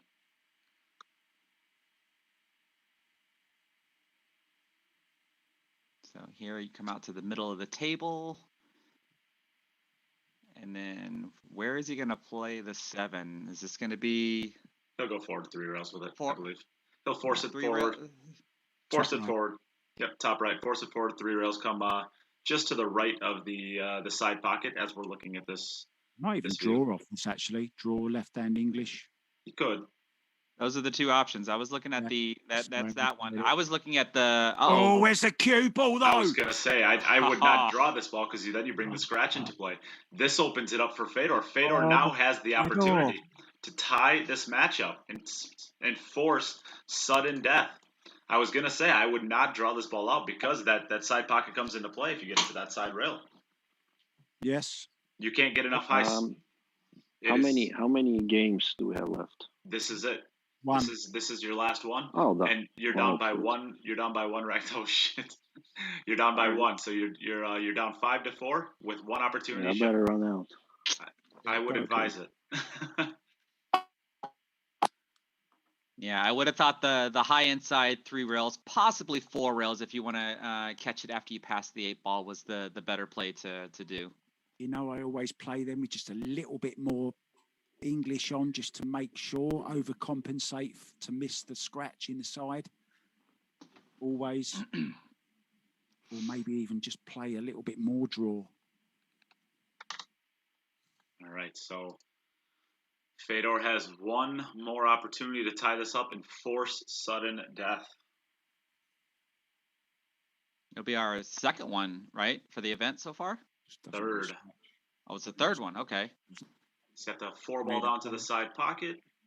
Oh, Now, look at the where's one the ball. six? Look at the one ball. Oh my goodness. Oh, does it go past the 6? Can he play the combo on the 6? Is it a combo on the 3 in the side, maybe? And look at the 2 ball. Even if he's able to get past this ball, Yeah, look how tough the 2 ball is. We're joined by Frank Candela again, and Mike Lay has now shared it. Well done, Mike. There you go, Mike. Oh, Welcome to the cool kids. How's he going to get to the 2, Nate? Well, he's going to probably going to draw. I mean, if he can get a good cue on, he's going to draw back and split the 3 and the 6 ball. If he's going to shoot it that way. Mike, yes, both Demetrius and I are playing in this, although I'm trying to give up my spot. So if anybody out there is watching and wants to play in this event, you can take my spot, but you got to pay the entry fee. If not, then Demetrius and I are both playing in this event, and we actually play in the same groups. We'll be playing on Monday. But I am trying not to play so that I can just focus on streaming the event. It's a lot of work that goes into these matches, and I don't want to have to ask somebody else to do it for me for a day. So it's looking like he's checking the 1-6 combo, and he knows the one ball is going to track away from the short the short rail, so he has to draw his cue ball over to the side rail just to have another shot at the one in the same pocket. Absolutely, because it takes out the problem of trying to get from the 1 to the 2, doesn't it? And I still think I'd be playing safe from here. How many points do you get for a safety? Depends if you lock him or not. I'm looking forward to your game on Monday, Nate. Oh, this could be the last shot. Is he gonna stun it instead? I think it's the 3 in the side he's going for, to be honest. All I'm saying is I would really love to have a side view on this one. I would love to be able to look what that looks like down there. This is, it's driving me crazy not being able to have that. 3 in the side, I think. No, he's gone for that. There you go. Oh, he's what a shot. that. And that is the shot of a champion. Brilliant. He needs another one here, though, Nate. And do you know the horrible thing? Oh, no, he's on the 1. I was going to say, from the 2 to the 3, how near to that side pocket is the 2 ball? He would like to get as close to straight in as possible, but he's not even going to risk it. He's going to come off the top or the right cushion just above the 8 ball and come over. Yeah, it should be 2 rails for position since he's automatically going to hit the left side rail. I mean, I know we've got no favourites, but I would love Fedor to win this. Well, we don't have favorites, but we have desires for good pool. And a sudden death is like a default to good pool. So we want whatever is the most interesting and the most exciting for the fans, which we are just basically fans in here. Absolutely right. Let's go, sudden death. What a shot. Oh, there we go. What a shot. Oh, dear. If it was flipped around and Fedor was on 5 and Can Salim was running out, we would be rooting for him just as hard because it's interesting and exciting. 100%. And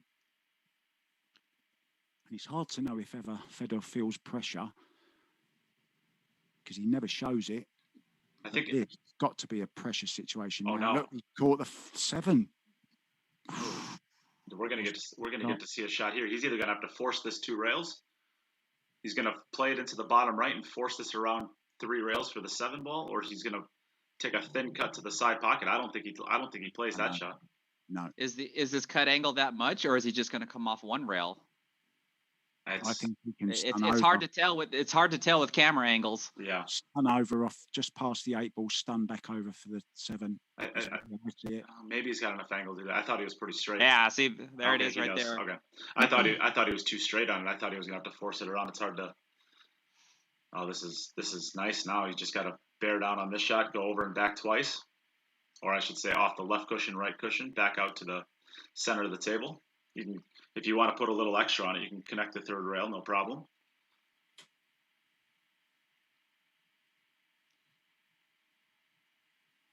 Over from YouTube, we've got Monique Greer saying that her heart skipped on those shots. I think everybody's is. I know that my heart is. I mean, this is a qualifier. This isn't even like it, but it shows how important this is. if Fedor isn't able to get out of this rack here and he goes down 0-2, his chances of making it to the playoffs are, I mean, almost zero. It could be a final, couldn't it? It's brilliant. The tension is amazing. I love it. Lovely stun run through there. Beautiful. Beautifully done. Beautifully done. This brings Fedor's total to 5-54. Yeah, I don't care who you're rooting for. That's pure hats off for that rack there. That was amazingly done. So we're back. That's Fedora hats off. Oh, jeez. We are back over to Can Salim for sudden death. Can, hopefully you read the player handbook. Are you able to hear us? I didn't. What is it? Shut up, Fedor. I didn't get that memo. Can, are you able to hear us? You have to unmute maybe. Yes.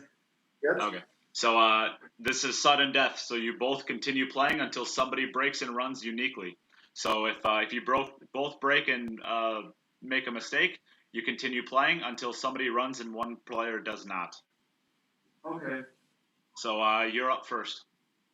First person to miss, isn't it? So. All right. So Fedor, how about that heart right there? Good out, man. That was brutal. Yeah. Oh, such emotion again from the world champion. Oh yeah. This is the most excited I think I've ever heard him. Shaky. Shaky. Here we go then. First rack in the sudden death shootout. So, in all seriousness, Fedor, were you more nervous there than you were in the finals of your world championship? You were, right? No.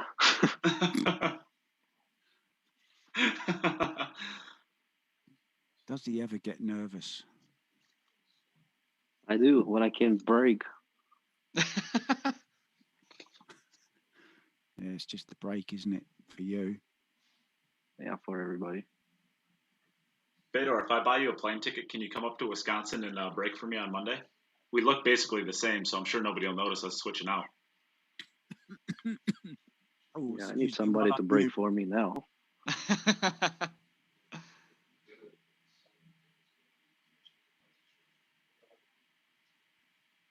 That's a good shot there. It's don't need to get too greedy with it. You can go forward now 2 rails probably for the 5 into the same pocket. You could also draw across the top of the 5 ball if you wanted to. We hold. No, see, I think this is the 5 here towards the middle next to the 10 ball. Oh yeah, the one you were referring to was That's the a 7 ball. Yeah. So we overhit this one just a little bit, but he should be okay. Just going over to that side cushion and kind of killing the cue ball off of it. Yep.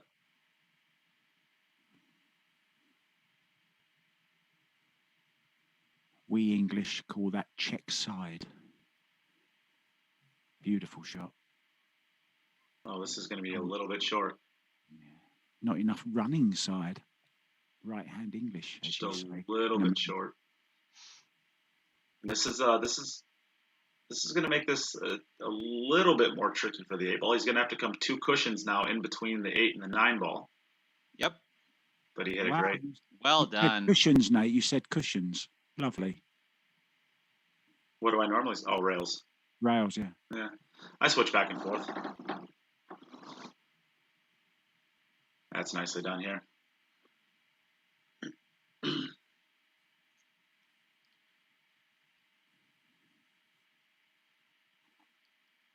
So a little bit additional pressure putting on to Fedor. Yeah, I mean, normally being second is an advantage, right? But being first could be an advantage here because now he knows. Well, as stupid of a statement as this is, Mark, it's a great advantage going first when you put the pressure on him. It's a terrible disadvantage if you go first and you don't put the pressure on him. And it is a huge advantage when you know that your opponent went first and didn't run out, and it's a huge disadvantage when you go second and your opponent did run out. All depends on outlook there. Yep. Okay. Oh my gosh, that 3 and the 6 again. Just as he was look at the 3, the 6, and the 1. Yeah. He's got an easier combo this time, though, hasn't he? It's an easier combo, and the 2-ball's not in such a tough Yeah, spot. But getting back down for the 3 is not going to be easy. I think if you can get this side of the 10 side of the 2, he's okay. Yeah. Well, I think even if he gets above it, I think the 3-rail track around table is pretty natural, but that brings the scratch into the top left corner into play. So you'd have to be aware of that. The fact that he made 3 balls on the break has made it easier, isn't it? Lots more space on the table. I'm nervous. Like I'm trying to drink my coffee and my hand is like shaking. I'm not even in the match. I know it's nerve-wracking, as you say. I think having played the game, you know, you just feel, don't you, that you feel the pressure that they're going through. It's horrible. Oh. Yeah, I don't think this is the position he wanted on. Yeah, because where he just pointed is where he wanted to put the cue ball, but I think it's a little bit more difficult doing that where he's at now. He probably will play position for the 2 in the lower left, I think, unless he's just going to try to move the cue ball. He'll go high inside. Yeah, he's going to go high inside. Yeah, high inside, and he'll come between the 9 and the 2. Yeah. Oh, he's come outside. Okay. But it's the same idea as you're coming between the 9 and the 2. Yeah. He's absolutely perfect. Couldn't have put it better with his hand, could he? Look at that.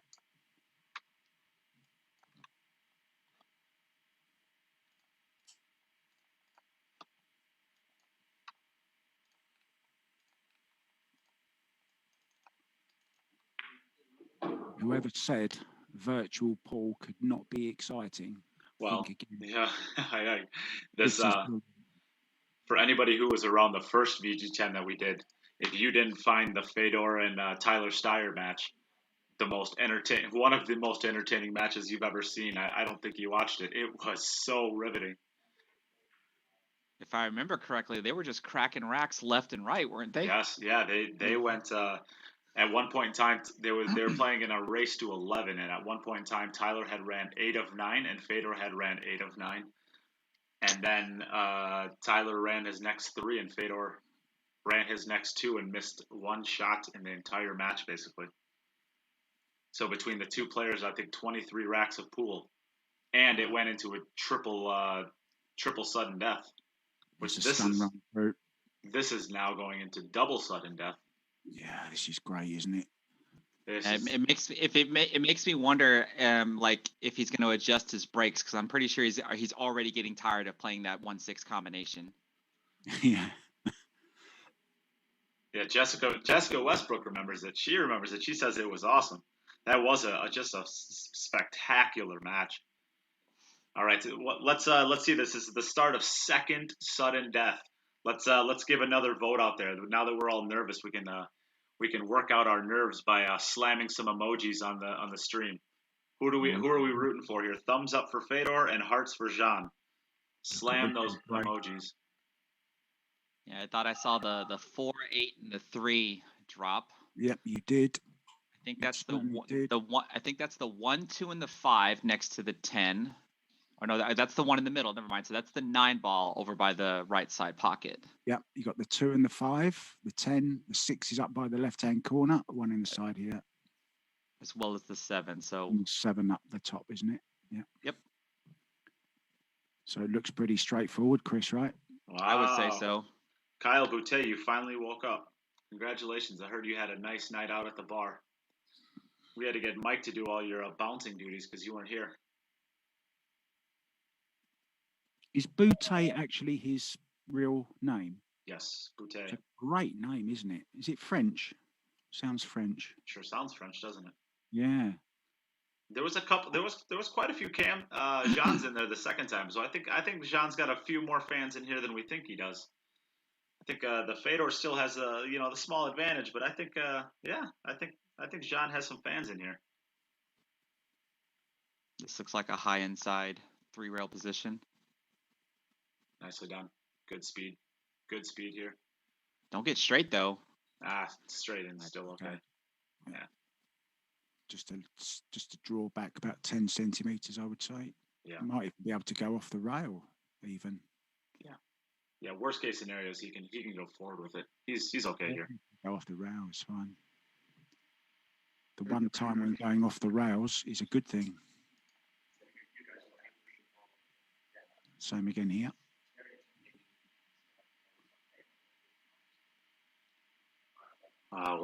What a match we have here.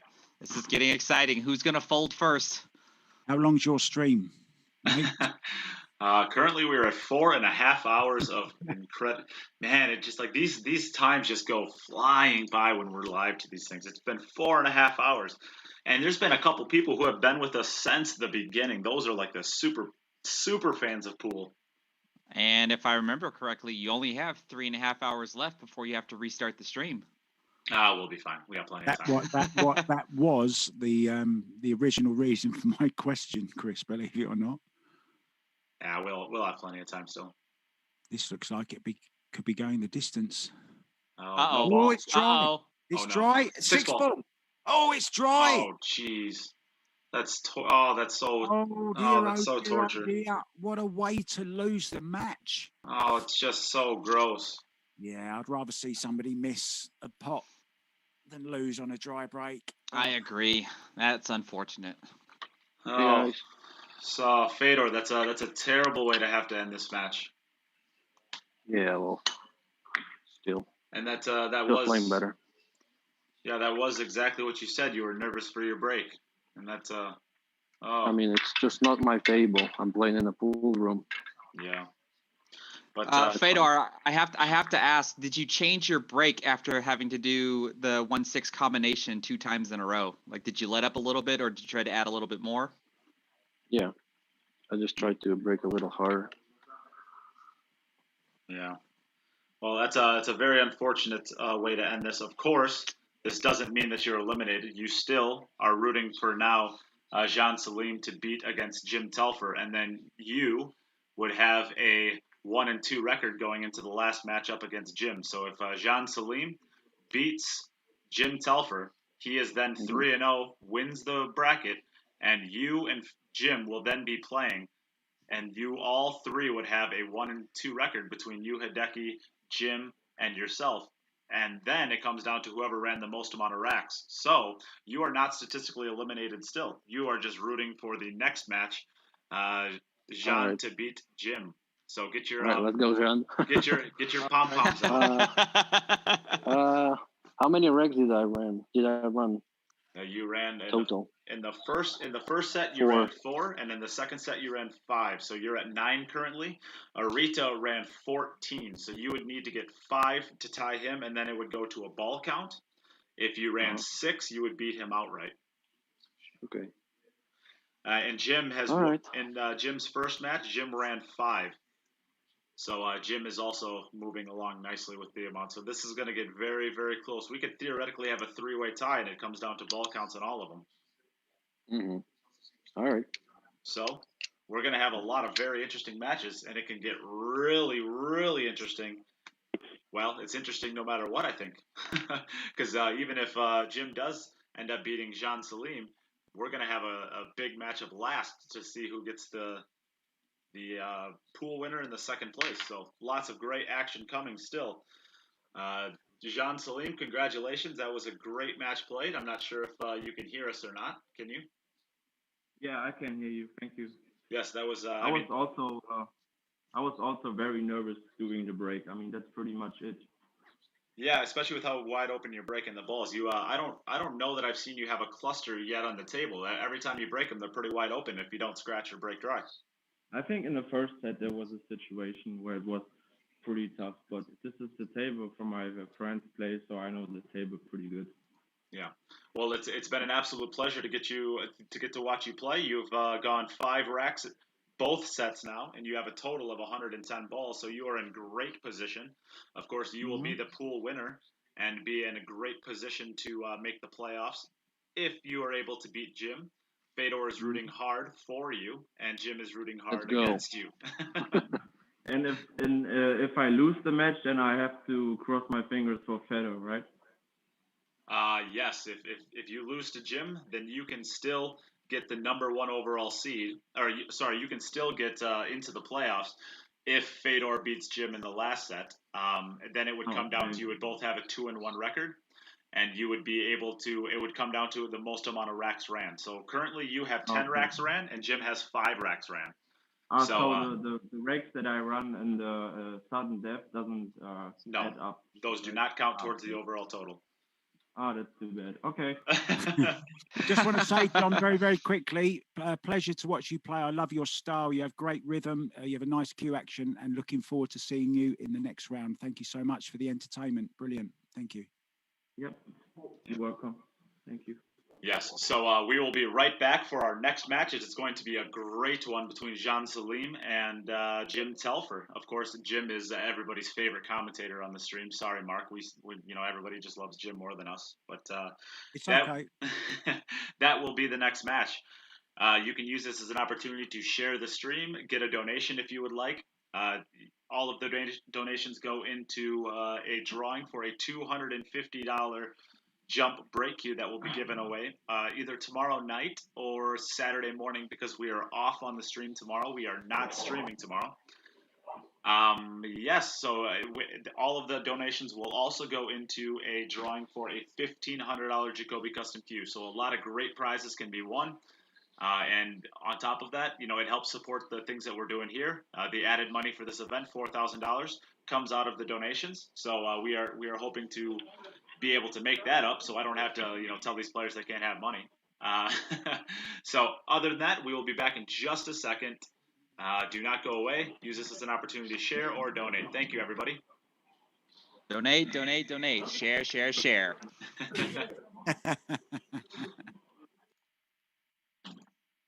When I was a child, it only took one shot to change my life. I wanted to be the best. Looking back, my journey started from that moment.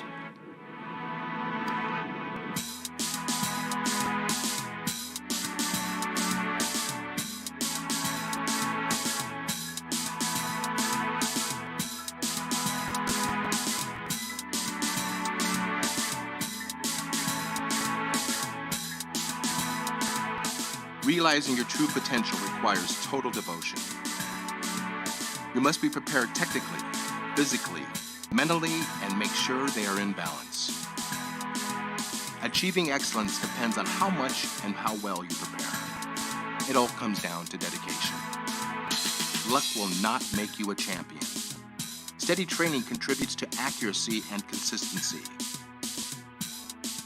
Trust yourself and work hard until you can convince yourself to reach your best. Though the journey for victory is long and difficult, it tells you who you are and what you can do. Victory elevates you to the next level.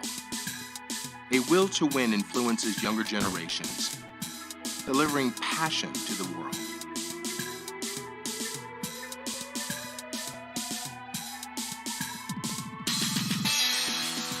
Believe in the potential of your intuition. Give your dreams free rein and feel the emotion flow through you. Stay true to yourself to find stillness within. Sharpen your senses. Put all of your intention into the moment of impact. Do not hold back. Just let go. Can you see? Your journey begins here. Quest for excellence.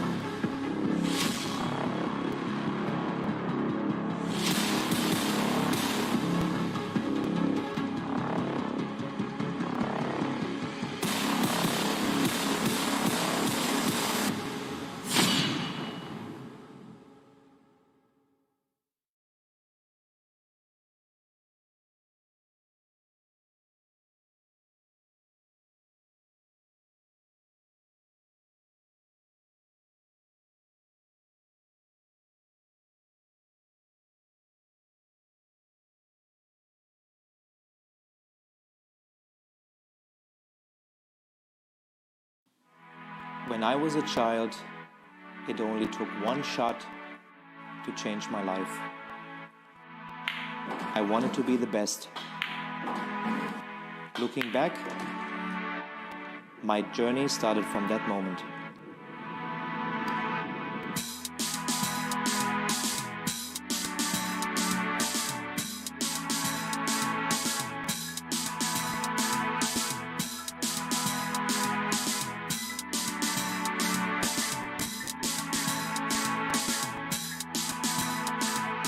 Realizing your true potential requires total devotion. You must be prepared technically, physically, mentally, and make sure they are in balance. Achieving excellence depends on how much and how well you prepare. It all comes down to dedication.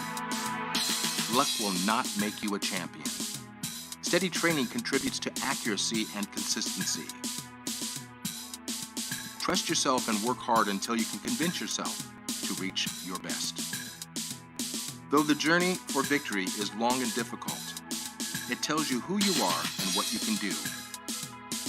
Victory elevates you to the next level. A will to win influences younger generations, delivering passion to the world.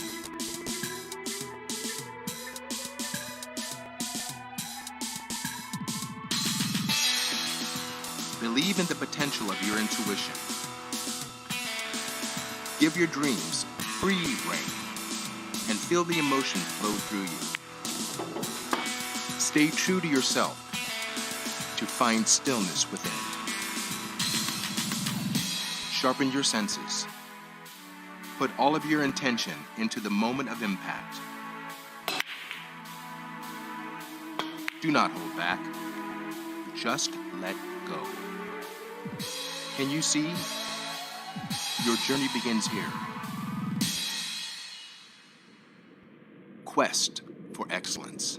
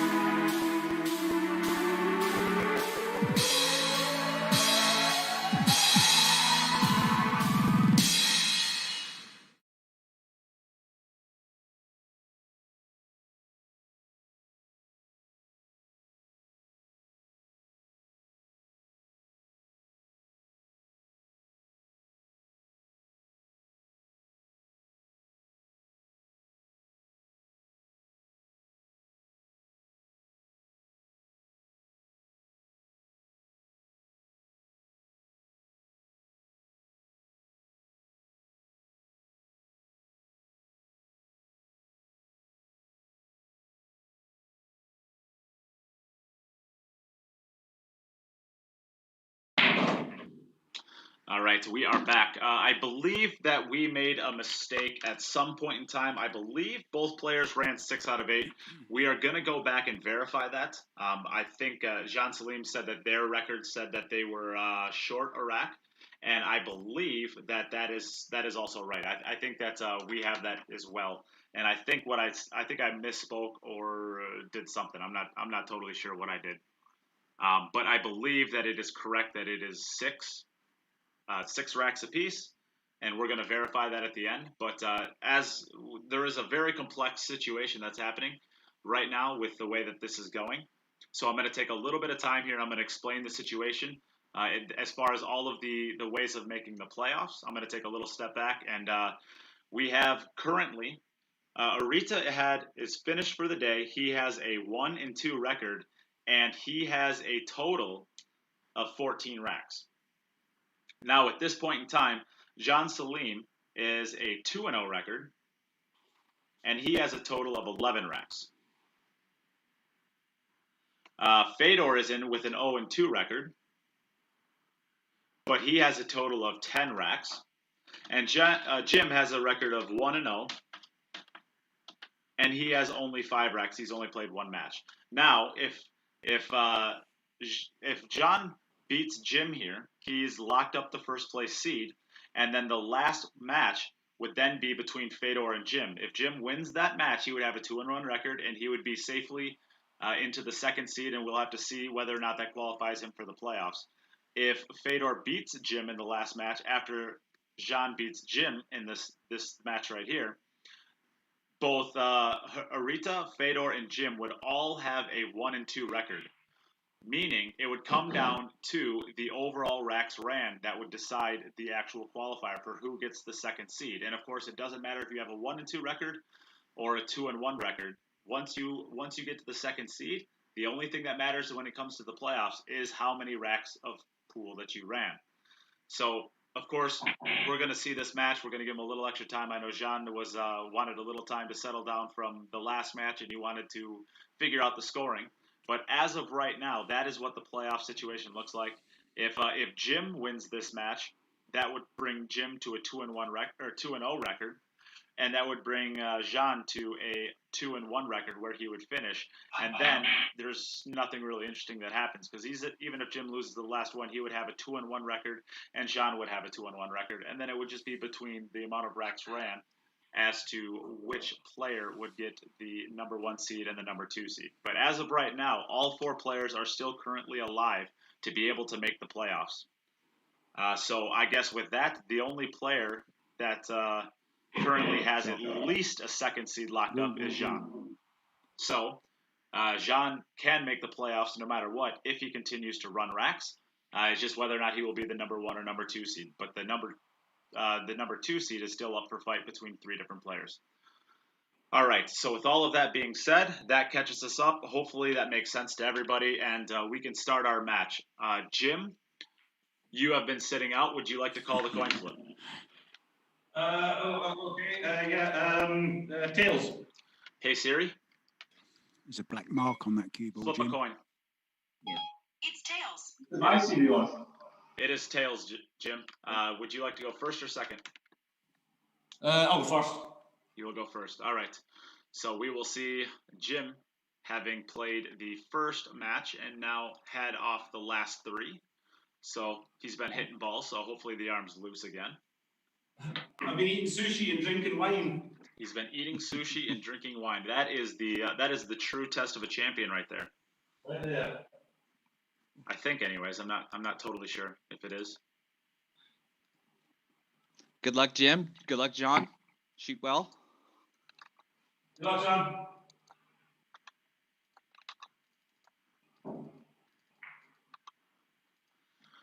All right. So those are all of the updates for the playoffs. This is a pretty exciting group thus far. And of course, we always thought it would be. A little bit of a surprise maybe that we see that Fedor is 0-2, of course, the current world 9-ball champion. Wouldn't expect him to lose his first 2 matches, but he still statistically has a chance of survival. He has 10 racks through 2 matches. I don't know what he just said. Did he say be quiet? He said, good luck. Oh, he said good luck. That's almost the same thing. Can I go? You can go. So the amount of racks for between the three players, Fedor has 10 currently. Hideaki Arita has 14 and is finished, so he obviously cannot add to that. And Jim has 5 through 1 match. So there's going to be some really, there are going to be some really big totals in overall racks ran that are not going to make it into the playoffs. I guess I can't move this, eh? You cannot, well, you can try to move it, but if either of those balls move, it's a foul. I'll leave it. I can't mark, no? You made the rules, pal. No, I was asking you. No, you cannot mark them. Nope. The only way that you would be able to move that is if one of the balls was on the edge of the magic rack and there was no other balls in the vicinity. Okay. You're a horrible man. That while that is true, it does not change the fact that the rule is what it is.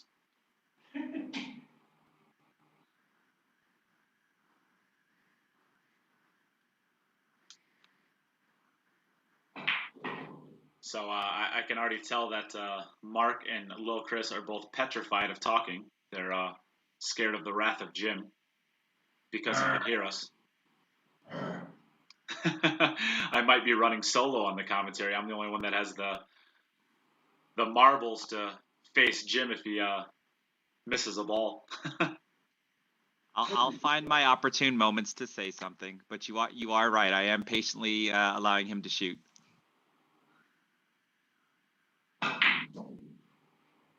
I will do my best to not talk while he's exactly shooting, but I still have to do some commentary. And apparently, according to Kyle Boutte, there are a couple non-shares out there. So, Kyle, this is your job. Maria, you don't even have share above your name. What are you doing, Maria?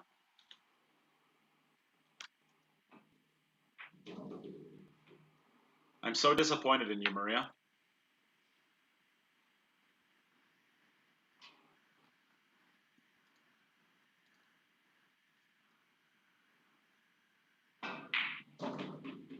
Nicely done there.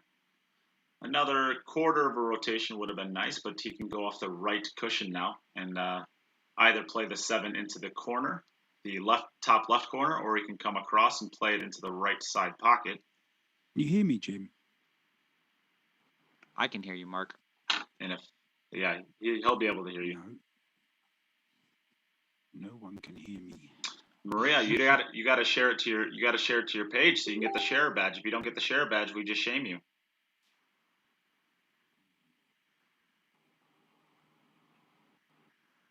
Oh, geez, Maria.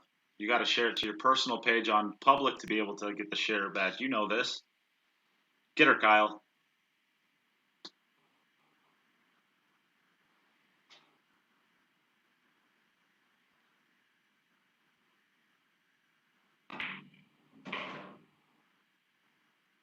Oh, that's great speed right there. That's great speed. Has a nice little gentle angle. It's just a drift down table for the 9 ball into the bottom left.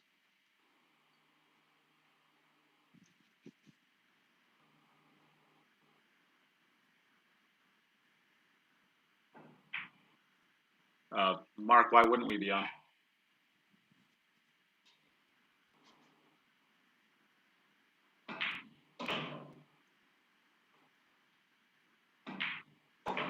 Beautifully done, Jim. Just as a rule clarification as well, once he shot that 9 ball, it would then be legal to remove the magic rack if he so choose to do so, because there would be no other balls in the area. So then you could lift in place there. But he didn't care. He shot the 10 ball in, no problem. But just for the future reference, if anybody's watching out there, you can only remove the magic rack if there is no other balls in the area. And that is because if you remove the magic rack and there was another ball in the area, you might move it to where, just by a little bit, to where you can now make a ball that you wouldn't have been able to make before. And that's completely impossible to be able to police via a stream. So we just take it completely out of the picture by saying if there's 2 balls in the vicinity, you cannot remove it. I think I remember in VG1, Roberto Gomez would actually like just slide the magic rack completely under the ball without disturbing the ball. He would not have done that because that would have been a foul. I don't think that was him. I don't think he did that in our event. That would have been a foul had he done that. I could have sworn that actually happened or by a player, but the ball didn't move, and we commented on it a couple of times because the ball didn't move. It's like pulling the tablecloth out from under the dishes kind of thing. I understand that it wouldn't move, but it still would have been a foul. So you have to you can, I should say it. You can, if the ball is actually on the magic rack, you can lift and pull. So if it was actually on it, that would be fine. It wouldn't be a foul then, because it'd be the same as just lifting and taking the magic rack out and putting it back down, as long as there's not a ball in the area. But if it's actually in the center of it, that would have been a foul by the way that we have the rule written in the rule book. Okay, and I think that's what I was referring to, is that the ball was like on the magic rack, and he managed to just slip it out from underneath it without disturbing the ball, and he didn't have to lift the ball either. Yeah. So you can, as long as it's on the rack, you can actually remove it by lifting the ball. So it'd be the same as lifting the ball.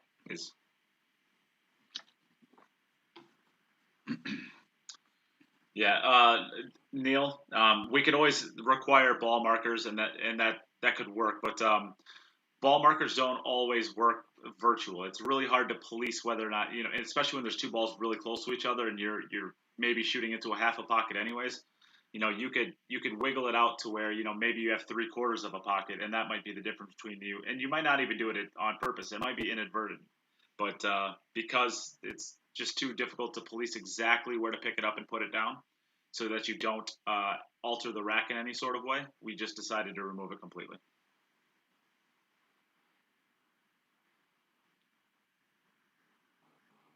We learned that lesson from a different streaming company that ran into this. We learned a lot of lessons from watching other streamers, and that's why we have the set rack in place for breaking the balls too.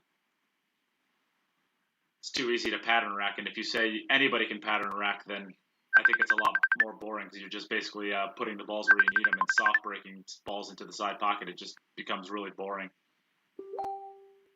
So, and we want exciting transitions. We want difficult runouts. We want all of that stuff. So, the way that we do the random racks, it makes things a lot more interesting. You see a lot more difficult shots and a lot more difficult runouts.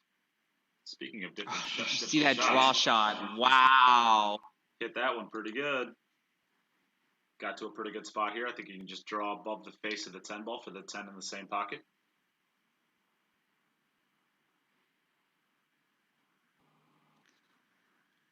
I do believe we lost Mark. I think we did too. Oh, there he is. Okay. He's been waiting to get back into the Zoom call, and I just haven't let him in. Jim, you're good to go? Nicely done. Nicely done. All right. Our viewing numbers are getting way down there. I think the Facebook algorithm hates us, and it's pumping all of the shares out of people's feeds. So let's, if we can, as a collective group, let's try to get one more big share out there.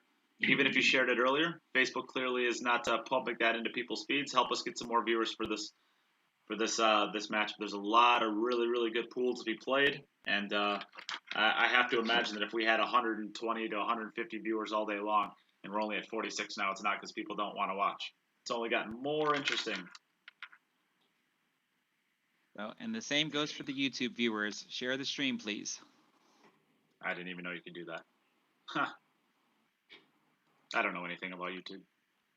That's how I get some of the my followers to come and watch, is because I share it. Yes, we can hear you, Mark.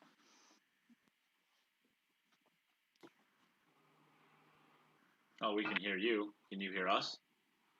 Well, he's muted now in the call. I didn't mute him, so he must have muted himself. He hasn't said anything mean to me yet, so he way underhit this ball. Unless, I guess. I think he meant to do that. I don't think he wanted to get that far out. He's gonna have to stay above the 9-ball now.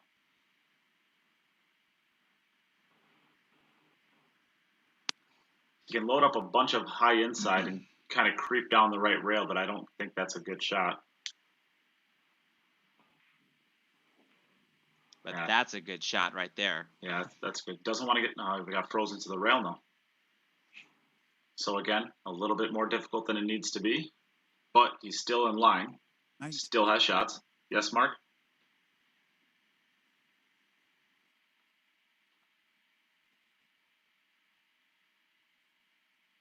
I'm not sure what's going on with Mark.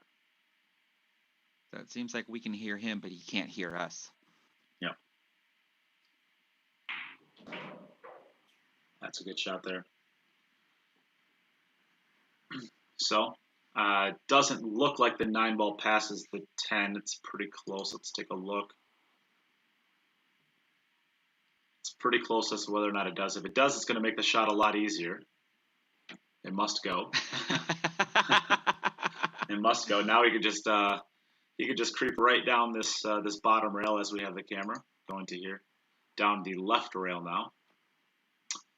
Probably wants to get it to the left cushion before the side pocket to take the scratch out of play, unless he's going to come straight down table. I guess I shouldn't say this, the scratch out of play. I don't think he can scratch from that angle, but if he hits the jaw, it could end up making the shot a little bit more difficult. So I think I'll probably put a little bit of high inside spin on this, try to hit right about the second, in between the second and third diamond on the left long rail.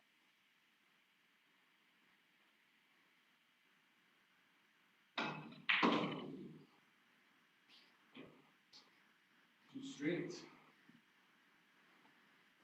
Loaded up with just a little bit too much inside spin. Caught right away. Wrapped a little tighter than he wanted it to be. Still isn't too bad. Looks like he can get to the bottom rail pretty easily here and back up. Although, well, maybe he can't. What do you think, Chris? You think he can get to that bottom rail without scratching? I think he says nope. I always say it's hard to tell with camera angles, but like the front camera angle here makes it look like he can avoid the scratch, but he said it himself that he can't. Yeah, it's pretty tough. It's probably you might have to just draw it over to this left rail and take the 10-ball into the side pocket. Oh, he ran it all the way around. Or just do that. That was beautiful. Nicely done. He missed that shot in the first match. Made it this time.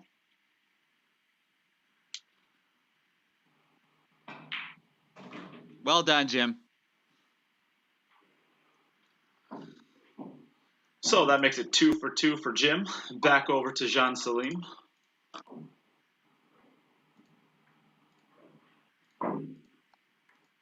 And I need to get this scoreboard done. Thank you, Eric, for sharing the stream again.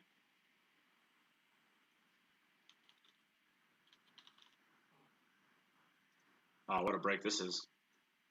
What a break this is. Got 3 balls down. 3 balls? The 6-ball comes up and blocks the natural pocket for the 2-ball, though. It's going to be a little bit more difficult. Where's the 1 ball? Is that it on the left side rail, or is it next to the 2? Yeah, I believe that's on the left side rail, or as the fans are seeing, the bottom left rail. Mark, we are not muting you, so I don't know what's going on with your connection or your what, but you are not muted.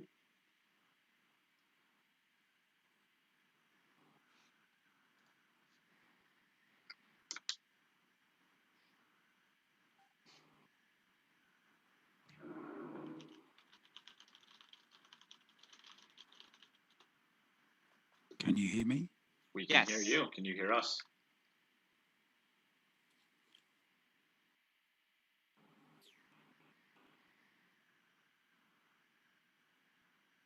And now I'm just talking to him in the chat. Oh no, he missed the shot. So Fedor is in his room right now, probably throwing a pillow against the wall. Back over to Jim.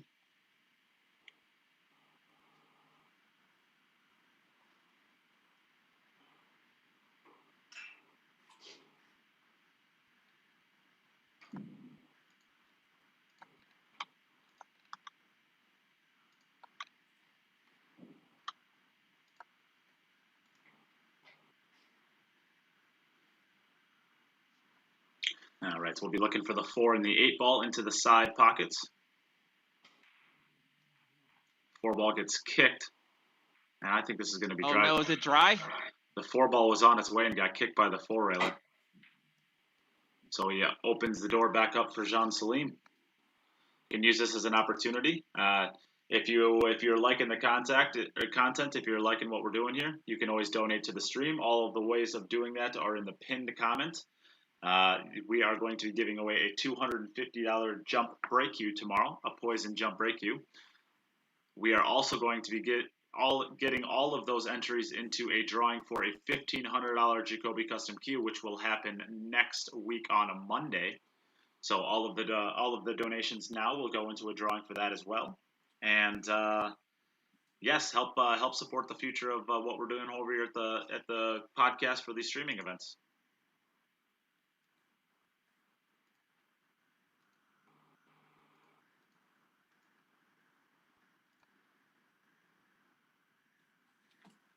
I think we still don't have Mark, so it's just Chris and I. Chris, are you at work again? You must be, because you're not paying any attention.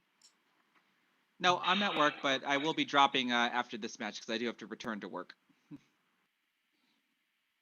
Yeah, whenever you go silent, you're working.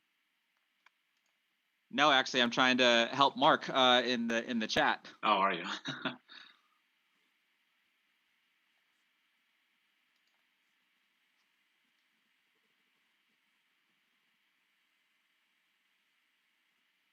Now, this is going to be interesting to go from the 2 to the 4 to the 5 with that 3-ball clutter being there. I think that's the 5, 6, and 7 all cluttered up by the... Yeah, I think he's able to just drop. I think he'll play the 5 ball into the bottom left if he can. He's got the position on the 4 to get that position on the 5. Yeah, And then pretty straight. Do you bump into the 7? That's the 5 ball. That's the 5 ball here. So he's gonna have to draw back out to about where he is. Probably take a thin cut on it. He'll probably stay shorter. Oh, he hit it good. And like here, really so draw into the 7 or just go through the window. Bumps the 6 instead. Just bump into it. Okay. Fedor asked the question: did we run 5 or 6? We have you down as 6. I need to check and verify that. I believe you broke dry twice, and I believe that Can Salim missed 2 balls, and I think he missed the 5 ball each time actually because he had 2 5s.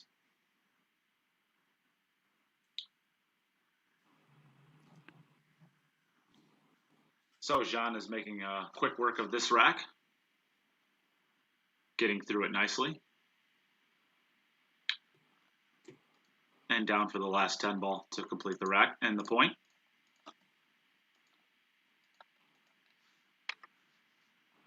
That was well done. Nicely done. All right, back over to Jim for his fourth opportunity. Sorry. So last time the 4 ball got kicked on its way to the side pocket, and his 8 ball came high. 4 ball almost got kicked again, but he made the 8 ball regardless. And he's really relying on those. He's really relying on those balls into the side pocket because, as you can see there, the 5 ball did not complete its journey on the 4 rail. So he's really only playing 2 balls. If he does not get one of those 2 balls, he will not be making a ball at the speed he is hitting it.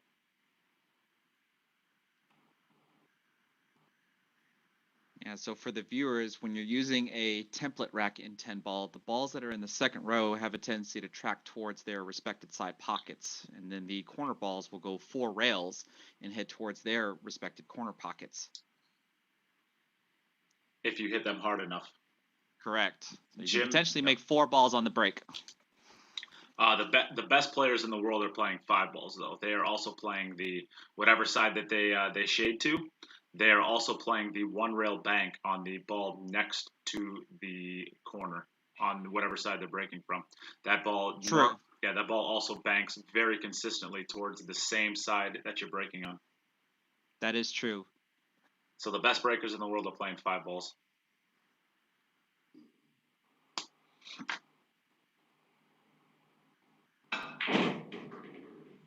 It's got to go. It's got to hit the gap. I think he got there. He doesn't look like he likes it, so I don't think maybe he didn't get there. It's very close.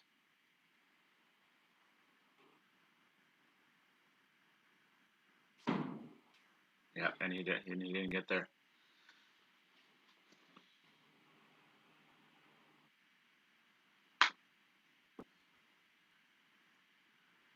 That was always going to be a difficult shot when you're stretched out that far to be able to get enough draw while being stretched out like that to get to the window.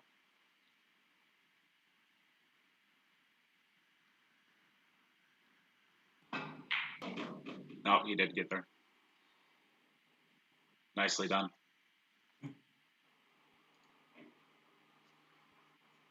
We'll see a nice slow roll on the 6 ball, getting the cue ball just to the left cushion and back out for the 7 to the side.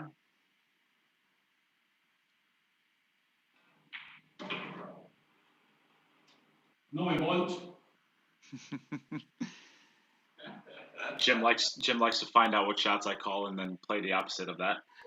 I had Jim shot in mind because of the amount of pace you can put on the cue ball. It makes the position a lot easier to maintain.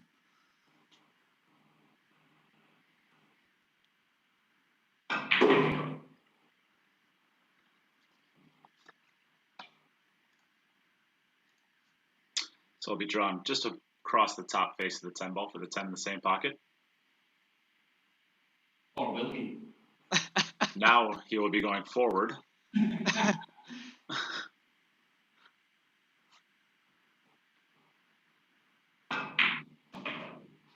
Ah, beautifully done. How it feels to be right. 1-2. We can hear you if you can hear us, Mark.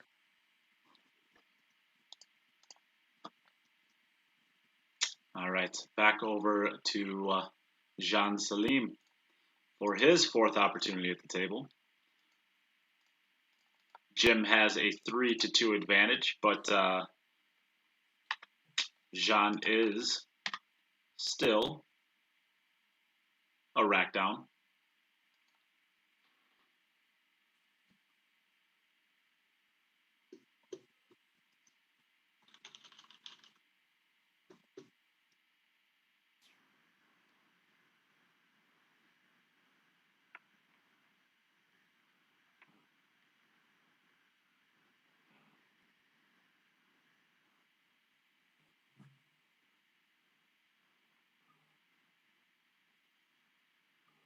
All right, so that's the 3 on the right side rail. 4 ball is right above it, so probably stun off the side rail and go between the 8 and the 7, just like that.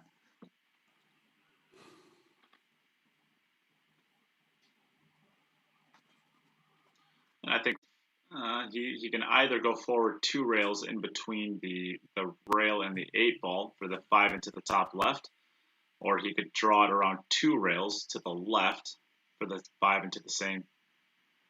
See, that's the same thing about telling what angle he actually has because of the camera angle, how straight the shot actually is. That was still well done.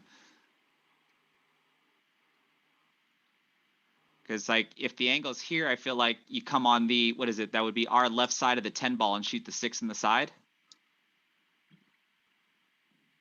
Or he stays in the window, never mind. Yeah, I mean, he hit that really well, but I don't like that shot. There's no reason you can't get all the way over to that left rail there. Yeah. And then you never have to worry about accidentally hitting a little too soft or accidentally hitting a little too hard. And you could just go to that right cushion and back out. But if you're going to hit it great, if you're going to hit it perfect speed, you don't have to worry about it.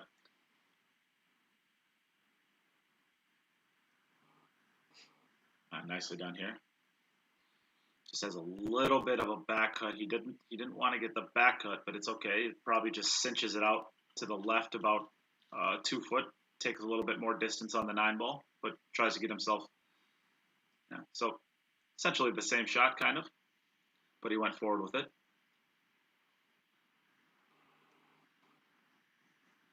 And just off this right cushion and out a little ways. And now he draws it. I think that Jean is listening to me too and saying shooting the opposites of my shots. Nicely done, though. All right, so 3 to 3. Both have played 4 innings. All right, so Jim with his next opportunity.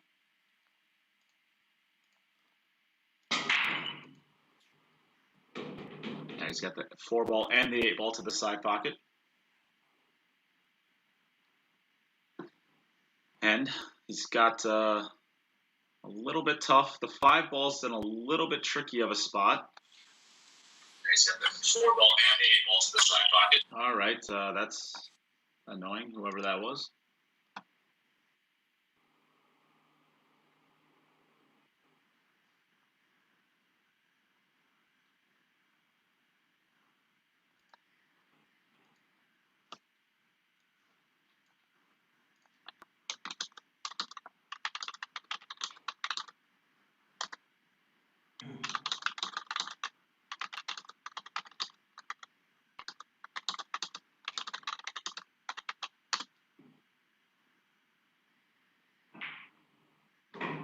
So you can either just go to the left rail and up table for the 3.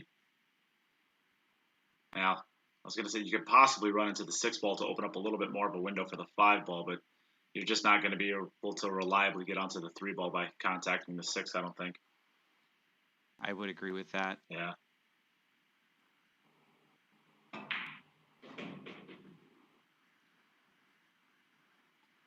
That's a good shot. He just has to track.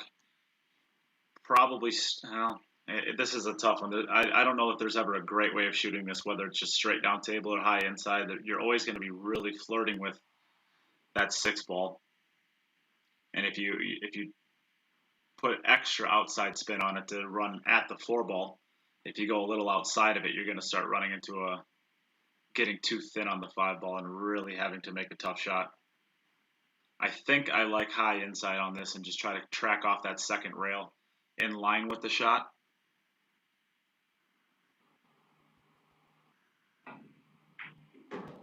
And that's how he executed. Oh, he executed it perfectly. Beautifully done. Nicely done. He really got greedy with that one. He doesn't have to get that close, but he took a perfect line at that shot there. Can I take the gamble? I can move it without moving anything. Yep. As long as you don't bump anything. Foul.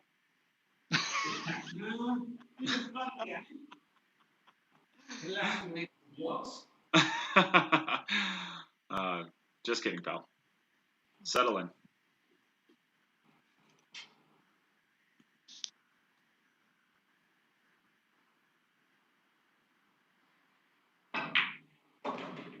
That's nicely done there. I can roll this one in with pace and get all the way to the top rail and back down a little, or you can just roll it in.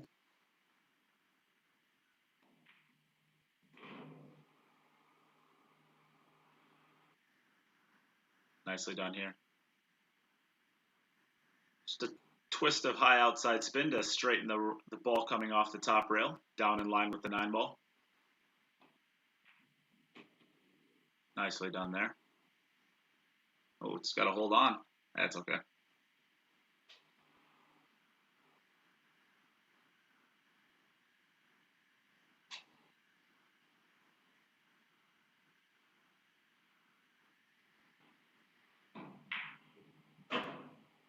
Nicely done there. Good speed.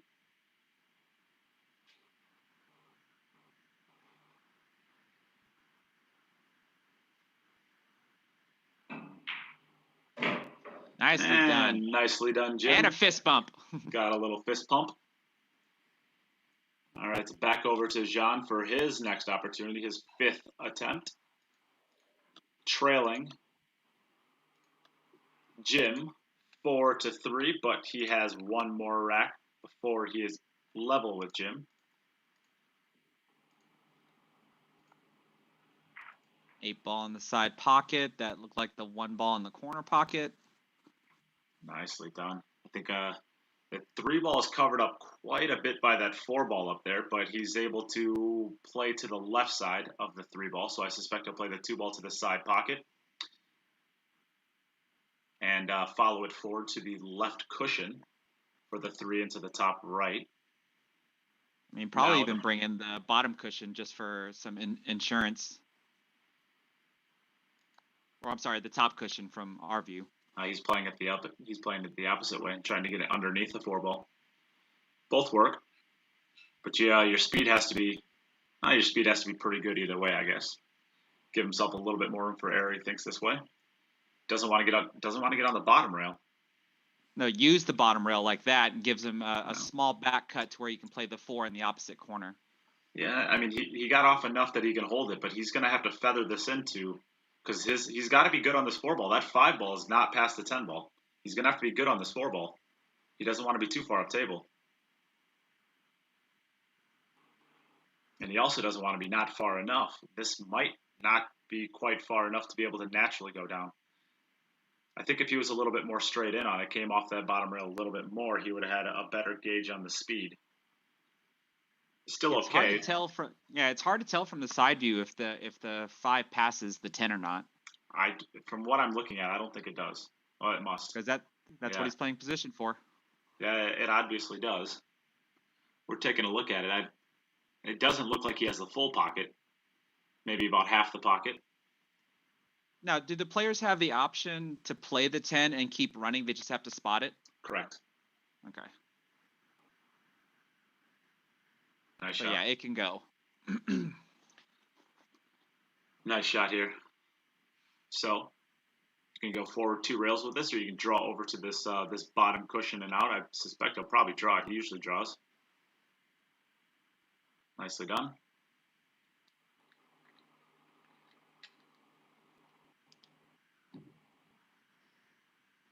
And he just doesn't want to get a huge angle on this 9-ball. He'd like to be somewhere close to straight in on it so that he can just follow it down for the 9-ball.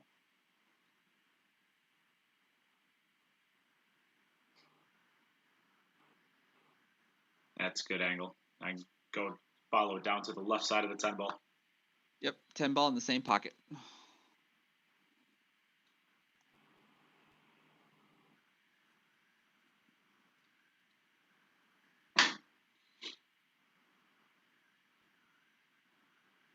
That's nicely done.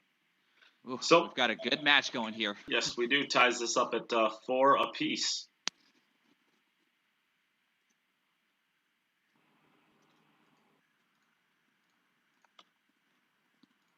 Back over to Jim for his 6th opportunity. 6 of 8. Have we heard from Mark? Is he still having technical difficulties? I suspect he is. I think we're at the point now where we're probably going to be without Mark.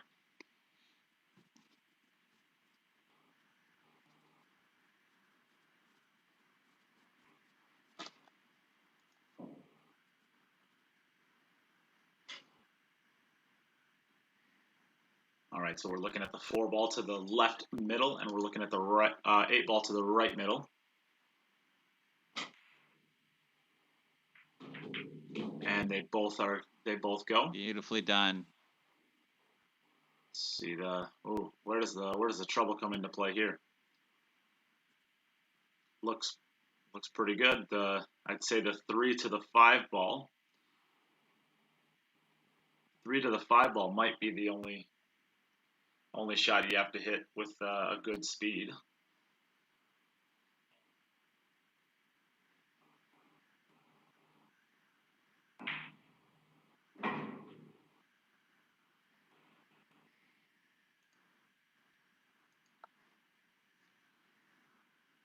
Nice high inside ball here, probably getting to this bottom cushion. Can be anywhere over on the right cushion. So if he has enough, or if he doesn't have too much angle, he can go high inside and get over to that right cushion. Even if you're on the second or third diamond on the right short or long rail, shouldn't be an issue. So now he'll track around 2 rails for the 5-ball into the same pocket, I suspect. He could slow roll it and come off 1 cushion for the 5 into the bottom right, but I think that's a little bit more finicky as far as having to hit a really good speed. I think he's able to track this around 2 rails just above the 6 pretty easily. I don't know if you saw there, but whenever a player plays top spin or bottom spin, when the cue ball hesitates before it takes off, that's always a pretty thing to see. Yeah, it is. It is.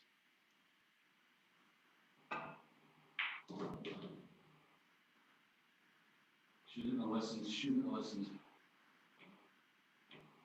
Stupid. I knew you had to play that way around. Oh. I knew it was the other way around.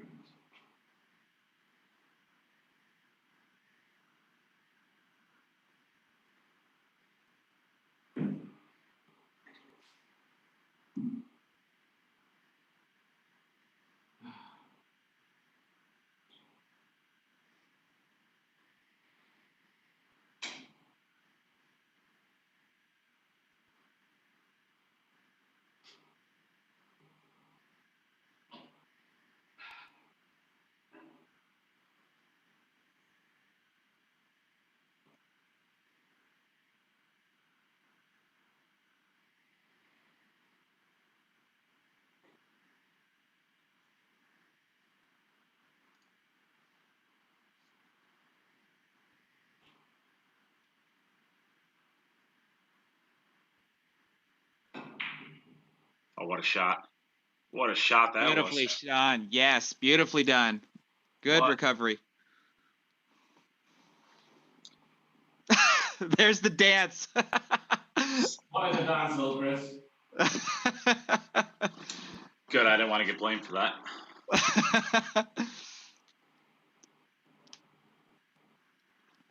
We'd have to have a long heart-to-heart about that one later on, so now we don't have to. Whew.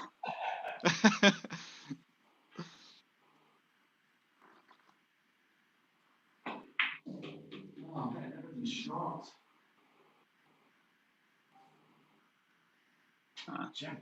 Just a little bit short, but able to just, I think he's able to cinch this ball over to the right without having to get to that right rail. If he wanted to juice it up a little bit more, he can get to the rail and out.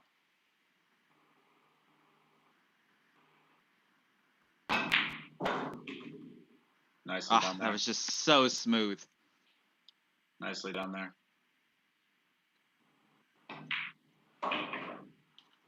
Nicely done there. That's a little bit tougher than it should have been.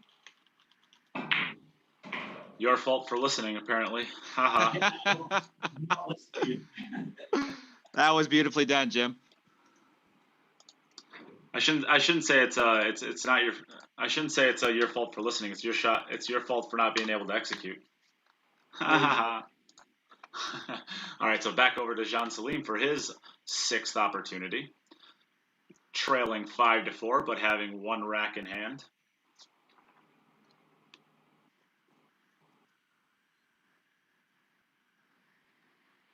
So he is only truly trailing if he does not run out. 8 balls down to the side pocket. And the 1 ball sits into the top right pocket. The 2 ball, I believe, passes the 6 ball, so that shouldn't be an issue. The 4 ball will pass the 5 ball up on the top rail. I would say the only issue really that he might run into here is that the 10 ball's in about as bad a spot as you could have it. I mean, of course, you could have it like frozen to a jaw where it doesn't really go anywhere, but other than that, frozen to the bottom rail, right on the 2nd diamond is not always the easiest place to play positioning to. Oh, wow. Neil just crushed Jim. Wow. I don't even think I want to tell Jim that. I think he'd be too sad if he heard it. Oh, no. Where's the cue ball going? Oh, well, the 2 ball definitely isn't passing the 3 ball. Does it pass the 9 ball to the side pocket? The side? He overran that ball there by 3 diamonds.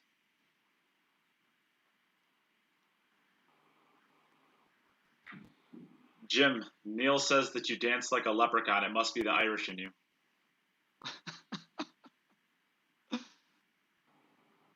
Well, I got to see his reaction. You didn't. So did I. I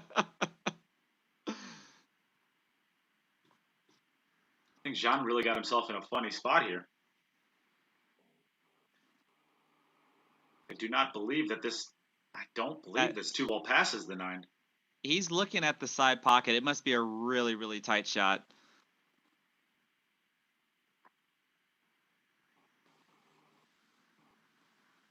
He doesn't have to worry about position. He can draw it up in. If he plays it to the side pocket, he should be able to draw it over into that 7 ball and hold his cue ball for the 3. it's kind of tracking naturally in that direction, anyways.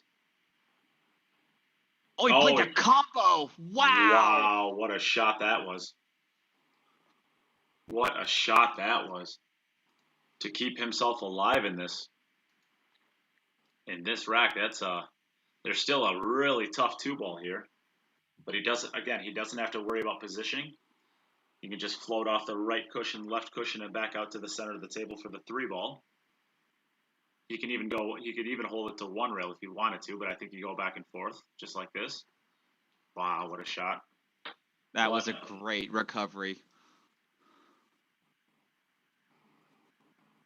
And then back-to-back racks with Jim's bank shot and then Sean's combination into the side pocket. We've seen some fantastic recovery shots.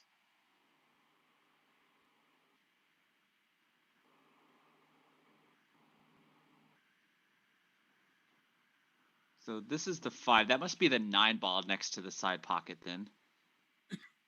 Or was that the 4 he just shot? No, the ball in front of the side pocket, I believe, is the. I thought the 7. I don't know. It's so hard to tell on this table. We have Mark White. Why are you turning on your video, Mark? You should not be turning on your video.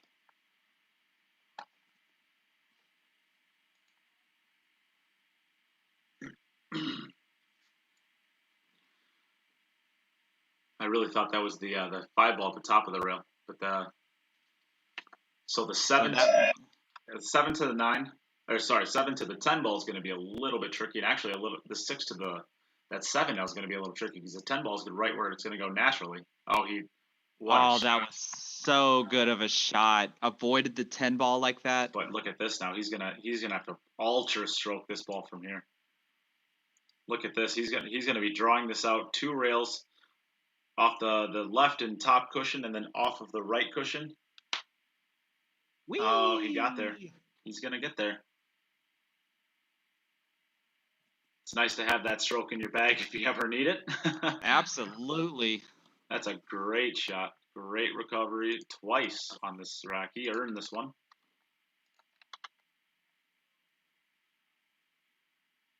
And we are back over to Jim.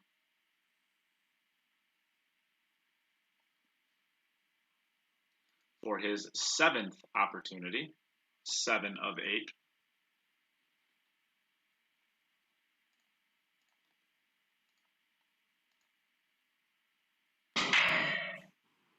He has his 4-ball and 8-ball down, making that every time. I think he fluked one of his wing balls, his 5-ball, got kicked at the top rail and ended up fluking into the top right.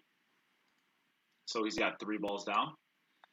The 1 to the 2 is not easy, and the 2 to the 3 will then be not exactly easy, just because the 2 balls go. It seems like you're always going to be running into the 9 or the 10 ball, but the 3 ball's over top of the top right pocket in its customary spot, so he should be able to make the 3 ball from pretty much anywhere. I think probably the 1 ball to the right middle pocket, following it just to the right of this 6 ball.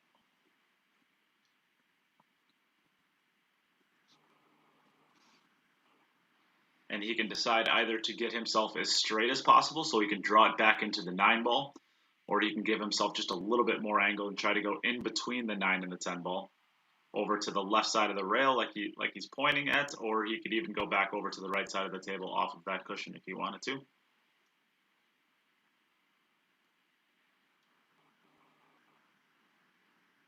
So I think I personally would try to get as close to straight in on the 2 balls possible.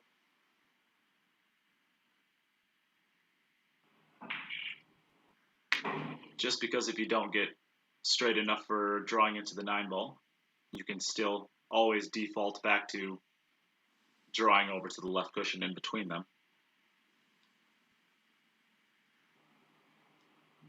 He's even got an angle now. He can almost roll forward and stop on the 10 ball, but if he's stopping on the center of it, that's no good, because he might just roll over to be hooked. If he could hit the right side of the 10 ball, it might be a good option.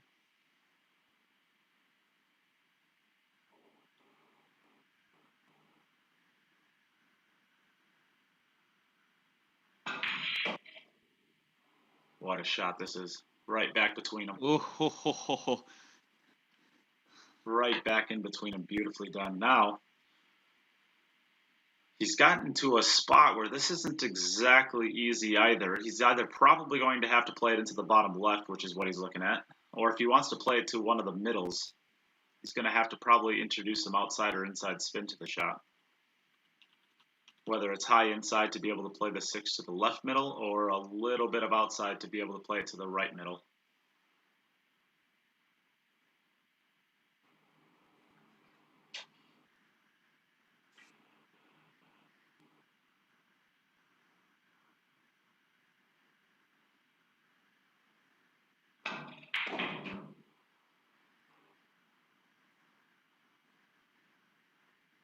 That's nicely done.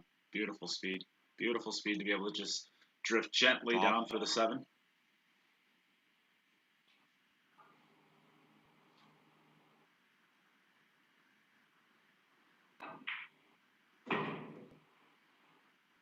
Seven ball, or the 9 ball, easily passes the 10 ball, so just basically a stop shot on this to get about the perfect angle to roll the 9 ball in and drift to the right for the 10. Or I should say to the left for the 10, as we're facing the screen.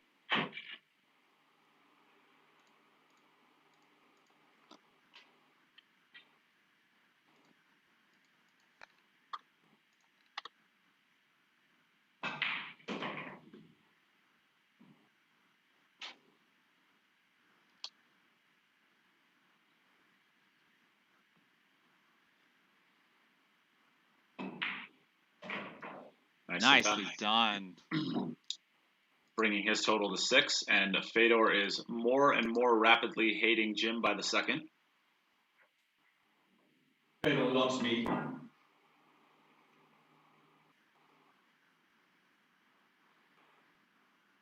And back over to Jean. 1, 2, 1, 2.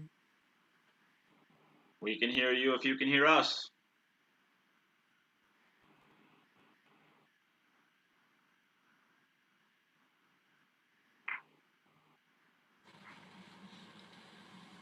One, two, 1, 2. All right, Mark. We can't have you. We can't have you tested.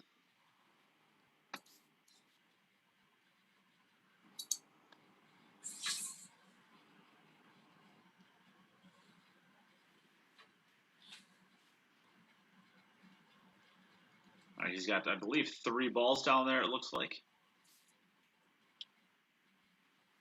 And that's is that the 2 ball next to the 9? Yep, it's the 2 ball next to the 9. The 3 is right next to the 4.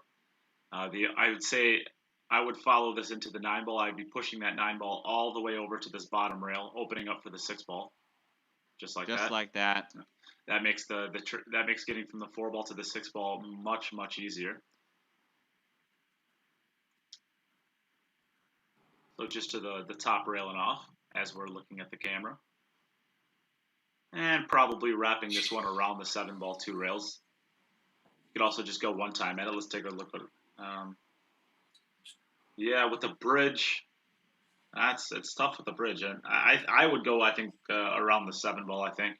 But you could also just go one time at it and just come just to the right of the 7. And just drift one down table. I like what you said, though, about going around the 7. That way you're coming into the 6. It's whatever you feel most comfortable with. He hit it great. Good speed. You have to hit this one a little bit better speed. Both of them have huge windows, so neither one of them is overly difficult. High inside for 2 rails here. And this is just pretty cool right here between these two. They both ran 6 out of 7 racks. Just a touch of high spin here to get off the bottom rail down in line with the 9. And there we go. I call the shot wrong every time. Can Salim, I can't call his shots right.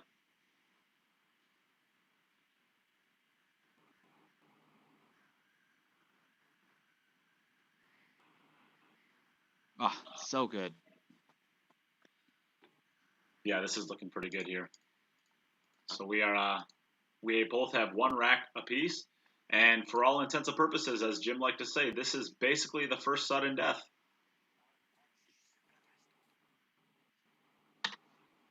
$6 and 64, and Jim is at 6 and 60.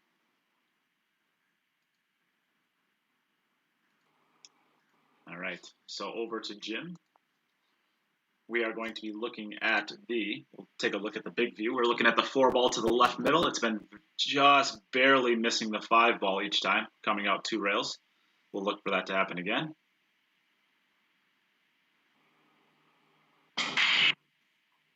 Oh, it caught it this time. The 8-ball's going to make it though, so no worries there.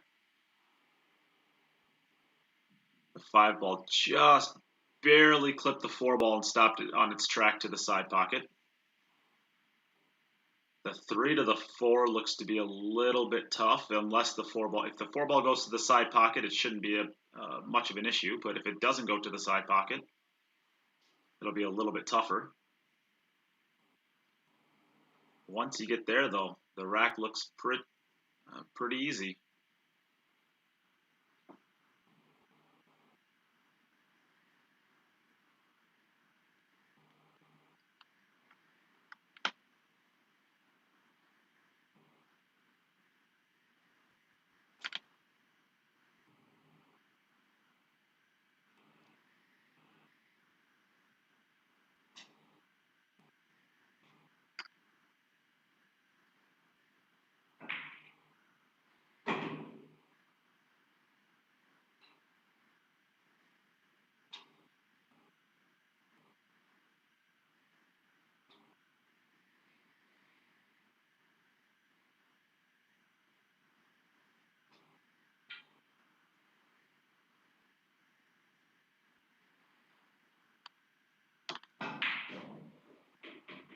Nicely done there. So I suspect since he's not trying to get much of an angle on this, that the 4-ball goes to the side comfortably. Take a look at the side view, see what it looks like. Yeah, it doesn't look like it goes comfortably, but it looks like it definitely goes.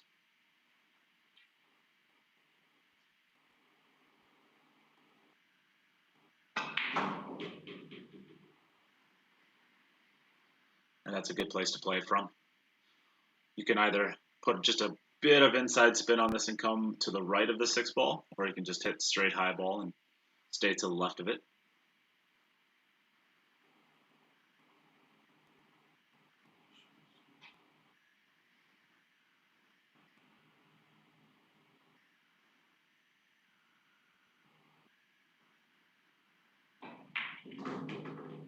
Nicely done there.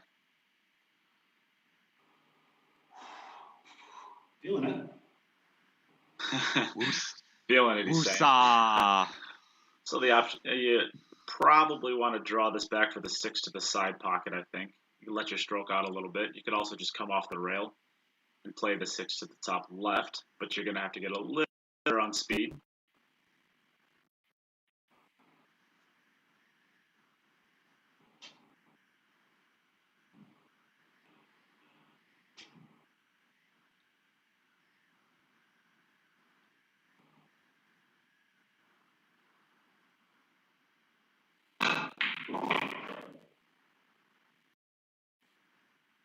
Run into a little bit of difficulties there, I think, with Jim's stream, but back out. Perfect speed for that one.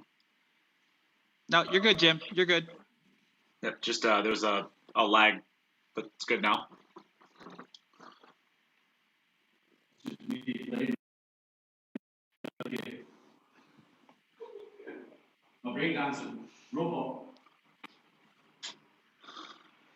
Just a draw stroke back here, somewhere in between where his cue ball is right now and the 6-ball. Nicely done. Now I could pull this around 2 rails, or we can just go up to the top left and come down one time in line with the shot.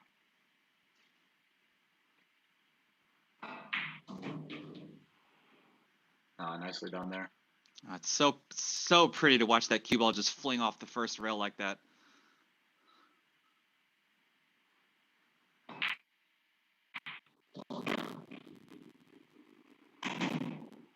Stun run through.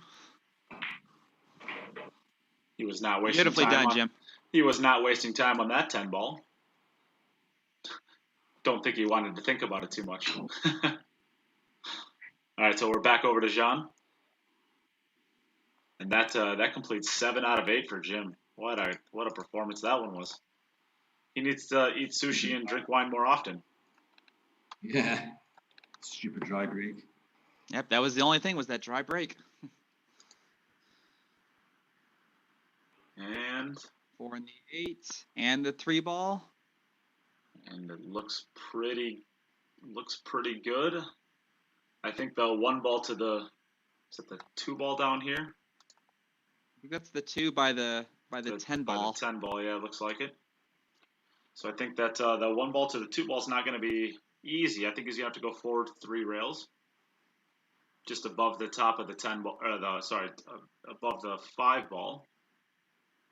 Oh, he's going to put the back cut on it. So he's basically creating that angle.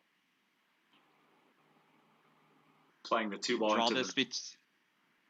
Oh, is he drawing it? Okay. Draw between the 6 and the 7. Oh yeah, when I forgot that the cue ball was when there was a line of balls there, I forgot one of them was the cue ball. So once you move the cue ball, that shot becomes available. So I think the gap now is the 2 to the 5 ball. I think that's the 5 ball by the top left corner. I think so. So I think a high outside ball here, get to the right of the ball below this 10 ball is the side view. Coming 2 rails, the right cushion and the bottom cushion, just like that. I'm looking at the side view, and that's what the fans see. So I try to always talk about what the fans are seeing, not the. Gotcha. So I think probably you just play short side on this ball here. You can come between them, and he's going to. All right. Not a bad shot there, but you're shooting it from a long ways away now. And you're going to have to control this. This looks like maybe some. Oh, he's already putting bottom spin. I was going to say maybe some top outside and play it in the same pocket. I think I'd be drawing this ball out just back 3 or 4 inches.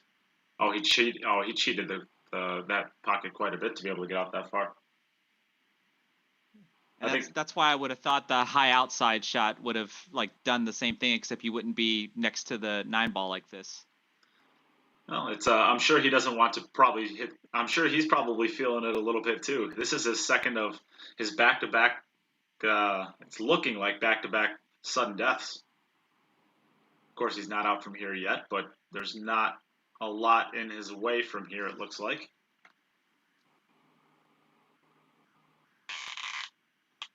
Wow, this is a performance that we're seeing out of Jean, and back-to-back matches. This is a real top performance we're seeing from Jean. Absolutely. If you've never heard of Can Salim, you're seeing him now. All right, we are back over to Jim for the first sudden death we have, the back-to-back sudden deaths. What a day of matches we're having today so far. Wow, this is incredible.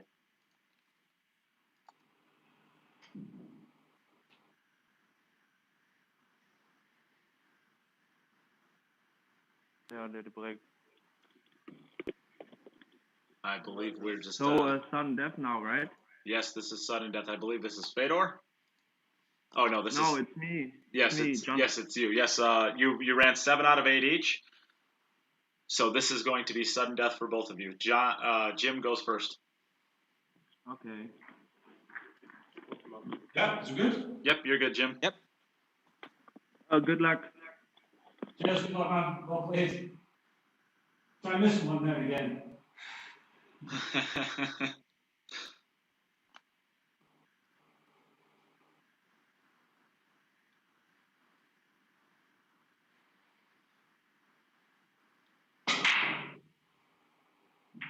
Oh, that cue ball. Oh, that was a little too close for comfort. That was not his normal break right there. He either he hit those very poorly or he changed something in his break. He was not drawing the rock out like that. And a heart attack break. It's a heart attack break, is what he said. The brutal honesty is appreciated, Jim. What a match this is becoming. This is becoming very important now for. Well, we won't even go into the ramifications of the playoff wise.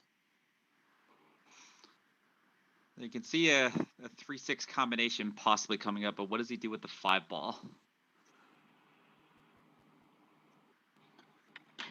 Say that one more time. It looks like he's got a 3-6 combination coming up, but I'm just curious if the 5 ball passes the 7 or if he's gonna have to come around.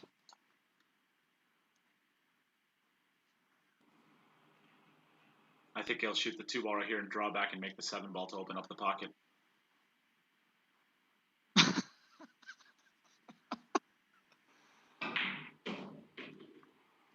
Try and loosen Jim up a little bit. Get him to breathe.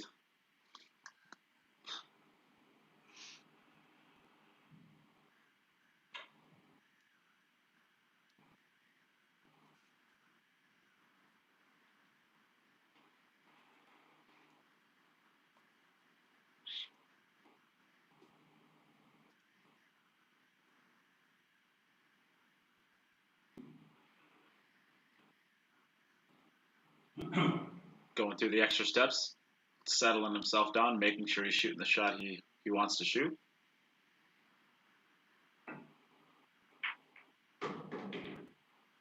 Nicely done there. I think he's got a nice angle to go underneath the 5 ball now. 3 rails for the 4 ball into the 5 ball into the same pocket.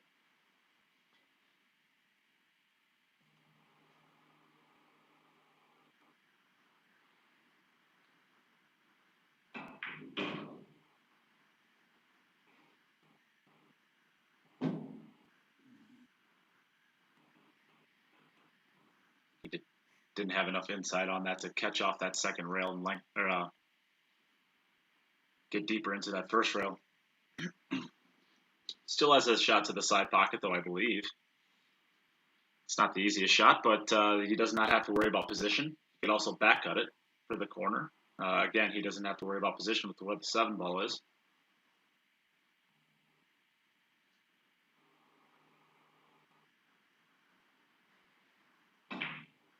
What a shot. What a shot. Needs that roll just a little further. He's got it. What a shot. Now this time the 9 does not pass the 10, so he will have to play to the right side of the 9 here.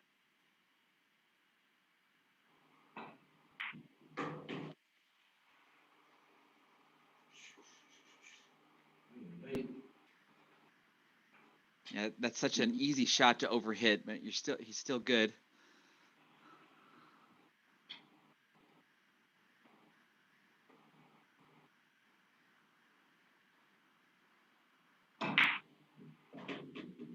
Nicely done there. Doesn't want to get on the rail. Nicely done. He's okay there.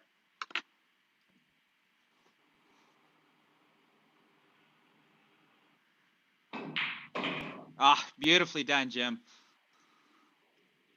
All right, so back over to Jean, needing to follow up with a break and run to keep this match going. Will you miss one now, please? Jim may or may not need another bottle of wine if Jean follows this up. I do not think that he has the heart left to be able to make it through one more rack.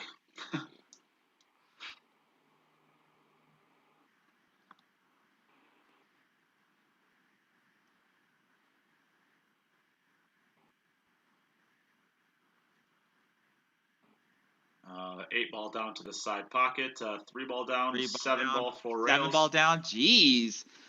But look at what he has to do to get to the 2 to the 4 ball. Yeah, that's the hard part. That's going to be rough. The 4 ball does pass the 5 ball, so he does have both corners available. I think, man, if I would want to be playing this 2 ball to the bottom right. That's what I was gonna say, and then come 2 rails back down to the 4, maybe even a 3rd rail. I want to be running. I want to be running my cue ball in between the 4 and the 5, and you can't do that from playing the 2 ball to the top right as you have it here. So you want to be. I'd be setting this up to. Yeah, I'd be setting this shot up to be able to play the 2 into the bottom right.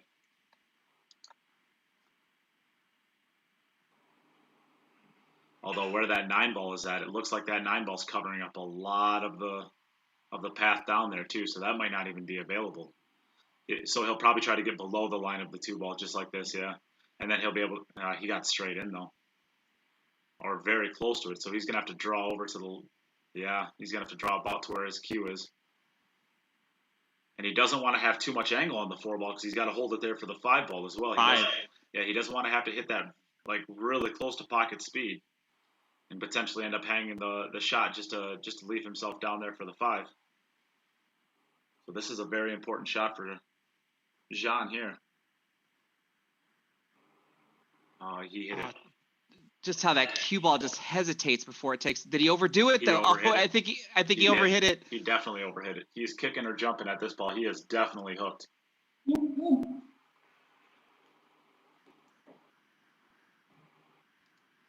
Show of good sportsmanship here by Jim. On the rock. Oh, he mass 8'd it in. Oh, what a shot! What a shot! He's a wizard. What a shot that was. Wow, we are seeing, the shots that we have seen today have been incredible. He even got some appreciation from his buddies watching there. And I think I just heard the sound of Jim's bullocks dropping to the floor.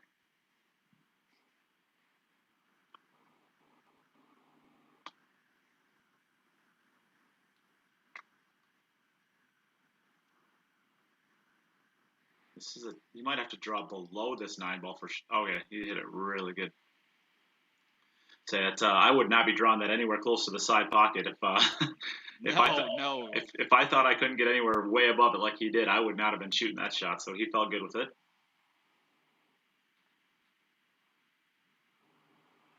And I'm telling you what, Can Salim has ice water running through his veins. Back to back. Whew. Guy's a wizard.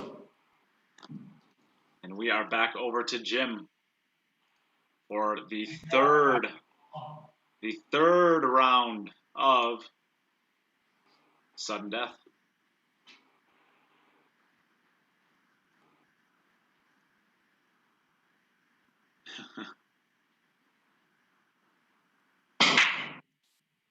Four ball down to the side pocket, 8-ball down to the side pocket. Where's the 5-ball going to end up?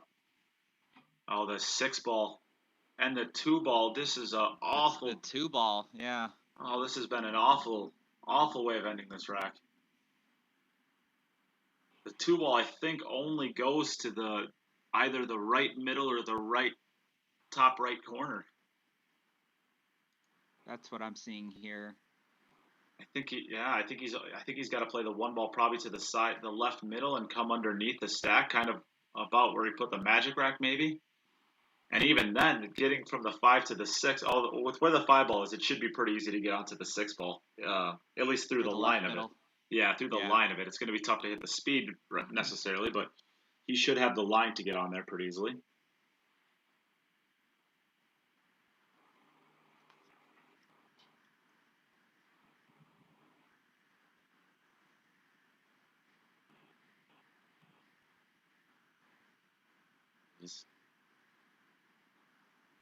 Not sure what he's drawing. He's drawing into it. Yeah, he's drawing into it.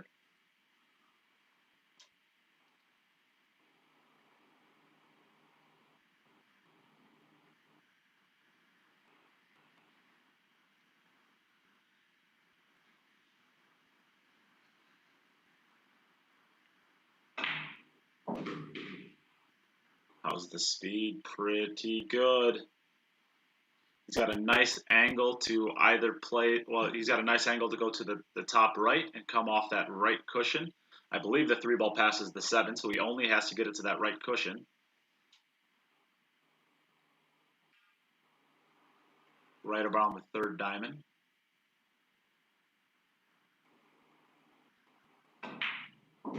That's what I thought he was playing. He elected for the side pocket. That's a great shot.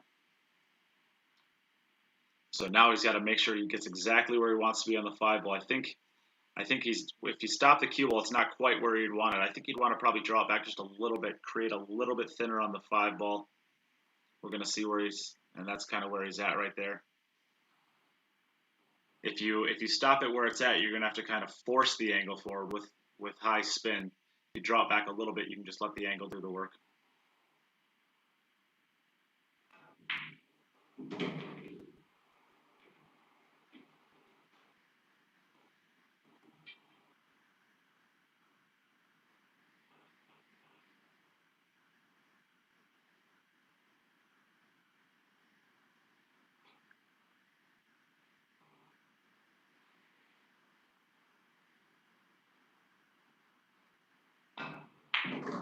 How's the speed? The speed is perfect.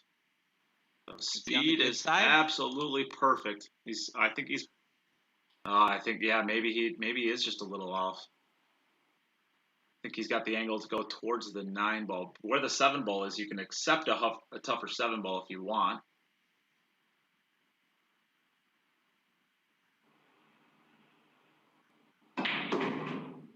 Great shot. Oh, beautifully done. Great shot. Cheated the pocket just a touch to be able to creep down table. Really nicely done.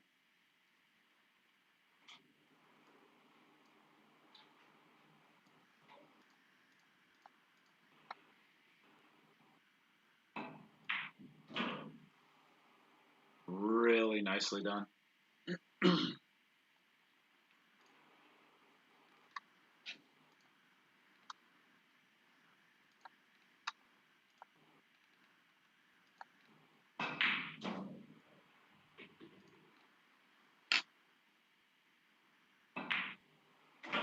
Wow.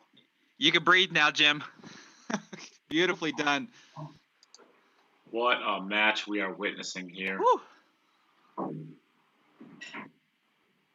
What a match. This is now, that was 10 of 11 racks ran from Jim Telfer there. Which means we have 9 of 10 for Jean. Can he make it 10 of 11 as well?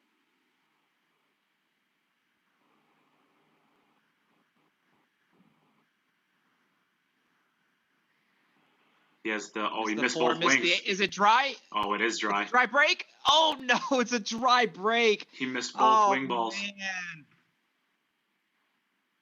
Oh man, what a Same thing that happened to Fedor. Oh gosh.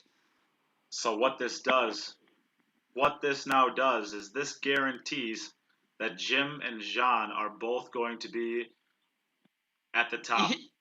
You need to show the viewers Jim. Jim is pooping himself. Oh my goodness! Wow. Wow. You All played right. awesome. What a match. Yes. My God, crazy. So, Jean, you can still hear us, right? Or you can hear us? Yes, I can. So you still have the opportunity to get the number 1 seed. What's going to happen here is Jim is now going to play Fedor. You are finishing with a 2-1 record. Jim is currently 2-0, but if he loses to Fedor, it will come down to the most amount of racks ran between you two. You are in with an 18 and 184 balls. Jim currently has 12 and 136 balls. So Jim needs to run 7 racks to beat you outright, and if he gets 6 racks, he will beat you automatically, because to get 6 racks, he will be at 196 balls. So Jim needs basically 6 runouts in against Fedor to get the number 1 seed. If he falls short of 6 racks, you still get the number 1 seed, and with an 18, you're in a great position to be a very high seed. That would put you as the number. What a match! But I knew you're not gonna miss somehow. I don't know. I was just looking, and then I stopped like at the 6th, 7th rack. I knew it's gonna be a great match, and I stopped looking at your table because it just had no sense. You know what I mean? You played awesome. Congrats. Thanks, man. Great match. Crazy match. A great series of sportsmanship between the two, and unfortunately for Arita and Fedor Gorst, this eliminates them from playoff contention. Yep. I'm sorry, Fedor. Fedor, I was really at the sudden death. I was thinking about you. I was like, if I win the sudden death, he probably likes me a lot. But I still hope he likes me. That was a phenomenal match. This has been a very exciting day as far as quality of pool. The last match is going to come up between Fedor and Fedor. You can get your revenge on Jim for not losing to Jean. You can force him now into the second seed by beating up on him here. But if Jim wins this last match, he is getting the number one seed no matter what. So, congratulations to Jim. We are going to take a small break here to get the last stream set up between Jim Telfer and Fedor Gorst. So do not go anywhere. If you're appreciating the content, please give it a share. Help us get it out there to more people. And if you would like to donate to the stream, all of the ways to do that are in the pinned comment. We are giving away tomorrow a $250 poison jump break cue. On top of that, all of your entries will be in for a drawing for a $1,500 Jacoby custom cue. Every $5 gets you one entry into that drawing. Other than that, we'll be right back in about 3 minutes with the last match of the day. And if it's been anything like the ones we've seen thus far, it's going to be a great, great, great match. So congratulations, Jim, and congratulations, John. You two are locked into the number 1 and number 2 seeds. We're just finding out who's number 1 and who's going to be number 2. All right, we'll be right back. All right, good luck. Bye. Cheers, man. Well played.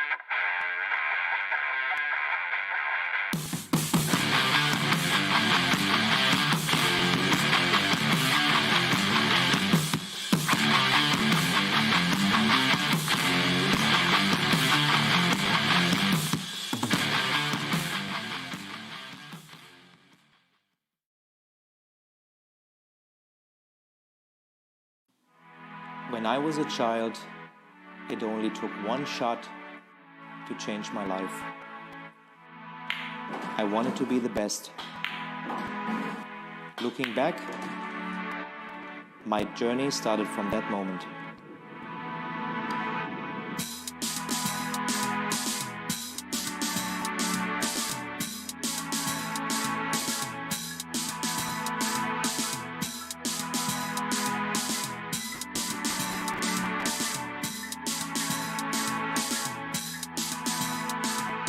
Realizing your true potential requires total devotion. You must be prepared technically, physically, mentally, and make sure they are in balance. Achieving excellence depends on how much and how well you prepare. It all comes down to dedication. Luck will not make you a champion. Steady training contributes to accuracy and consistency. Trust yourself and work hard until you can convince yourself to reach your best. Though the journey for victory is long and difficult, it tells you who you are and what you can do. victory elevates you to the next level. A will to win influences younger generations, delivering passion to the world.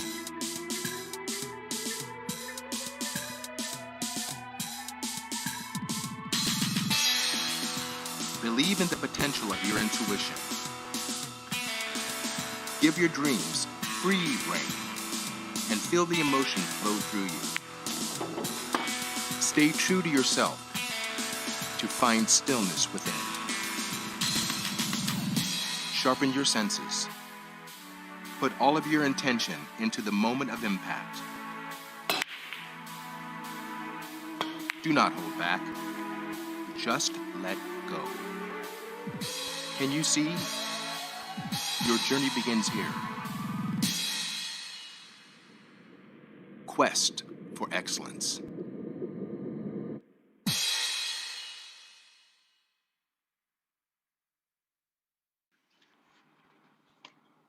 All right, we are back for the last match of the day, and we have Fedor Gorst looking to play spoiler to Jim. If Jim wins this match outright, he will be your number 1 seed for this bracket. If Fedor beats Jim, Jim can still be the number 1 player, the number 1 seed for this bracket if he runs 6 out of 8 or more. And if he loses this and gets below that, he needs the magic number to be about 4 to get himself above Wojtek to be able to try to still make the playoffs. That will start in February. So lots of things can still happen here. I know Fedor is ready to beat down on Jim for eliminating him from playoff contention. And yeah, we are ready to get started. Fedor, would you like to call the coin flip? Yeah, head. Hey Siri, flip a coin. It's heads. It's heads. Would you like to go first or second? First. All right, Fedor would like to go first. Good luck, Fedor. Log. The customary excited sound from Fedor.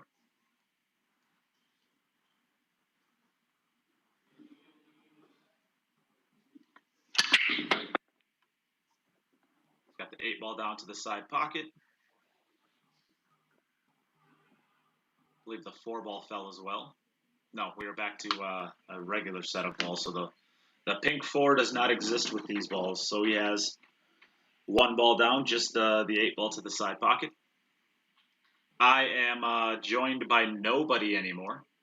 Little Chris had to go back to work. And Mark, we are still running into issues with him. So I don't think he's going to be able to join us for commentary. Is this going to get past the 6-ball? Yep, it is. Nicely done there. Good speed. So I will be on call alone for this last match.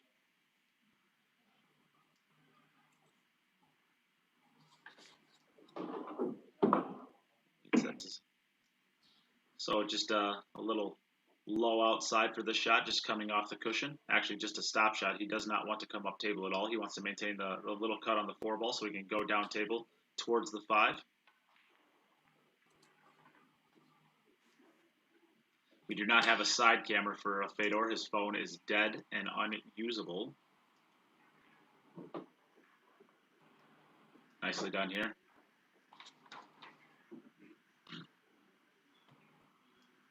Just a touch of high inside, getting to that right rail out. Up table for the 6 to the side pocket.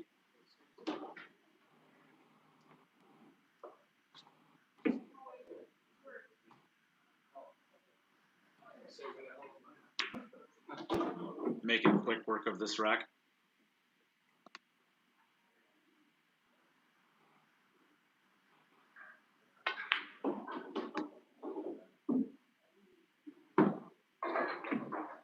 Can now draw above the 10-ball for the same pocket, or he can just cinch it off the rail for the bottom right, and that's what he likes to do.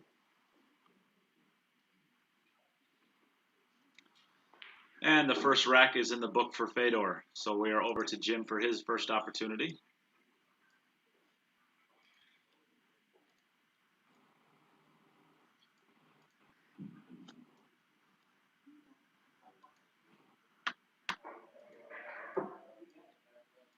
Jim has been very, very consistent making the 4-ball and the 8-ball. The only time he usually doesn't make the 4-ball is when the wing ball, the 5-ball to be exact, contacts it before it makes it to the side pocket.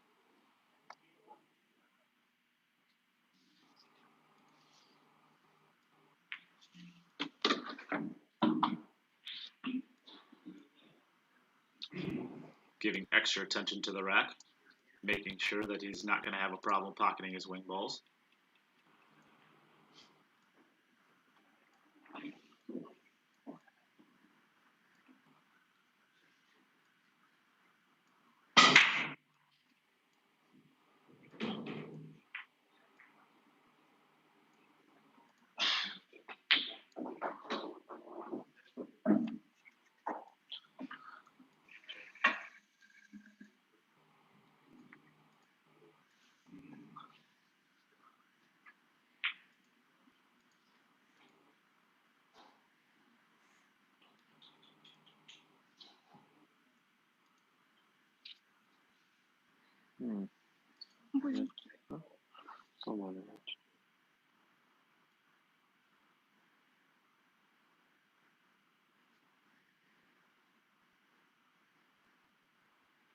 All right, so I'll pull up it's just Nate and the squirrel for now.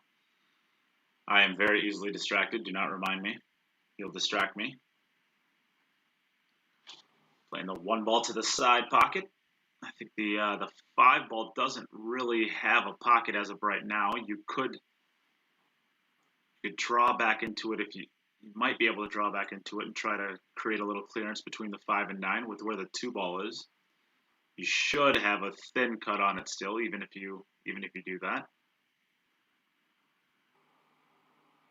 It's not the most difficult shot, or it's not the most easy of shots when you're jacked up over the 5 and the 6 like this.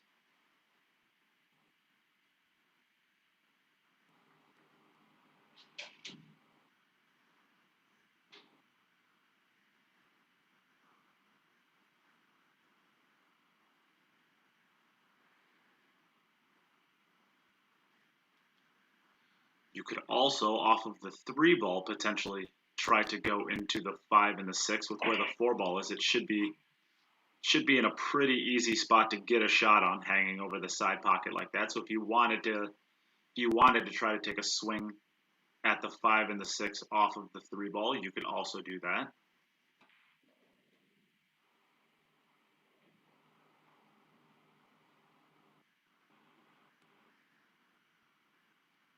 Or worst case scenarios, you could take a swing off of the 4-ball as well.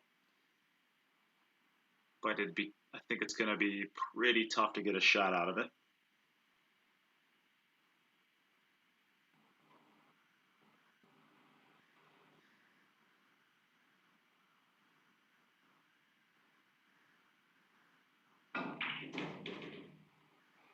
Yeah, I think he took a swing at it there. Came up a little bit low. Need a little bit more inside spin. I think we're going to get to see a jump shot here.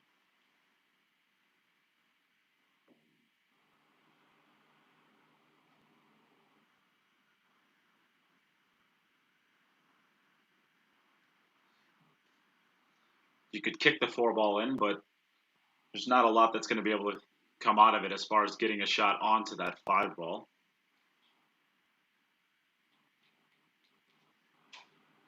So at least the jump shot gets the cue ball moving. You have the opportunity to maybe luck a break out of it, or maybe you can just get down here to the bottom cushion about where it is.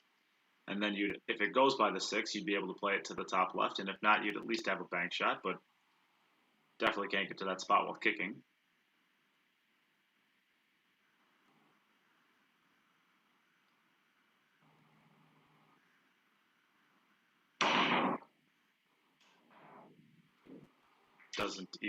Doesn't get over the balls. So that is going to be 4 points over to Fedor for his second opportunity. Hey, David, how's it going? So what happened in the first match, we are down to, this is the final match of the day. And Hideaki Arita has been eliminated from playoff contention, and so has Fedor Gorst. So it is down between Can Salim and Jim Telfer to see who gets the #1 seed and a guaranteed spot to the playoffs, and who gets the 2nd seed and has to hope that a couple of players have lower totals than they do. So Fedor breaks dry here. So back over to Jim. Fedor gives Jim another opportunity to catch up.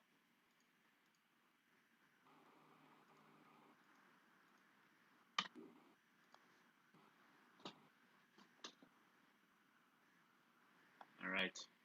So back to Jim. Ready to break the balls. We are watching his 4-ball into the left middle and his 8-ball into the right middle. 4-ball down, 8-ball down,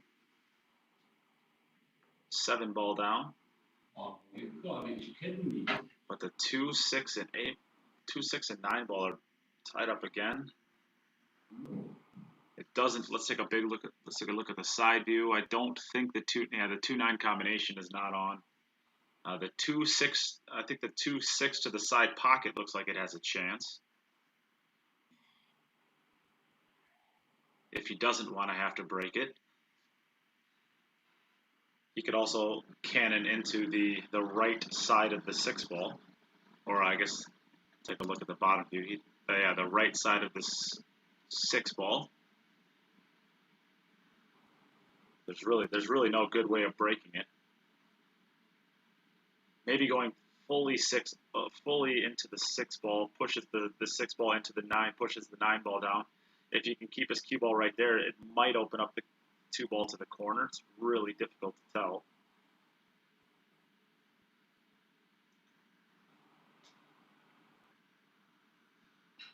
Yeah, David, it's a bit of a surprise, of course, but I'm done talking to you because you don't have share above your name, and if you don't have the share badge, I just can't talk to you.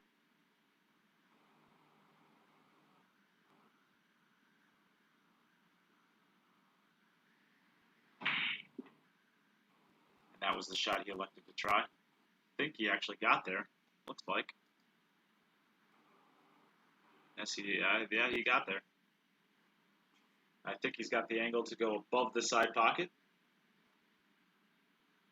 Or I think he can stay below the side pocket as well.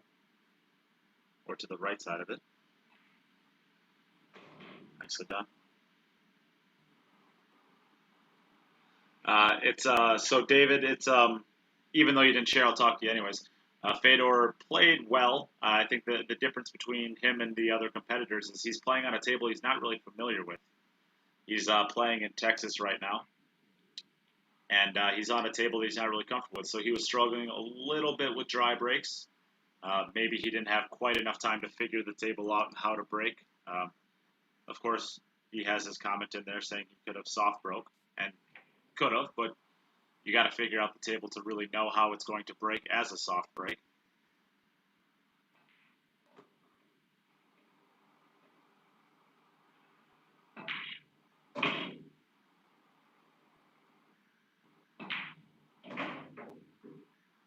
Nicely done there.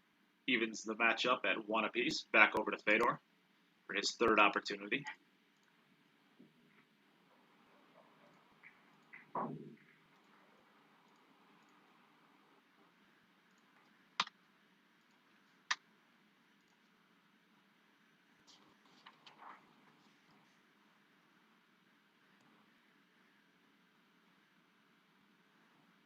Watch the cue ball. Ooh. All right, he's got the 4-ball to the side pocket. I think he's going to, nope, 6-ball hung up. The 1-ball and the 7-ball tied up. Without a side view, I can't tell if it goes by the 7, but he doesn't look like he's overly worried. So, okay, so the fact that he's looking around here means that it's not going there. So he can either, if it plays by the 1-ball, or sorry, by the 2-ball, he could play that shot. If not, he could always play the carom on it. Looks like the 4-ball down there. Is he playing this? This looks like it's pretty tight by this 2-ball. And if he flicks off the 2-ball at all, he's not going to be able to get positioning on it. So he really has to make sure not to hit the 2-ball. Nice shot, and he still might not get there. I think he's still jumping. As we can see in the background there, to his left, that's Christina to catch, watching, cheering Fedor on. So big shout out to Christina to catch.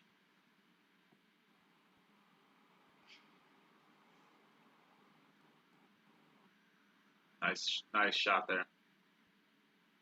And I think, yeah, he definitely got past the 6-ball, so he doesn't have to worry about queuing over the 6-ball now. Just has to bear down and make a longer 3-ball, and he does not want to hit the 4-ball on the way into the pocket if he doesn't have to. Of course, it probably wouldn't hurt him too bad because the cue ball is going to be going to the left side of the table as well. But depending on how he hits it, he could possibly get snookered on the 7-ball, so he wants to make sure to make this clean without contacting the 4. Oh, and he scratched. Oh, wow. I did not see that shot coming. Wow. All right, well, we're back over to Jim for his third opportunity.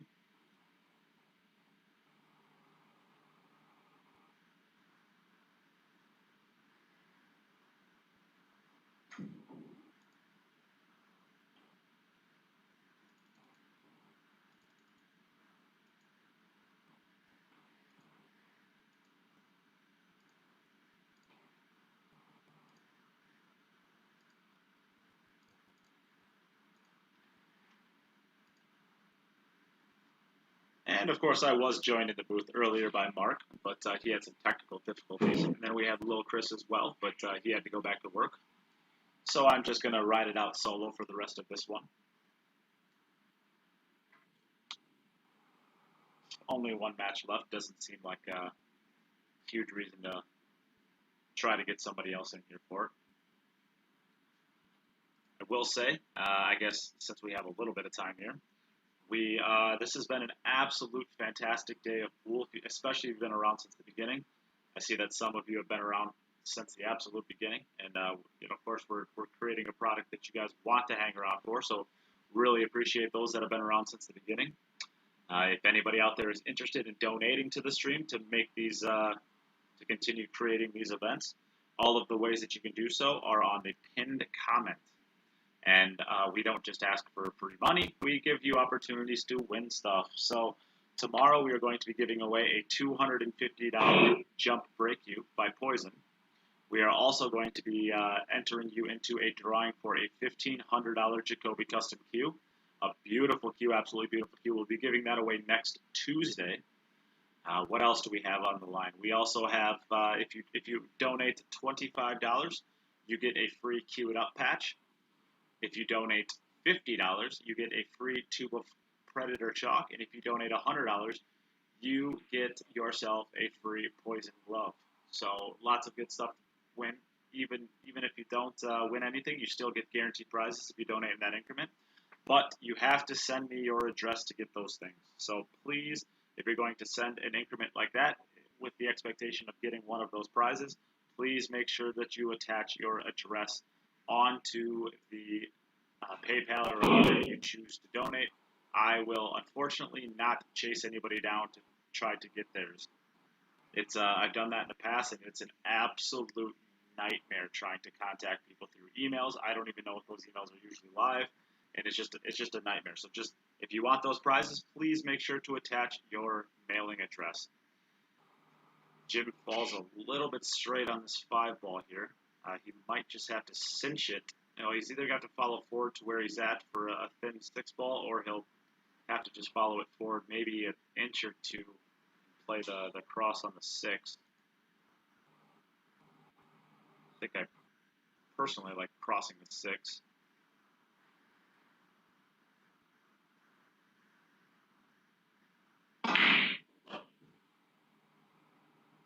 Executed that very nicely. I personally like crossing the 6, I think, just because this shot, I think, is just as hard as the bank shot. And the transition to get to this point is it's more difficult than just following it forward a little.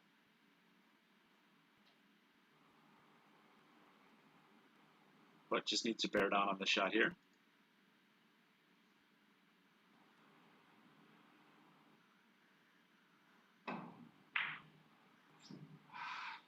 Just overcut it just a little bit. All right, so but those, he gets 6 balls for that, and those could become very, very important, as those will be tiebreakers later on if he is tied with Rex to get into the playoffs. So 6 more balls are very important. Back over to Fedor for his next opportunity. Both players have 5 racks remaining.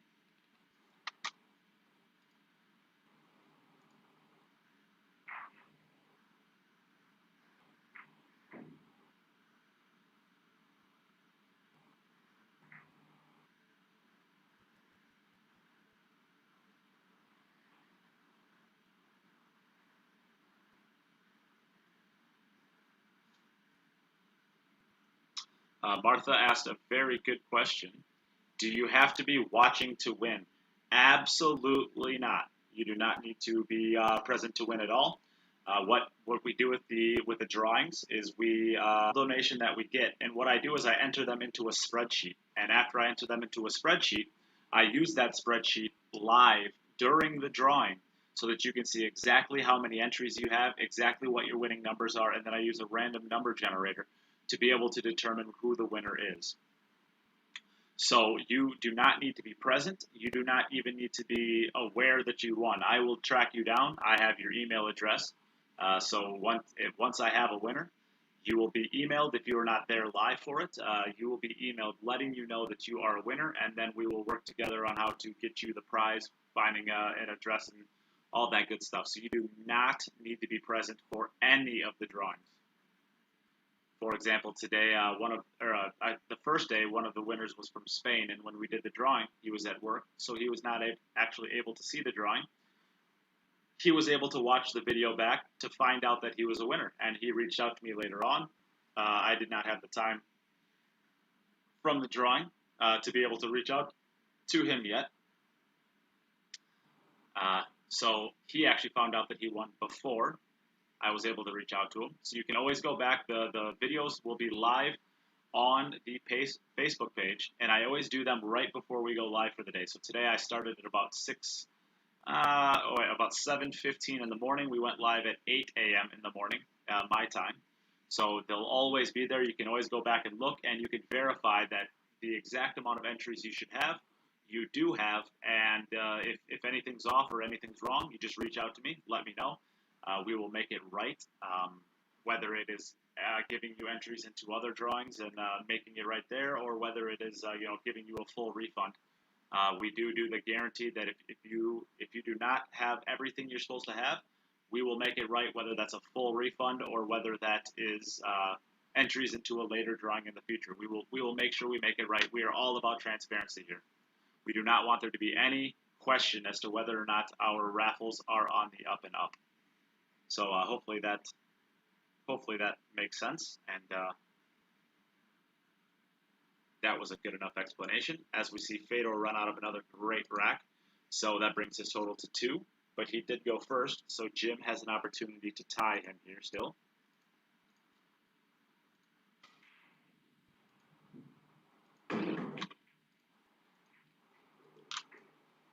All right, we can hear balls falling in. The 1 ball ties up with the 6 at the last second. What? Jim has been having just terrible rolls. The last balls on the table keep tying up for him. And what is available here? I think the best option he might have is a 1-2 combination. Unless the 1-6 is wired to the corner, there's not a lot available here. Man, maybe, I mean, he's lining up. Maybe it goes by the 6 to the left middle. Doesn't look to be available. He hasn't moved the cue ball, so it must be available. There's really nothing else, no other good options if that 1-6 is not wired. That 1-6 combination is going to be, or sorry, the 1-2 combination is just not a shot you want to have to shoot.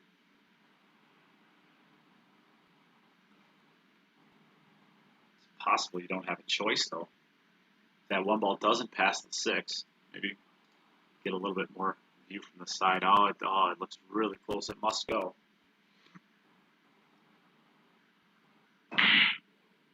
That's a good shot. That is the good part about this format, is once you make a ball in the break, all you have to do is make a ball in the break and you get your ball in hand. There is no bonus points in this format for not taking ball in hand. So that is the good part about this format, is you always have an opportunity that even if your one ball ties up, as long as there's a pocket available, you should have an opportunity. The reason we did that is we do not want to have the best breakers in the world being able to win everything. We want there to be an art to running out rack still.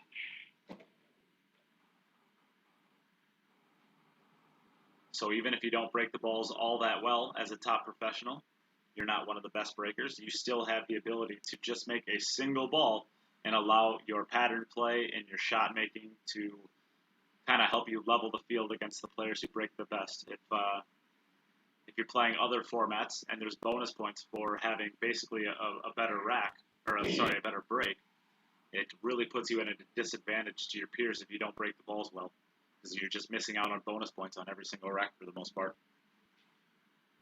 So we did not want there to be a clear advantage to the people who break the best or the people who shoot the straightest. We wanted there to be a nice combination to where either of the players can win if they play well.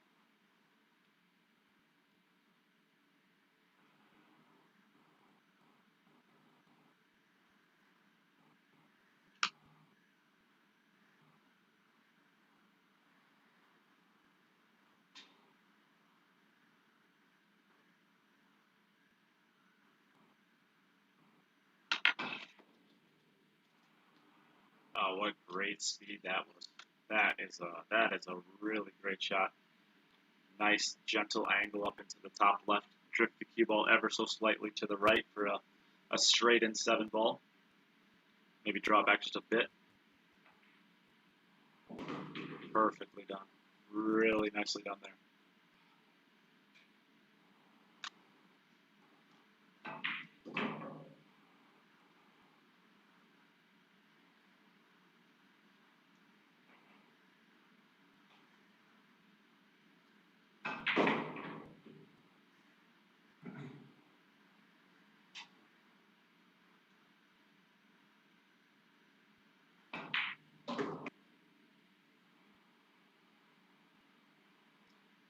Nicely done.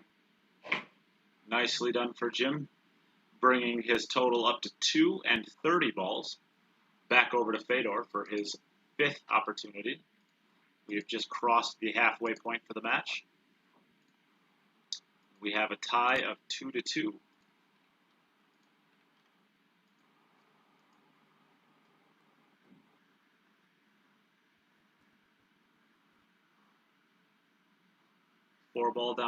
Eight ball down to the side, sorry. 4 ball hits the jaw, comes out, and everything opened up nicely here.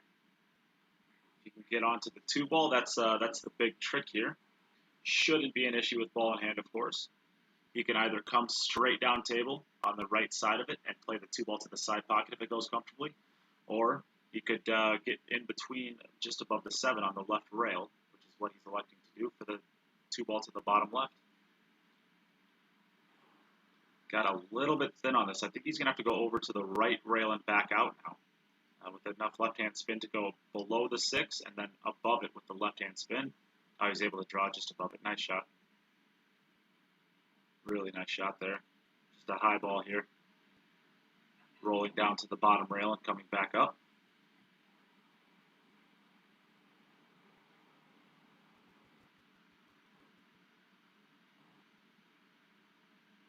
Great shot there. He's got wants to hold on. He does not want to run. So he run past the middle point. So we might be able to see. It's hard to tell exactly, but I think we're going to get to see a huge stroke here. He's either going to stop the cue ball for the 5 ball, or he's going to be drawing this with low right spin to go to the top rail and back between the 10 and the 9, and that's where we're going to see it. What a shot that was. What a shot that was. Beautiful stroke he put on that ball.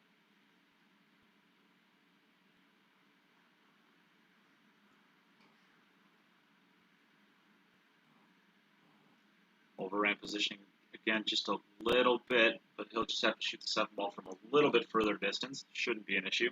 Wants to get just before the 9 ball. He does not want to be queuing over it. And he got frozen to it. He wanted to leave it just before the 9 ball. Ready. Jim thinks he's a funny guy. Luckily for us, that Fedor stays down on his shots, so he didn't jump up and block the shot. We could see it the whole time. Pretty good. Yeah, the answer to that, little Chris, is pretty good.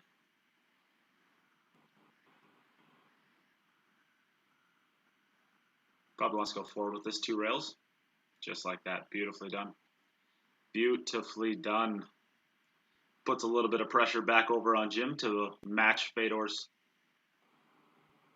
point here. All right. So, back over to Jim.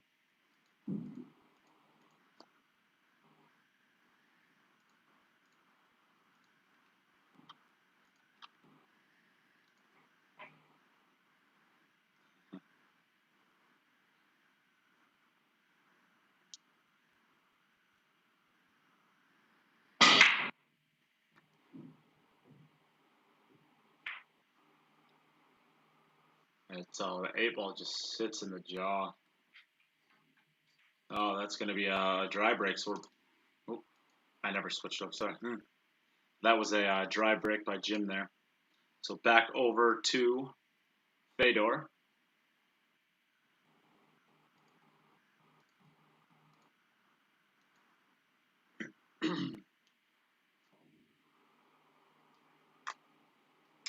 I'm not sure if Fedor realizes it's his turn. I don't think he was expecting a dry break there.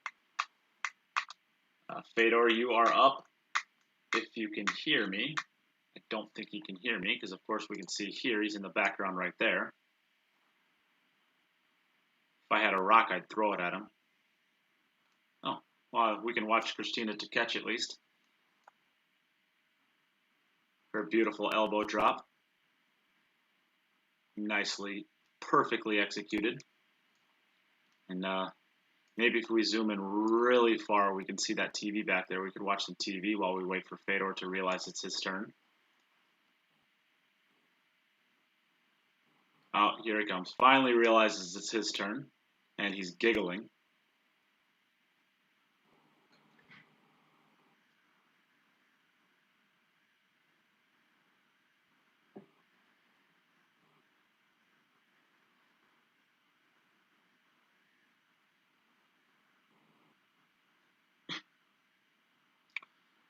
Didn't make either wing ball, and both of the 4-railers got kicked.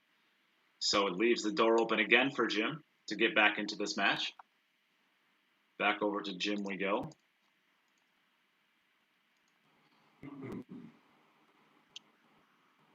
Checking his rack one more time, making sure that he doesn't break dry because they aren't tight.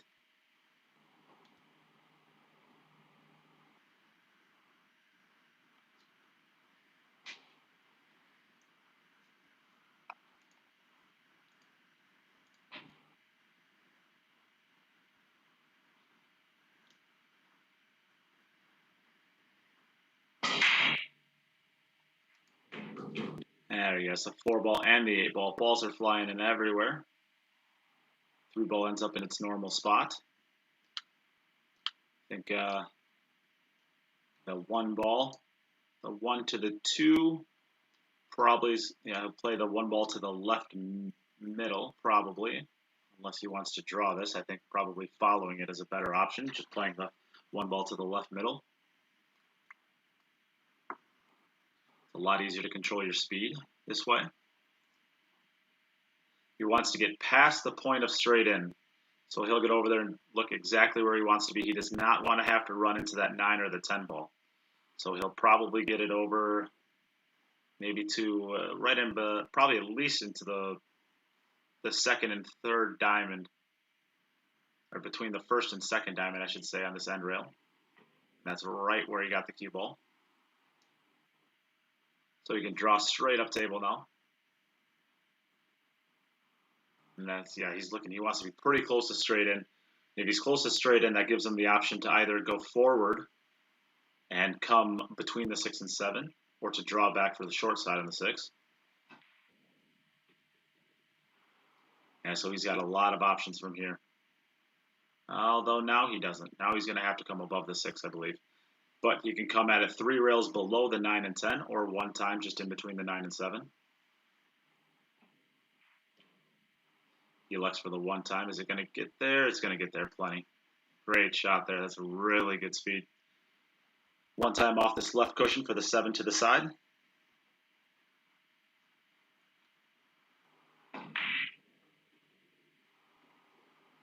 And the 9 ball crosses both ways, the left and the right corner pocket on the bottom rail. So probably just a little bit forward.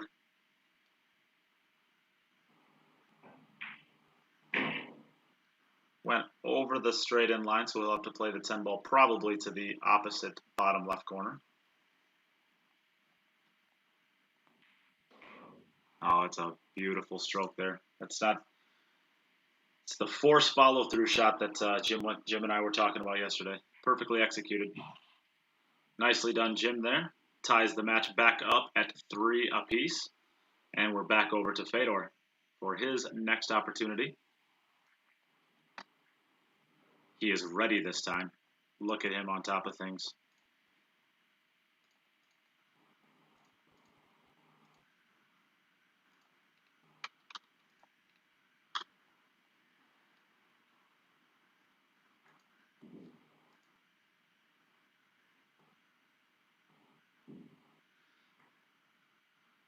Oh no. Oh, the cue ball almost got kicked, and then the last ball on the table moving falls in for him to have a successful break. Now, I know that Jim is probably listening to this, and he probably doesn't want to hear this, but I feel like I owe it to the listeners to update them on the playoffs.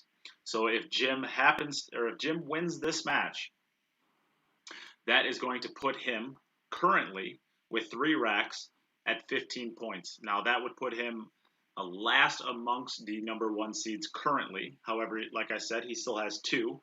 So if he gets 2 additional racks, that'll put him at 17. And that would tie him with Naoki Oi, I believe, for the number 1 seeds. We're going to have to take a look at who potted more balls. I suspect it's going to be Jim because he has not had many dry breaks. But, of course, we're going to have to take a look at that. If Jim happens to lose this match now, we shoot. All right, if Jim loses this match, he is currently at 15 racks again, and Can Salim is currently in with an 18 racks with 184. Jim can no longer get to that point. So to get the number 1 seed out of this bracket or this group, he has to beat Fedor. Else, Can is going to be our number 1 seed from this. And then Jim is going to be battling for a number 2 seed. Wojtek is already in on day 1 with a 15, and Albin is in day 2 with a 20. Obviously, he cannot catch Albin, but he can still catch Wojtek. So he currently is at 15 racks, and I think he's tied with Wojtek. So if he gets a 4th rack out of the next 2, he will for sure pass Wojtek, and he will be not guaranteed into the last day, but he is going to be all but guaranteed a spot into the playoffs.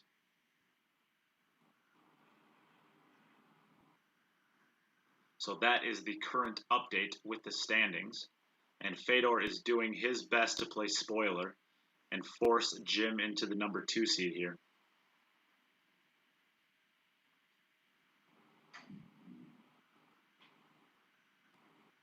As he completes another rack. Beautifully done there. Gets straight in on this 10 ball. Nicely done. All right, that completes it. Back over to Jim. Fedor has 1 rack remaining. Jim has 2 racks remaining, including this rack.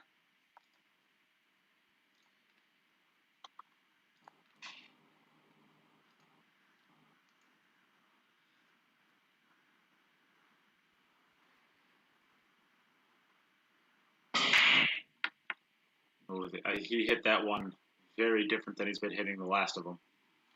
But he still gets the 8 ball down to the side pocket, and they're not clustering like they were. So it's possible he's changing his break up a little bit from before just because he kept on getting those awful clusters. Those are very difficult to navigate. He's getting pretty good off this. The 4 to the 5 is going to be difficult.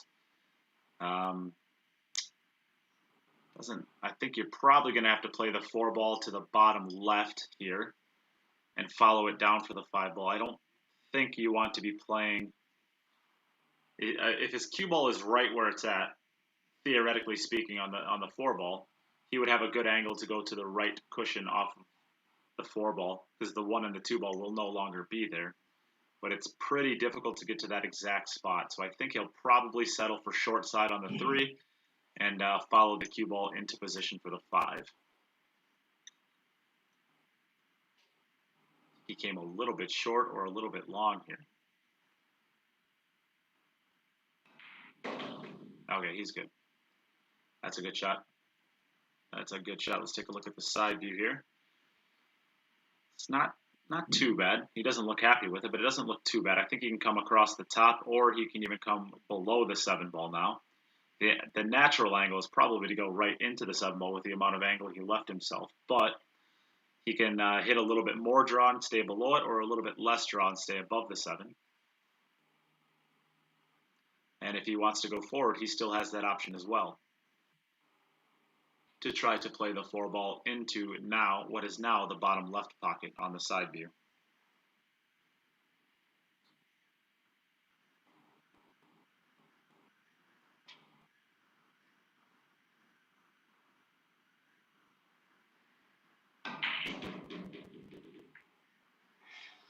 Ooh. Clipped off the bottom of the 7. He still has a shot on the 4 ball. I don't think the angles. The only thing you have to worry about here is if you force this forward too fast, you might get into that jaw. And if you hit the jaw, you're going to end up getting hooked on the 5 ball. So he wants to make sure that if he's following this, he's contacting that left rail before the side pocket, so he doesn't have to bring the jaw into play.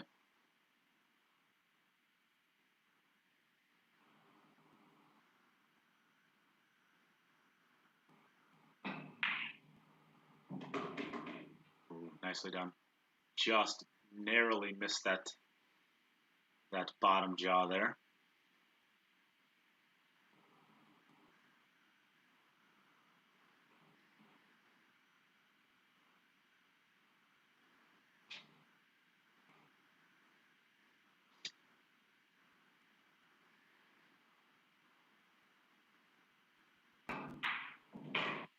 And this is Lorak is looking pretty good from here. Even if he comes up short, it's he's not going to like it, of course, because it's going to be a little harder. But the position is natural. It's a pretty routine shot to the side pocket. He's able to track his cue ball 3 rails around for the 7 ball.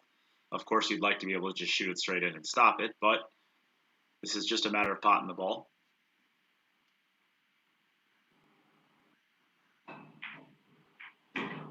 Oh, and he ran into the 7. I thought he had the angle to get around it.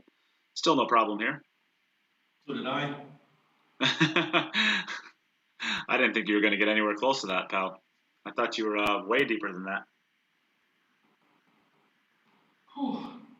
So, right after he finishes crapping his pants, he'll probably shoot the 7 ball.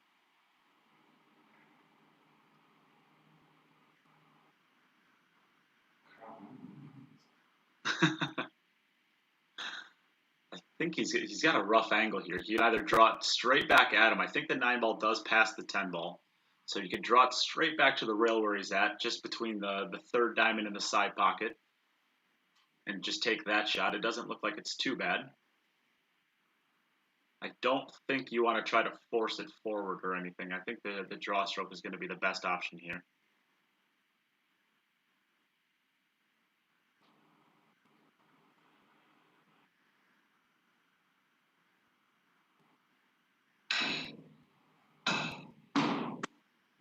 Ooh. Miscue is... All right, so we are back over to Fedor here.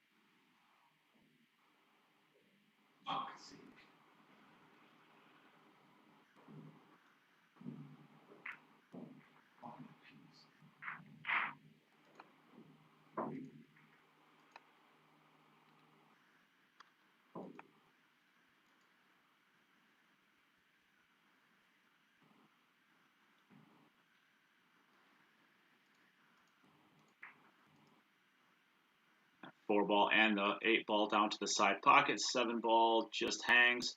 Where's the 5 and the 2 going to end up? Oh, They opened up just at the last second. Just that half revolution more on the 5-ball opened it up off the 2-ball. And if Fedor is able to run this out, that is going to lock Jim into the number 2 seed. But his last rack will still be vitally important, as it will clear him from Wojtek completely with 1 extra rack without having to beat him with overall points, which we will have to actually go back and take a look at. And I can probably actually do that right now, I suppose. I do have access to those documents.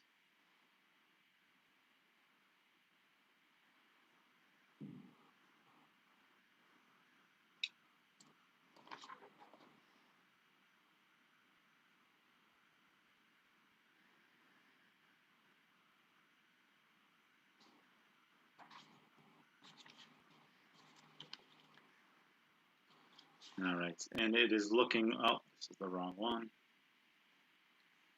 Wojtek has 15 racks ran and 186 balls total. At this point in time, Jim has also 15, and he has a total of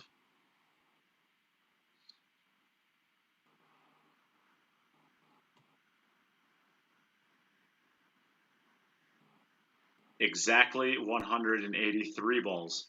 So he is 3 balls short from tying Wojtek in overall. So Jim needs at least 4 balls in this next rack to clear himself from Wojtek.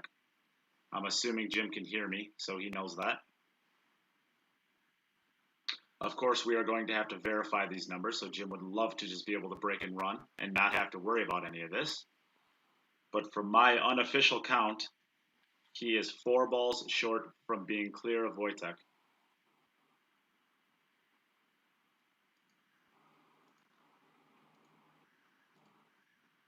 All right, so back over to Jim for his last opportunity. The match is now determined. So we can officially say congratulations to Can Salim. He has won this pool with a 2-1 record and a total of 18 racks broken and ran. So that is going to put him in head of Naoki Oi, and we are going to have to find out. That actually puts him into the number one seed currently. So as is, he might have a first round bye.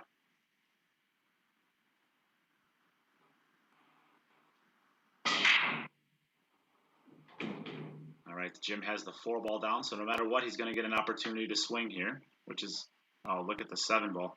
So knowing exactly what he needs 4 balls to beat him. Oh, this is a gray area. For commentary, I would say, yeah, he's shooting a smart shot here, because he can get the 1 and the 8 and the 2, and that would be his 4 balls. And then he does not need the 3-ball. If he shoots the 1 into the side pocket, he would then need to make the 3-ball to get to that point. So because he took the shot and put it over there, I can say it comfortably and not have to worry about any sort of feel like I'm helping the player any. But yes, this is a smart way of putting it. He just needs to really bear down and focus and make sure that when he makes this 8-ball, that he's not going to tie the 1-ball up in a spot that is unworkable.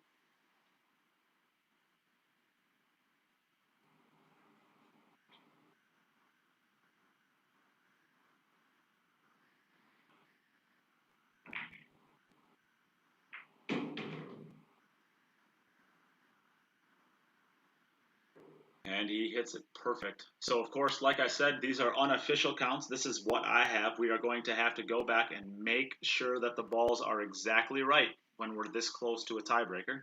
Of course, we don't have to necessarily if Jim is able to get out of this rack. But if he's not able to get out of this rack, there will be a matter of a few balls separating Jim and Wojtek. And it will be very important. So we will definitely be going back and verifying that everything is correct.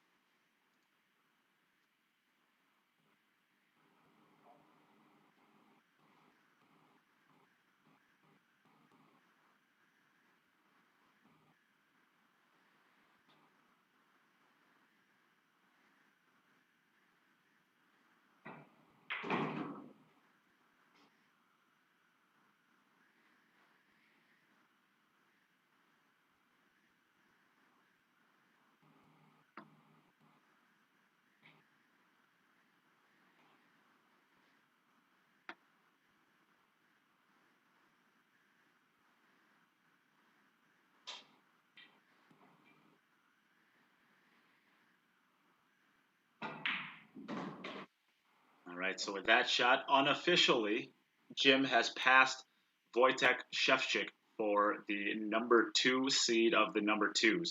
Albin Ocean is still in the number 1 seed with 20 racks ran, but he lost his match to Conrad, who actually only ended up with 17 racks ran. But it goes by the average, or it goes by the overall record first, and then the racks ran second.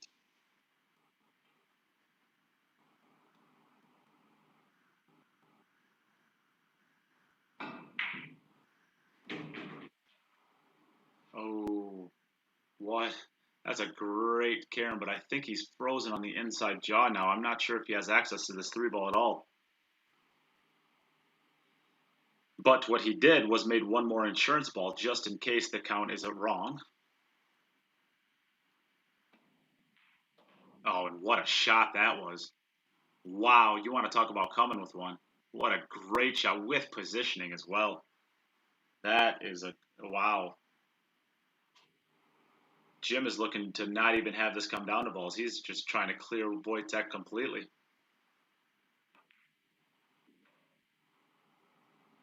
Beautiful speed there. Just rolling this 6-ball in, coming off the rail. Just a little bit of a stop shot, punch shot, just to get off that rail, about 4 inches for the 9 to the bottom right. Beautifully done. This was not an easy run out. He has played this exceptionally well. And I did not update Fedor's score. So Fedor is at 5-53. There is no playoff needed here. Sorry, I was wrapped up with Jim there. So Fedor wins this match. Jim, how you feeling, pal? I'm knackered. I wish I didn't have to play a game straight after that tiebreaker set. But I thought I was dogging it there. I thought, my break, I don't know what happened to my break. Everything got clustered here. It was crazy.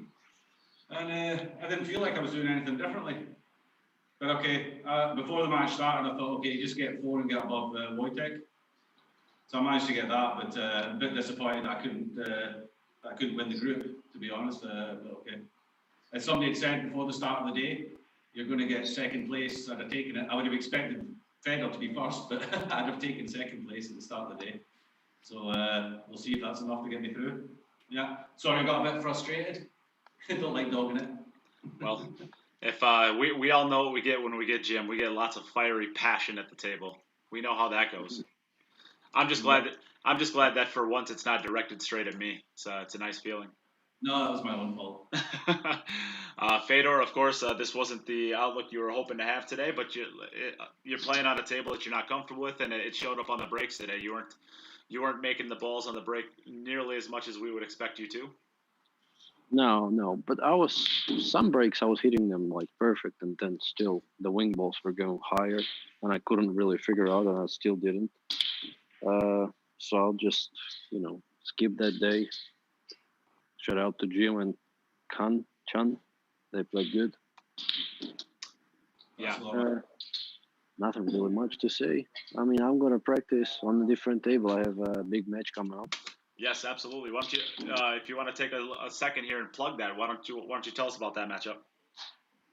So yeah, I'm playing Jeffrey the Luna and I raced to 100. I'm not sure what is the bet. Probably like 30 or 40 each. Yeah, we're playing race to 100. I don't know. 3-day event. I don't know what we're playing for. We're playing for something. We don't know. Yeah, I don't know yet. Couple of dollars. Still not decided yet. So yeah, we're playing 3-day event. Race to 100. Stop at 30, 35, 70, 100. Starting tomorrow at 7 p.m. Texas time. Yeah. Good luck, Fedor. Smash him. I'll try. And hopefully I'm not breaking like this. And we see Christina to catch in the background. Am I mistaken that she has a big matchup too? Yeah, she's playing some local guy. I don't know his name. Yeah. She must be antisocial. She must not want to come over and say hi to us. I see. Doesn't want to come and say hi to you. No. We must not be cool enough. And now she's even walking away. It looks like. Oh no! Here she comes. Hello, Chris. Oh, never mind. I thought we had a chance. Yeah, never mind. Never, just skip it. All right. Well, Jim, like you said, you're a little surprised. If you'd have known you'd have got second, you said have been happy with it. I think you showed a lot of heart today, and I think you're gonna. I think you're gonna need a real big glass of wine by the end of this. You showed a. I don't even like you, and I hate talking about you like this. This hurts me to my core. You showed so much heart today. Back to back, that triple sudden death. You showed so much heart. I hate you so much, but I can't deny you played like a monster, man. Yeah, I before the start of the tournament, I figured. Well, I'm getting an echo on these. Last time you said to me when I got to the second stages, you said you running the table, you're doing okay, but with that break, you're never going to win this tournament because there's not enough consistency. It's not sustainable. So I tried to change my break. I found a break that works for me. So I never need to run the balls. It's simple as that. And if I can do that, then I'll be okay. So what I'm hearing from you is you listen to me. I did listen to you. Wow. I always listen to you. You just do the opposite. Sometimes I don't hear you. Well, it was an absolute pleasure getting to watch you play. This was an absolute, just a beast of a draw today. I mean, Arita got 14 racks and got last place. I mean, wow, you want to talk about just absolutely brutal draw. I mean, I don't think anybody expected this out of this pool, and it was by far the best day of the VG10 that we've had this year. The only one that I think that could maybe top it was the finals last year between, the semifinals and the finals between Tyler and Fedor and Nick Malai and Albin, and then the final with Tyler and Albin. I mean, that was a phenomenal day too, but this was entertaining from start to finish. This was awesome. Completely amazing match. Yeah, I think it was high scoring. I've never heard of Hideaki or... yeah, me too. Yeah, Hideaki Arita. But if a Japanese player comes in, then you know he probably can play a little bit. And of course you've got Fedor. I know Can Salim. I know he's a good player. So, I figured I was the underdog really in this group. But fortunately I got Arita when he had his worst score, I think. He was a little bit cold coming into the tournament. And I played my best pool when I played against Can. So that's how I got through, really. Yeah, and you needed it against Can. He broke and ran 9 of 10 racks. He broke and ran. Yep. I'm thinking I've run 6, I've run 7, I've run 8. I'm thinking, come on, kid, miss a ball. By the end, you were begging to have to do this. How many times do I have to do this? Miss a ball. Yeah, by the end, you were begging for it. No, all right. Well, we will tune off for today. We are off tomorrow, like we said. We are not going to be having any matches tomorrow, and we will be back Saturday very early. We have an 8 a.m. start for Central American time. We have, I guess that turns into, what is that? That's a 3 p.m. start for you, Jim, and that is a 10 o'clock start, I believe, for the Philippines. We have the 16-year-old phenom from Philippines playing Saturday morning, Elijah. So that's going to be a great day to watch. Make sure to tune in. I know it's the weekend, you want to sleep in, but knock it off. Knock it off. Show up and watch. That's what I'm saying. All right. All right. Like, share. Yes. Yes, we have a predator, a poison jump break you we're going to be giving away tomorrow night, probably, or very early Saturday morning before the matchup. A $250 jump break you. All of the donations go into winning that. Every $5 is one entry. All of the entries also go into winning a $1,500 Jacoby custom cue that we will be giving away early next week. So if you liked the content today, you like the way the players played, and you wanna donate to the stream, please feel free at all of the ways on the pinned comment on Facebook. Other than that, I should say, if you want to donate in increments of $25, $50, or $100, you will win a prize just for doing that. So $25 is a queued up patch, $50 is a tube of Predator chalk, and $100 is a poison glove. Make sure that if you want to get one of those prizes, that you leave your address in either the whatever way that you donate, whether it's PayPal or Cash App or however you want to do it on the pinned comment, or you reach out to me personally or the podcast page that you're watching this from to get us your address, because I will not be chasing people down for their addresses. If you do not leave your address, you do not get the prize. So please, please, please leave your address. Other than that, it's been a fantastic day of pool. Congratulations, Jim. Congratulations, Can Salim. They are on their way to Jean for sure is on his way to the playoffs. Jim is still waiting to find out if he qualifies, but he's got to be feeling pretty good about his chances, I would think. Fingers crossed. Yes, and like we said, we'll be back early Saturday morning. Make sure to set your alarm so that you can wake up and watch all day pool. Another great, another great day of pool. Let me see who's playing. I gotta find out who's playing. Let's see here. All right, guys. Yeah, hey, Fedor. Thank you very much, Fedor. Take it easy. Good luck on Saturday. Yeah, play well. Yeah. You too. Good luck. All right, man. Cheers. Bye bye. So day 4 action, we are going to have. If this ever loads, we are going to have here, so you can see on here, we have, we have Kelly Fisher, Elijah Alvarez, Ivan Maluto, and Roman Hebler. All really, really, really, really great players. Of course, you probably know who Kelly Fisher is, but it's very possible Kelly Fisher might be the lowest ranked player out of these 4 players. So it'll tell you how tough another tough pool and how tough this is going to be. All right. So